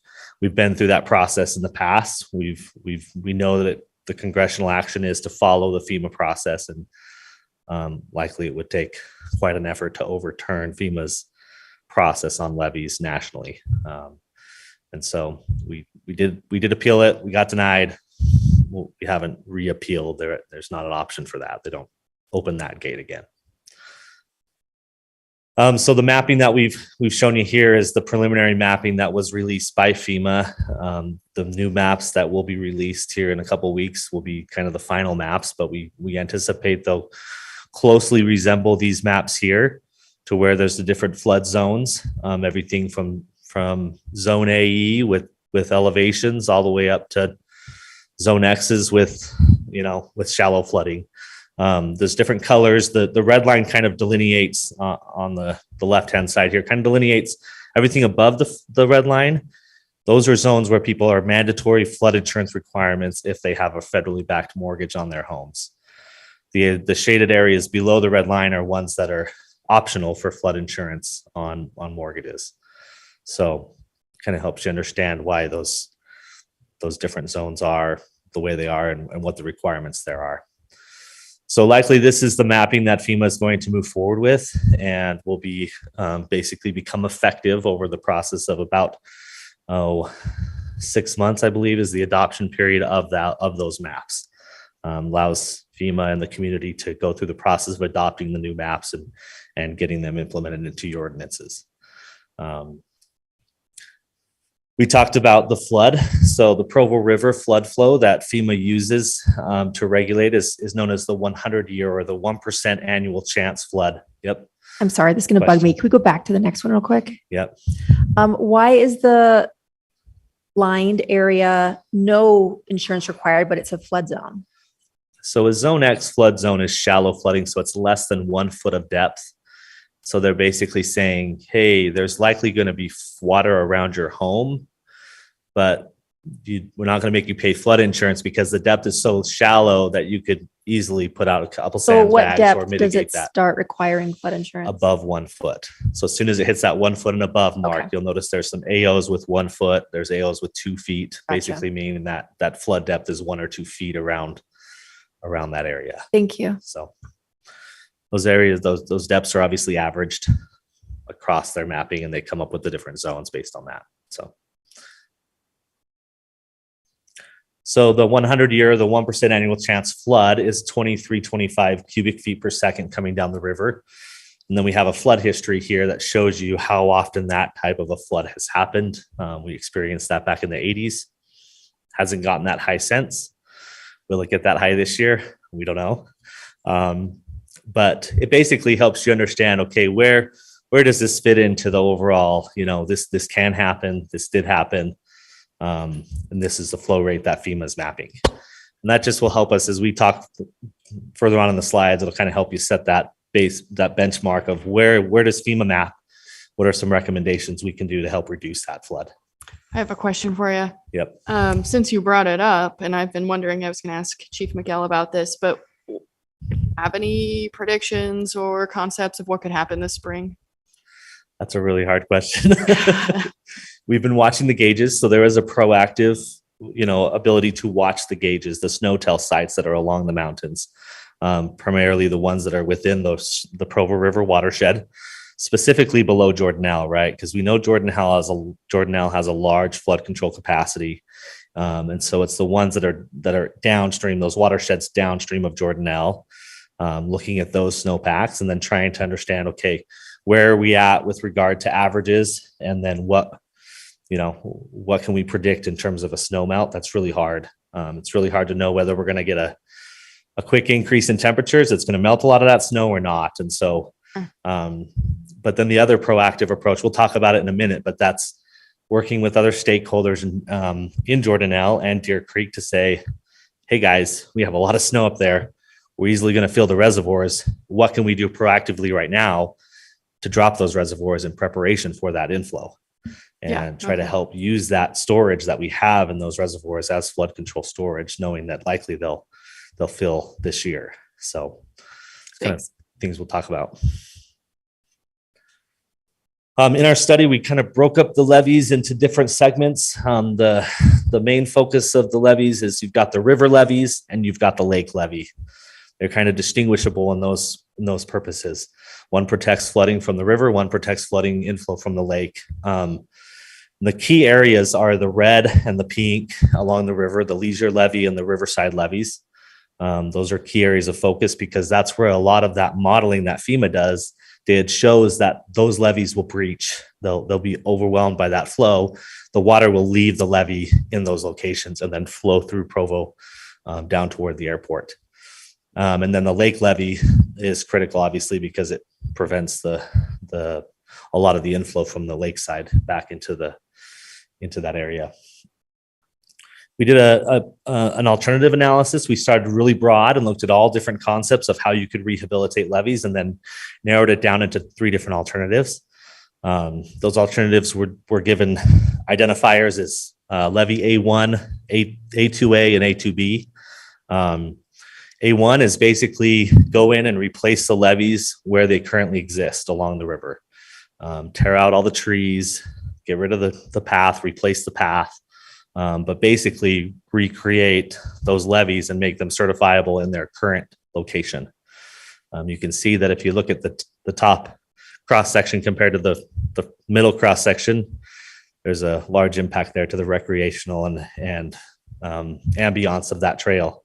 If you ripped out all those trees along the river, that's going to cause a big issue. So we looked at that as an alternative and to compare to the alternative below, which is 2A and 2B, where we would actually build levees set back behind the existing levees to try to preserve that current corridor, but then also provide protection from levees that sit back behind those existing levees.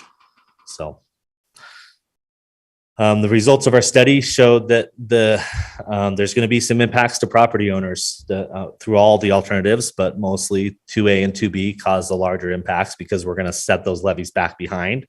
We're going to have to acquire some property along that corridor to be able to construct those levees. So it shows the different impacts there. And then the table in the bottom is actually the estimated costs for the different projects. So to replace the levees in place is about $75 million. To set them back, 2A and 2B are just 2 different alignment alternatives. They vary slightly, anywhere from $51 to $54 million as the project costs there. Councilor Shipley. Just a quick question on those numbers. Are we only talking about those 2 colors that you referred to as the critical ones? Because it says river levees, but there were 2 or 3 more river levees as well. Is that? Yeah, so the lower river levees, the lower river levee east and the lower river levee west, those are not as critical because of the fact that any development within that area is required to build up above that base flood elevation. And so as that area is not currently developed, but will develop, they're bringing in fill to fill in behind the levees and raise the land up above that elevation. But again, so all these numbers we're looking at on this page are just talking about pink and red. We're not talking about the lake levee. We're not talking about those other 2 at all. This would be for everything, but likely the money is going to get spent on the green, the pink, and the red is where the money. So it does include the green. Yep, it does include the green. What does the do nothing alternative mean? Surely that's not an alternative, is it? It was an alternative we had to look at, obviously. What happens if we do nothing? But the risk there is that people are mapped in the floodplain and then they pay flood insurance.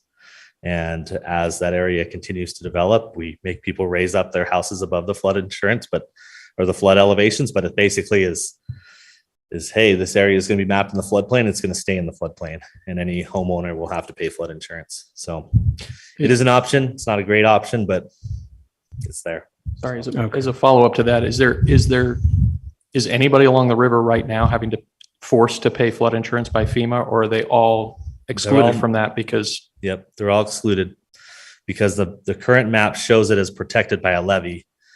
The new map will not show it protected by a levy. So those areas that are mapped as mandatory flood insurance requirements, those areas will be required to So pay flood if insurance. I want to make sure I understand the political implications here. So all of the alternatives are shouldering the costs for all of it on the city as a whole, as opposed to the do nothing alternative says all the homeowners in that you didn't know this was coming, but that's neither did we. Yeah. And so you're stuck with the cost. And that way, I just want to understand what the political choices are here. Yeah, it's really you're exactly fun. correct. I'm enjoying this. Yep. Yeah. It places the burden then back onto the homeowners to pay their flood insurance. And FEMA flood insurance goes up to $250,000 in damages. And then beyond that would be, they'd have to supplement that insurance if they wanted additional. And do we have any coverage. sense of what that kind of a fee would be? We do have some ranges. FEMA recently updated their insurance program. It's now called Risk Rating 2.0. When we did the original study, that hadn't come out yet. And so our numbers that we were able to obtain in the original study were anywhere from $600 to $6,000 would be the policies on those homes per year. So that's an annual $600 to $6,000 cost to the homeowners. And it just depended on what that depth was, how big their home was. All those things get factored into that policy. Now with the new Risk Rating 2.0, we've heard that there's anywhere from a 10 to 20% reduction in those costs. Just the way that the program is written now to be able to account for things that the old program didn't. Overall, Utah has seen reduced costs of insurance because of the new program, but we don't have those numbers. We haven't studied that in detail. Practically speaking, it seems like you would just end up vacating the entire area. We would destroy it if we did nothing. You would make it very difficult for people. Couldn't afford it. Yep. And then they couldn't sell it. That's the big thing there is if you may have people that don't have a mortgage because they own their own home and they're not too concerned, but then when they try to pass that down or they sell it to their kids or whatever, then all of a sudden that would come back up. So okay. Counselor Whipple. I just want to, so I'm not sure if I heard it right. So $600 to $1,000 a year? $600 to $6,000 $600 to $6,000 a year. So that's a pretty wide range. Is that based on the value of the house or based on the likelihood of bad flooding? It's based on the value of the house more than it is likelihood of flooding, but the depths of the flooding does matter. Goes into that. And the number of houses that are affected by this. I can tell you that. We have a slide on that in a minute. Okay. We'll get to that in a minute then. I'm just, there is some fun mathing we can do to see how much it would cost those people to pay relative to the $51 to $75 million that the city would pay. So on this page though, the summary of estimated project cost, does that include the property acquisition cost? That does, yep. And is it possible that if we did build the farther levees out, that the area inside the levees, maybe we could get some beneficial use out of that, like additional park or recreation space? Yeah, for sure. That's kind of part of that overall program would be to use that area inside, as recreation, as mitigation as well. There's environmental impacts to building levees along a river and to around the lake. And so part of that is there's wetlands in those areas that we're going to have to mitigate for. But that extra space now that we have inside of those levees, we can use that as wetland mitigation and offset some of those project costs. So have you talked to the Parks Department about possibly creating a really nice big park trail facility there? An amazing linear park through our city. I know, because right now the river trail's fantastic and it's really loved. But if it were expanded, I think that there may be more public support for something like this. Yeah, for sure. That's a great stakeholder involvement type thing that we we should continue to pursue. So far, we have not taken it to that level. Obviously, the dollar values here are very large. And so until we're able to kind of stomach that and figure out, okay, how do we deal with the cost of a project like this, it's hard to spread it too far and wide until we're kind of moving down that road. So yeah, it seems we like will it for could be difficult to take on this much of a public expense for the benefit of a limited number of households. But if there's citywide benefit by creating an asset, it's still a lot of money, but it might be more palatable. Yep. Yeah, for sure. Okay. So that was kind of the results of the original study that we did. We've been implementing that plan now and moving forward. So first thing we did was we did a levee pilot study to look at what is it really going to cost to reconstruct these levees, or especially around the airport, because likely those ones will be reconstructed in place just because the property is already owned by the airport or by the city, and it's not going to be impacting homes. So we did a pilot study. I'll talk a little bit about that. Then I'll talk about FEMA BRIC grant and FMA grants that we've gone after and submitted for, and then the flood flow evaluation and stakeholder meetings that we've been engaging in. So the levee pilot study is we took a 600-foot stretch of levee along the airport, just adjacent to some of the new terminal construction project. It said, we want to use that as a pilot study to figure out, can we remove that material that's currently there? It's not suitable to hold back water. We did a lot of testing on it. We found that it needed to be replaced or rebuilt in place. And so we were able to team with a construction partner to go in and remove all of that material, set it aside, and then process it through some, there were lots of large cobbles and boulders in there. So they were some of the lower levee material, which was very fine, and then place it back in place. We were able to find a method that we could use all of that material and basically reconstruct the levees with the material we had on site, which is a huge savings in terms of not having to remove it and then truck in all new material and place it in on site. So it was a big success. There was, some loss of material along the way, but overall we were able to use most of that material to reconstruct that 600-foot section of levee, which gave us confidence that we could use that same approach moving around the entire airport. So it was a big success, and we've kind of identified that as, if we go forward with construction, that'll be something we use to move that process forward. We've put in two grants with FEMA, a BRIC grant for $60 million. BRIC stands for Building Resilient Infrastructure and Communities. The FEMA portion of that is $43 million, and the city portion of that would be $17 million. Likely the project would be phased over about 5 plus years. FEMA would allow us to phase that project, so we'd have time to do all of the engineering and environmental studies and then go to construction on different phases of the project as we progress through the process. So we applied for BRIC and FMA. FMA is flood mitigation assistance, flood funding. It's a different pot of money. So we put in for both of those grants, and we'll be waiting to hear back on that. We feel very confident that it'll look good in front of FEMA. We had a benefit cost ratio of ranging from 5.29 to 9.43. Generally, those benefit cost ratios range from 1 to 3 on most projects that FEMA gets in their doors. The higher, the better. And so to have one that ranged from 5.29 to 9.43 puts us higher up on the list of projects that are going to, show significant benefit cost. What's your question? Council Whipple. Yeah, so when you did these grant applications, did you have to choose one of those 3 options that you presented to them? Yeah, Which one did you choose? The 2A option. Okay. Yep, was the one that we presented to them. So it's based on that.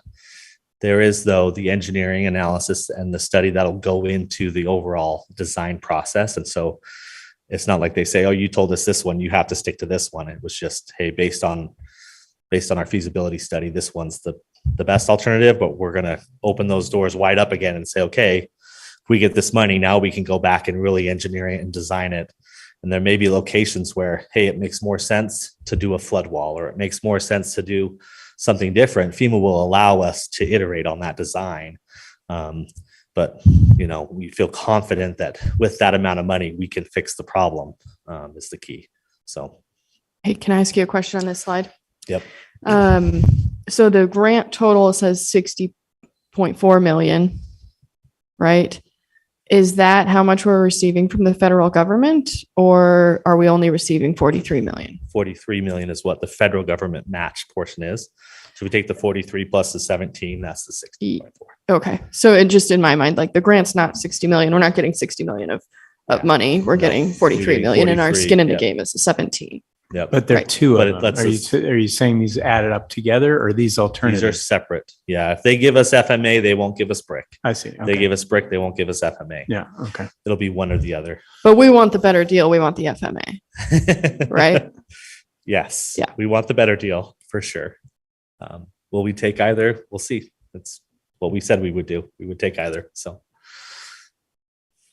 Okay, let's talk a little bit about those different flood scenarios. So the last thing we've been working on is figuring out, okay, one option for reducing flooding is to reduce the flows in the river. If you go from a flow of 2325, which is what we talked about, that inundates 1,353 parcels and 547 homes.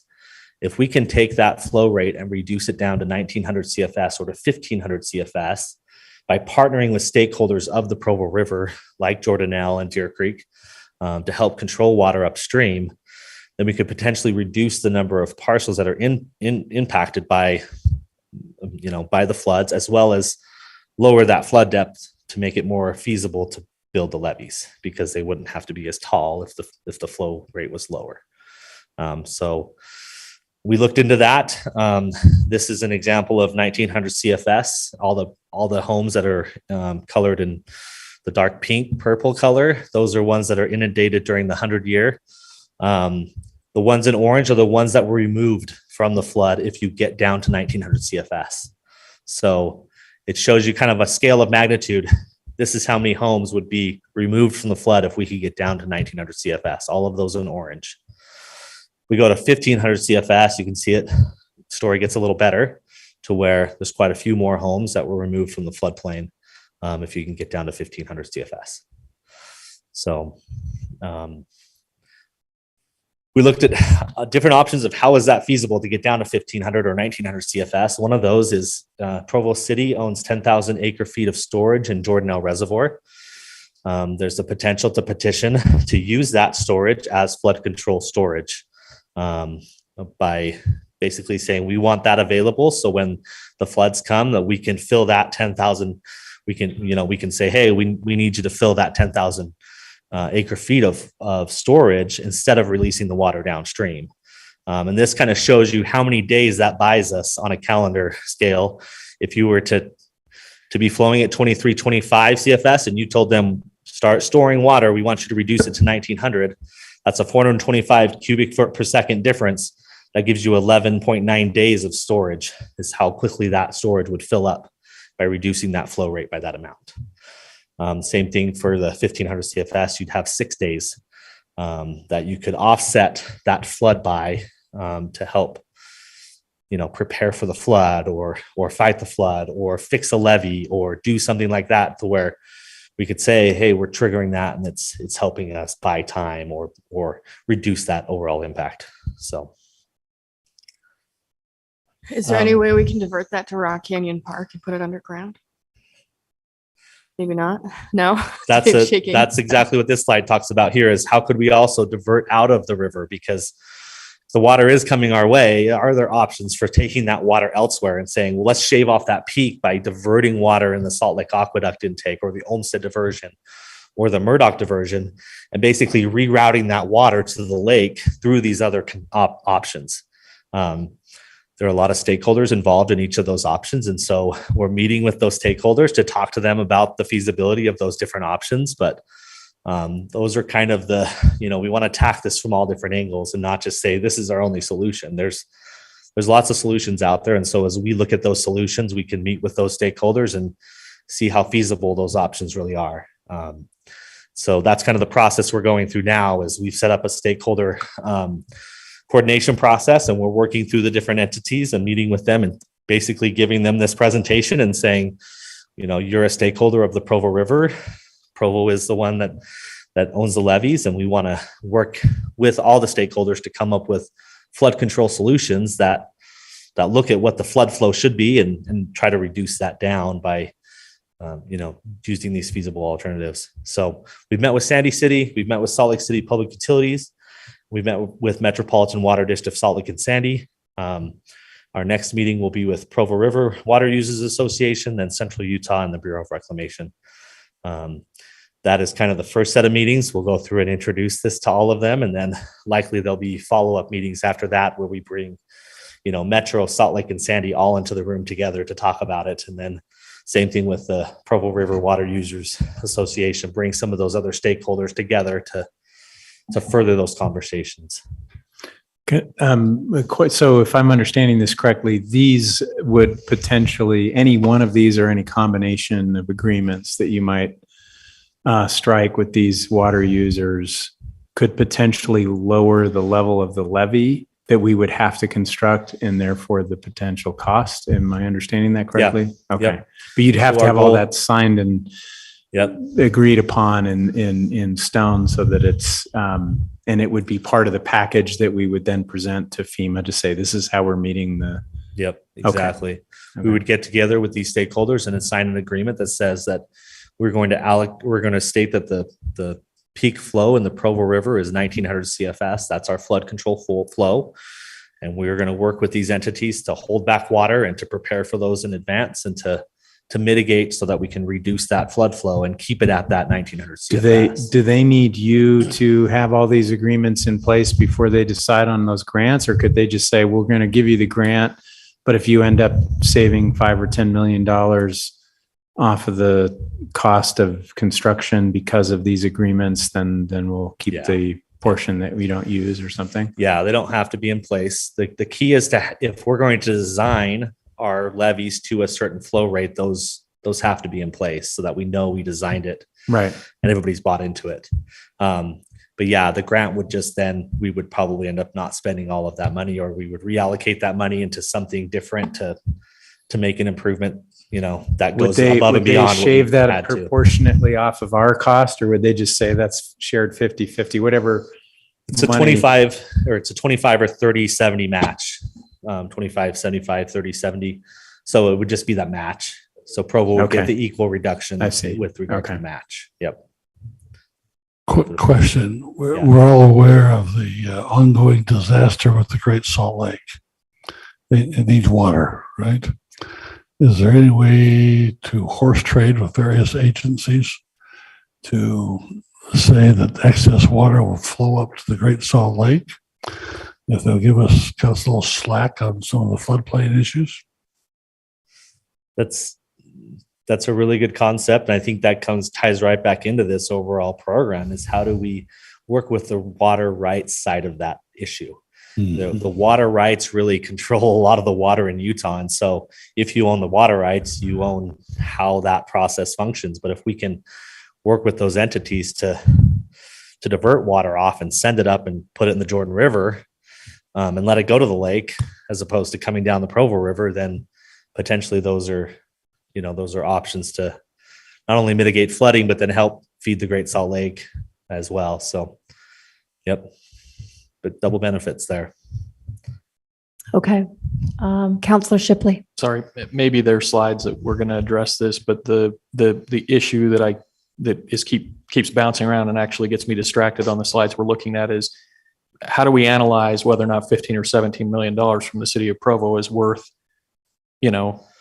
absolving, a certain amount of households in West Provo from the expense associated with flood insurance.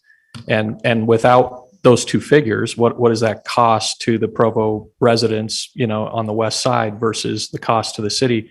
I mean, how do we look at this? I guess I thought we had looked at it a year or two ago and said, independent of a grant, there's no way that the city can expend this amount of money. So if it comes to it, these residents are going to have to pay and unfortunately shoulder, the cost of flood insurance. I guess I'm still in that same place. I don't know that the city as a city can shoulder $15 or $17 million worth of debt or cost for, an unknown cost to these residents because we don't know exactly what the FEMA insurance bill is even going to be for that segment of homes. Yep, and that's what the meeting in 2 weeks is going to shed some light on. Will be once we have those maps and once we know specifically, okay, how many residents are in, what does this really look like? We can do the math on that. We can start to put together the numbers and say, okay, now that we know exactly what FEMA is going to require, we can now say, okay, here's that target number of what it's going to cost the residents, because we'll have those final maps and be able to. Okay. Plus, there's the risk rating 2.0 that just came out. We have better numbers on that, so we can get those numbers. Our original math put it at about $90 million over the lifetime of your mortgage for all of those residents. So it was a significant cost benefit. 50 million compared to 90 million, or it was close to 90 to $100 million was what those original numbers looked at. But again, that was with the previous program. And so we're waiting for FEMA to come back to us so we can refine those numbers and get you more information there. Councilor Whipple. Is there any way that we could get FEMA to take into account what our likely emergency response would be? Like, we had a fantastic sandbagging effort that was powered by volunteers from the Church of Jesus Christ of Latter-day Saints in the 1980s when we had those floods. And I would expect that we would have a similar sandbagging effort in the event that we needed it, which is like, a little temporary mobile levee. Can we say, look, we've got people who will step in and help divert this? So that brings up a really good point that, FEMA does consider a couple of things there. One is that you've got existing levees, and those levees have held up over the years, right? You haven't had this flood happen. There hasn't been significant flooding on the west side. So as part of the risk rating 2.0, some of the questions I want you to ask FEMA and prod into is does the risk rating 2.0 account for uncertified levees that provide some protection? Because if they can account for that, that's going to reduce the risk rating of all of those homes and help them, have a lower premium. And so that's one thing that I believe risk rating 2.0 does, is it accounts for those uncertified levies. But we want to make sure FEMA realizes that's really critical for Provo. Council Fillmore. Maybe this is better addressed to Dave Decker, but you're surely aware that we've got a major ASR project going here in Provo, right?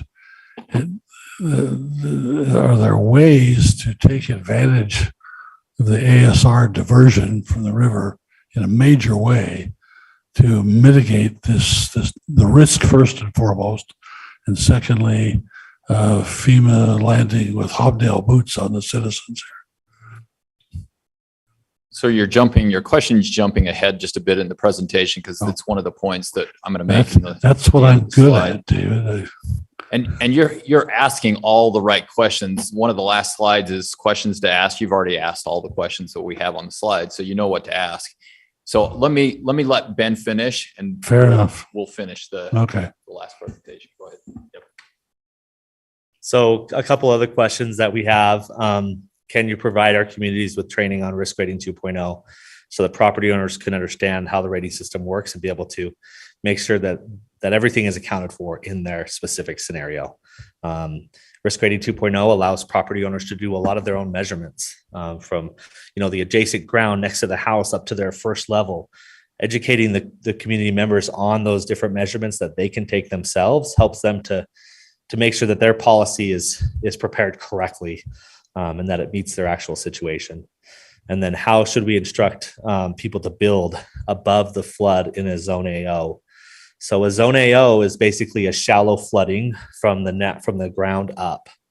So if you have someone come in and put in 10 feet of fill, but they're in a zone A, well, now it's just from the ground up, and they raised it up, but now it's just from the ground up from whatever they raised up. And so working with FEMA to better understand how the community guides development within those zones is really important, because if their mortgage company just looks at AO and says 2 feet of flooding, no matter what the elevation of the ground was, that's really difficult, because it limits their ability to get out of that AO zone by raising their home above the flood. And so that's another good question to ask FEMA.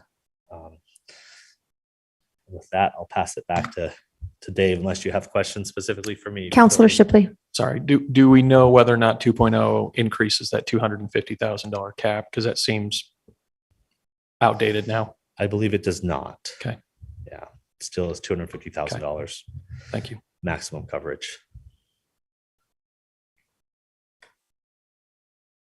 Thank you, Ben. He did a fantastic job. And again, you're asking all the right questions. You're making connections between a number of projects that this interweaves with much of the other exercises that we're doing in Public Works.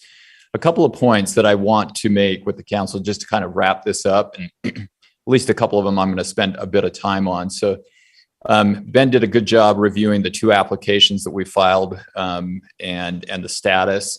And there's a few questions on the next slide that we would encourage the council to ask relative to those applications. We'll get to that in a minute. The city consultant CRS is doing some modeling on the Provo River, and there is a potential to change, slightly change some of the numbers and the impacts to residents. But overall, Ben did a good job. Our initial appeal to FEMA was denied, and we would have to go back and file another appeal with some new modeling. But the likelihood of making substantial changes with that remodeling of the river is pretty low. So that's just a status that you need to be aware of. Ben also did a great job in illustrating the impact of reconstructing the levees, particularly in the first alternative. It has a substantial recreational impact to the levee. And just remind the council and the public as more involvement gets moved along the way, as this becomes more discussed more in public open houses. That is an important point to remember, that rebuilding levees in place would have a substantial impact to the experience along the river. The last two on this page, a little bit of discussion probably needs to happen. For me, the levee certification is largely a paper exercise. Ben did a little bit of a, when he talks about the 2.0, there are some important elements to ask FEMA when they come in 2 weeks, and make sure that we're getting some credit for a levee, even though it's not certified. We need to make sure that we understand exactly what their modeling is looking at. Initially, when we first engaged with FEMA, we were told that they were modeling the river as though the levee did not exist at all. And that appears to have changed a little bit. Maybe Ben can explain some of those changes, but right now, that's one of the questions that we still have for FEMA, is how much credit are we getting in the modeling effort for a levee that, although not certified, has functioned for 40 plus years in pretty good conditions. I also need to explain just a little bit more the city staff. Ben did a good job in explaining the city staff has been meeting with multiple water agencies who operate Jordanelle and Deer Creek reservoirs. And you're asking the right questions as far as how ASR and other diversions out of the river could influence those reservoirs. It's important to understand that those individuals and those agencies that operate those reservoirs, they're not there for flood purposes, although Jordanelle does have some flood control in it. And there is an actual written part of their operating agreement to mitigate floods. Their primary purpose is to provide drinking water for those reservoirs. And that has some implications on how they release water during the wintertime and the coming spring. And particularly this time of year, you can actually see what's going on with those reservoirs. Although the snow-tell sites are high, particularly in the Uintas, they are not as high as they are along the Wasatch Front. And particularly Jordanelle gets their water coming into the reservoir mostly from the Uintas, the upper basin of the Provo River. And so as an operator, and I would probably do the same thing as an operator, my end goal is to make sure that that reservoir is completely full when spring runoff stops. And so they have a tendency to keep water in those reservoirs for long periods of time, well into the spring, until they know for sure that that reservoir is going to be filled. It has some consequences in that line of thinking, where if you have a really dry spring, that line of thinking is probably good thinking because your reservoir is going to fill. You're 100% sure still, even if it turns really dry. The problem that we see in many springs, and particularly March and April, tend to be pretty wet months. The challenge with that line of thinking is if we get into a very wet spring, then you may get caught in not responding quick enough in letting water out. And you're starting to ask exactly the right questions relative to, does ASR and does other diversions, do they play a factor in this? And the answer is yes, they absolutely do play a factor. And again, if I was an operator of one of those reservoirs, and this is kind of what we go in the discussion with those agencies, if they had a line of thinking that said, hey, there's another reservoir that we could move water out of Deer Creek or Jordanelle, and we wouldn't necessarily run the risk of losing that water. And if the spring didn't quite generate enough water that we didn't quite fill Jordanelle or Deer Creek Reservoir, but they felt like they didn't lose the water, it was still there someplace else to use, they would probably be okay in reducing the volume earlier in Jordanelle and Deer Creek Reservoir. And this is a critical component of how those reservoirs are operated. And that reservoir that I'm talking about, and I know you get tired of me turning back to groundwater and ASR, but that is the reservoir that we are talking about, and encouraging reservoirs to empty some of the surface into the ground.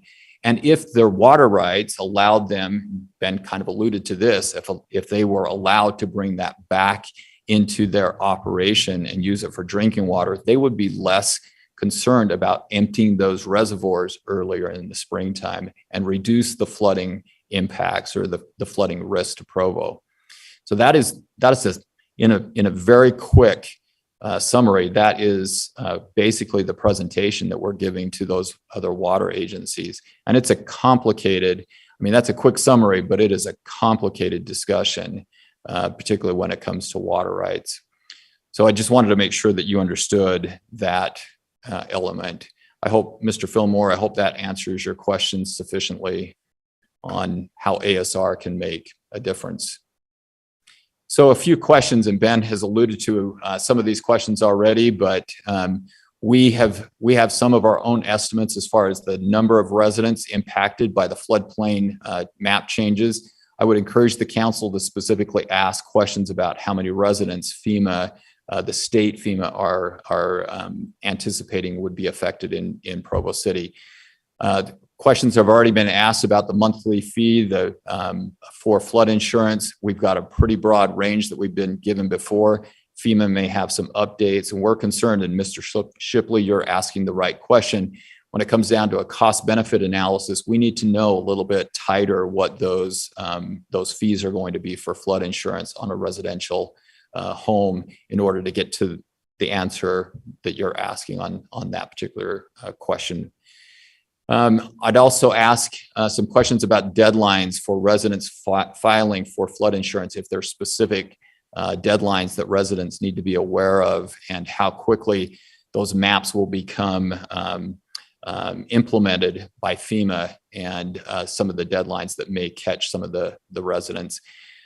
Is there specific action, and Ben alluded to this also, specific action that a Provo resident can take to reduce flood insurance? Do they landscape? Do they do something in their yard to help reduce their flooding near their home? Also, I believe it's important for residents and the council to understand, where do we provide comments to FEMA as these maps become implemented? Is there a public open house? Are there going to be other websites that residents can provide public comment? And then the last one, I'm not sure that our state FEMA will respond to this, but I think it's an important question to ask, is what the likelihood that they feel that Provo City would receive one of the two grants that we've applied for. So that's a quick summary, and I'm sure there's more questions that you may want to ask. Councillor Hanley. Well, I know we're out of time, so I just want to request that these questions, and I think there were maybe a couple more on the 2.0 issue. Yes. If we could just have them collated and sent to us in time for that meeting, that would be very helpful. Counselor Shipley. So when you were talking before about arrangements with the water users and things like that, on a practical level, that may prevent some flooding on the west side, but as far as FEMA is concerned, it may not change anything about what they do as far as where they drop their floodplain, as far as the pricing of the premiums that they're going to assess. They may decide that none of those mitigating factors that we think are mitigating factors and really practically are mitigating factors, that they change anything about what they roll forward with. Is that accurate? Well, one caveat to that. So if we had a written agreement with the operators of Deer Creek and or Jordanelle Reservoir, and they agreed to a certain response that would help mitigate the flood, FEMA would respond to a written document. So we would have to go in and actually have an agreement with Deer Creek operators with Jordanelle, and they would have to agree in writing to respond earlier to the spring runoff and state this is what we're going to do to keep it at 1,500 CFS or even lower. And that might change it might not change the mapping, but it might change the premium assessment. It would change the mapping. Ben did a good job in illustrating the mapping changes, that dropping it to 1,500, and particularly if we had more storage. Ben specifically focused on the 10,000 acre feet that Provo City has in Jordanelle. But if the operator said, hey, we're willing to commit to, another 10,000 acre feet of storage that is, in a flood Utah Waters scenario or somebody else's storage, then it would reduce it by that much more. Okay. And it would change the mapping. Okay, thank you. Counselor Whipple.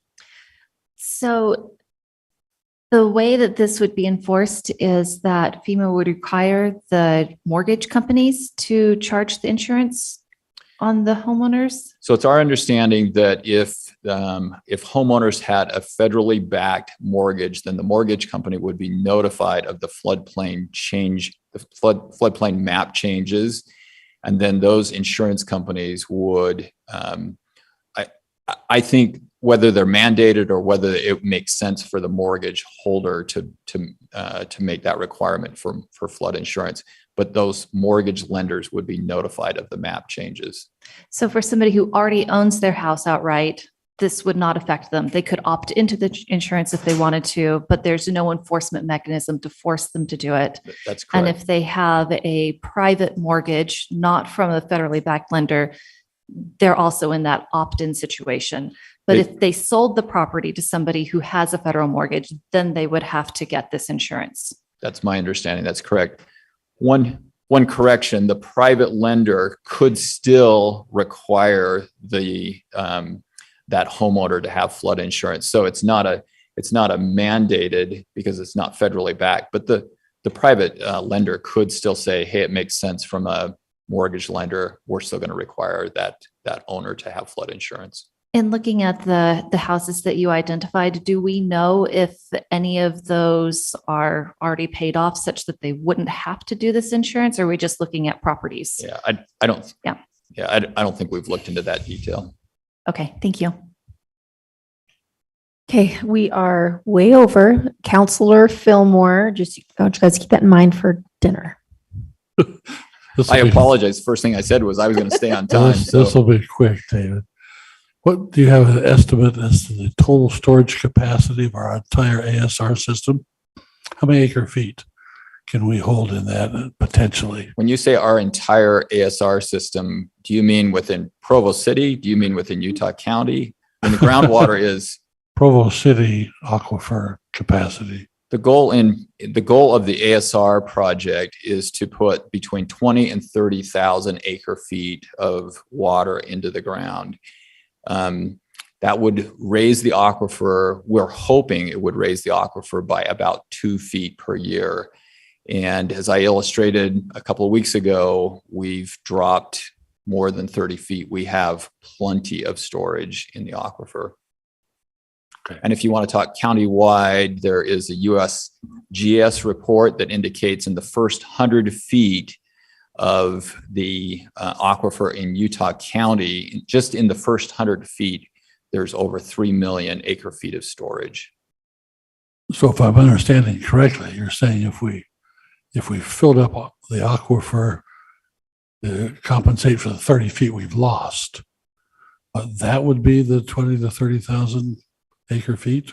What I'm saying is there's plenty of storage, and this, I'm trying to tie some things together here in multiple presentations. So several weeks ago, I gave a presentation. We had a chart over here that showed how much water in 2017 and 2019 was discharged into Utah Lake.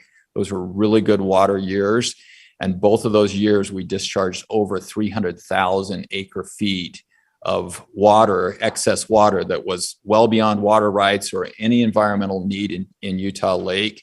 So if we had taken that 300,000 acre feet and put it into the ground someplace in Utah County, we could have saved that for future years when drought returned. What I'm trying to say is 300,000 acre feet of extra water those years, there's plenty of storage in Utah County. We have 10 times that amount of storage available in the aquifer in Utah County. Okay, thanks. There's plenty of storage in the ground. All right. Okay, thank you so much, Dave. Okay, thank you very much.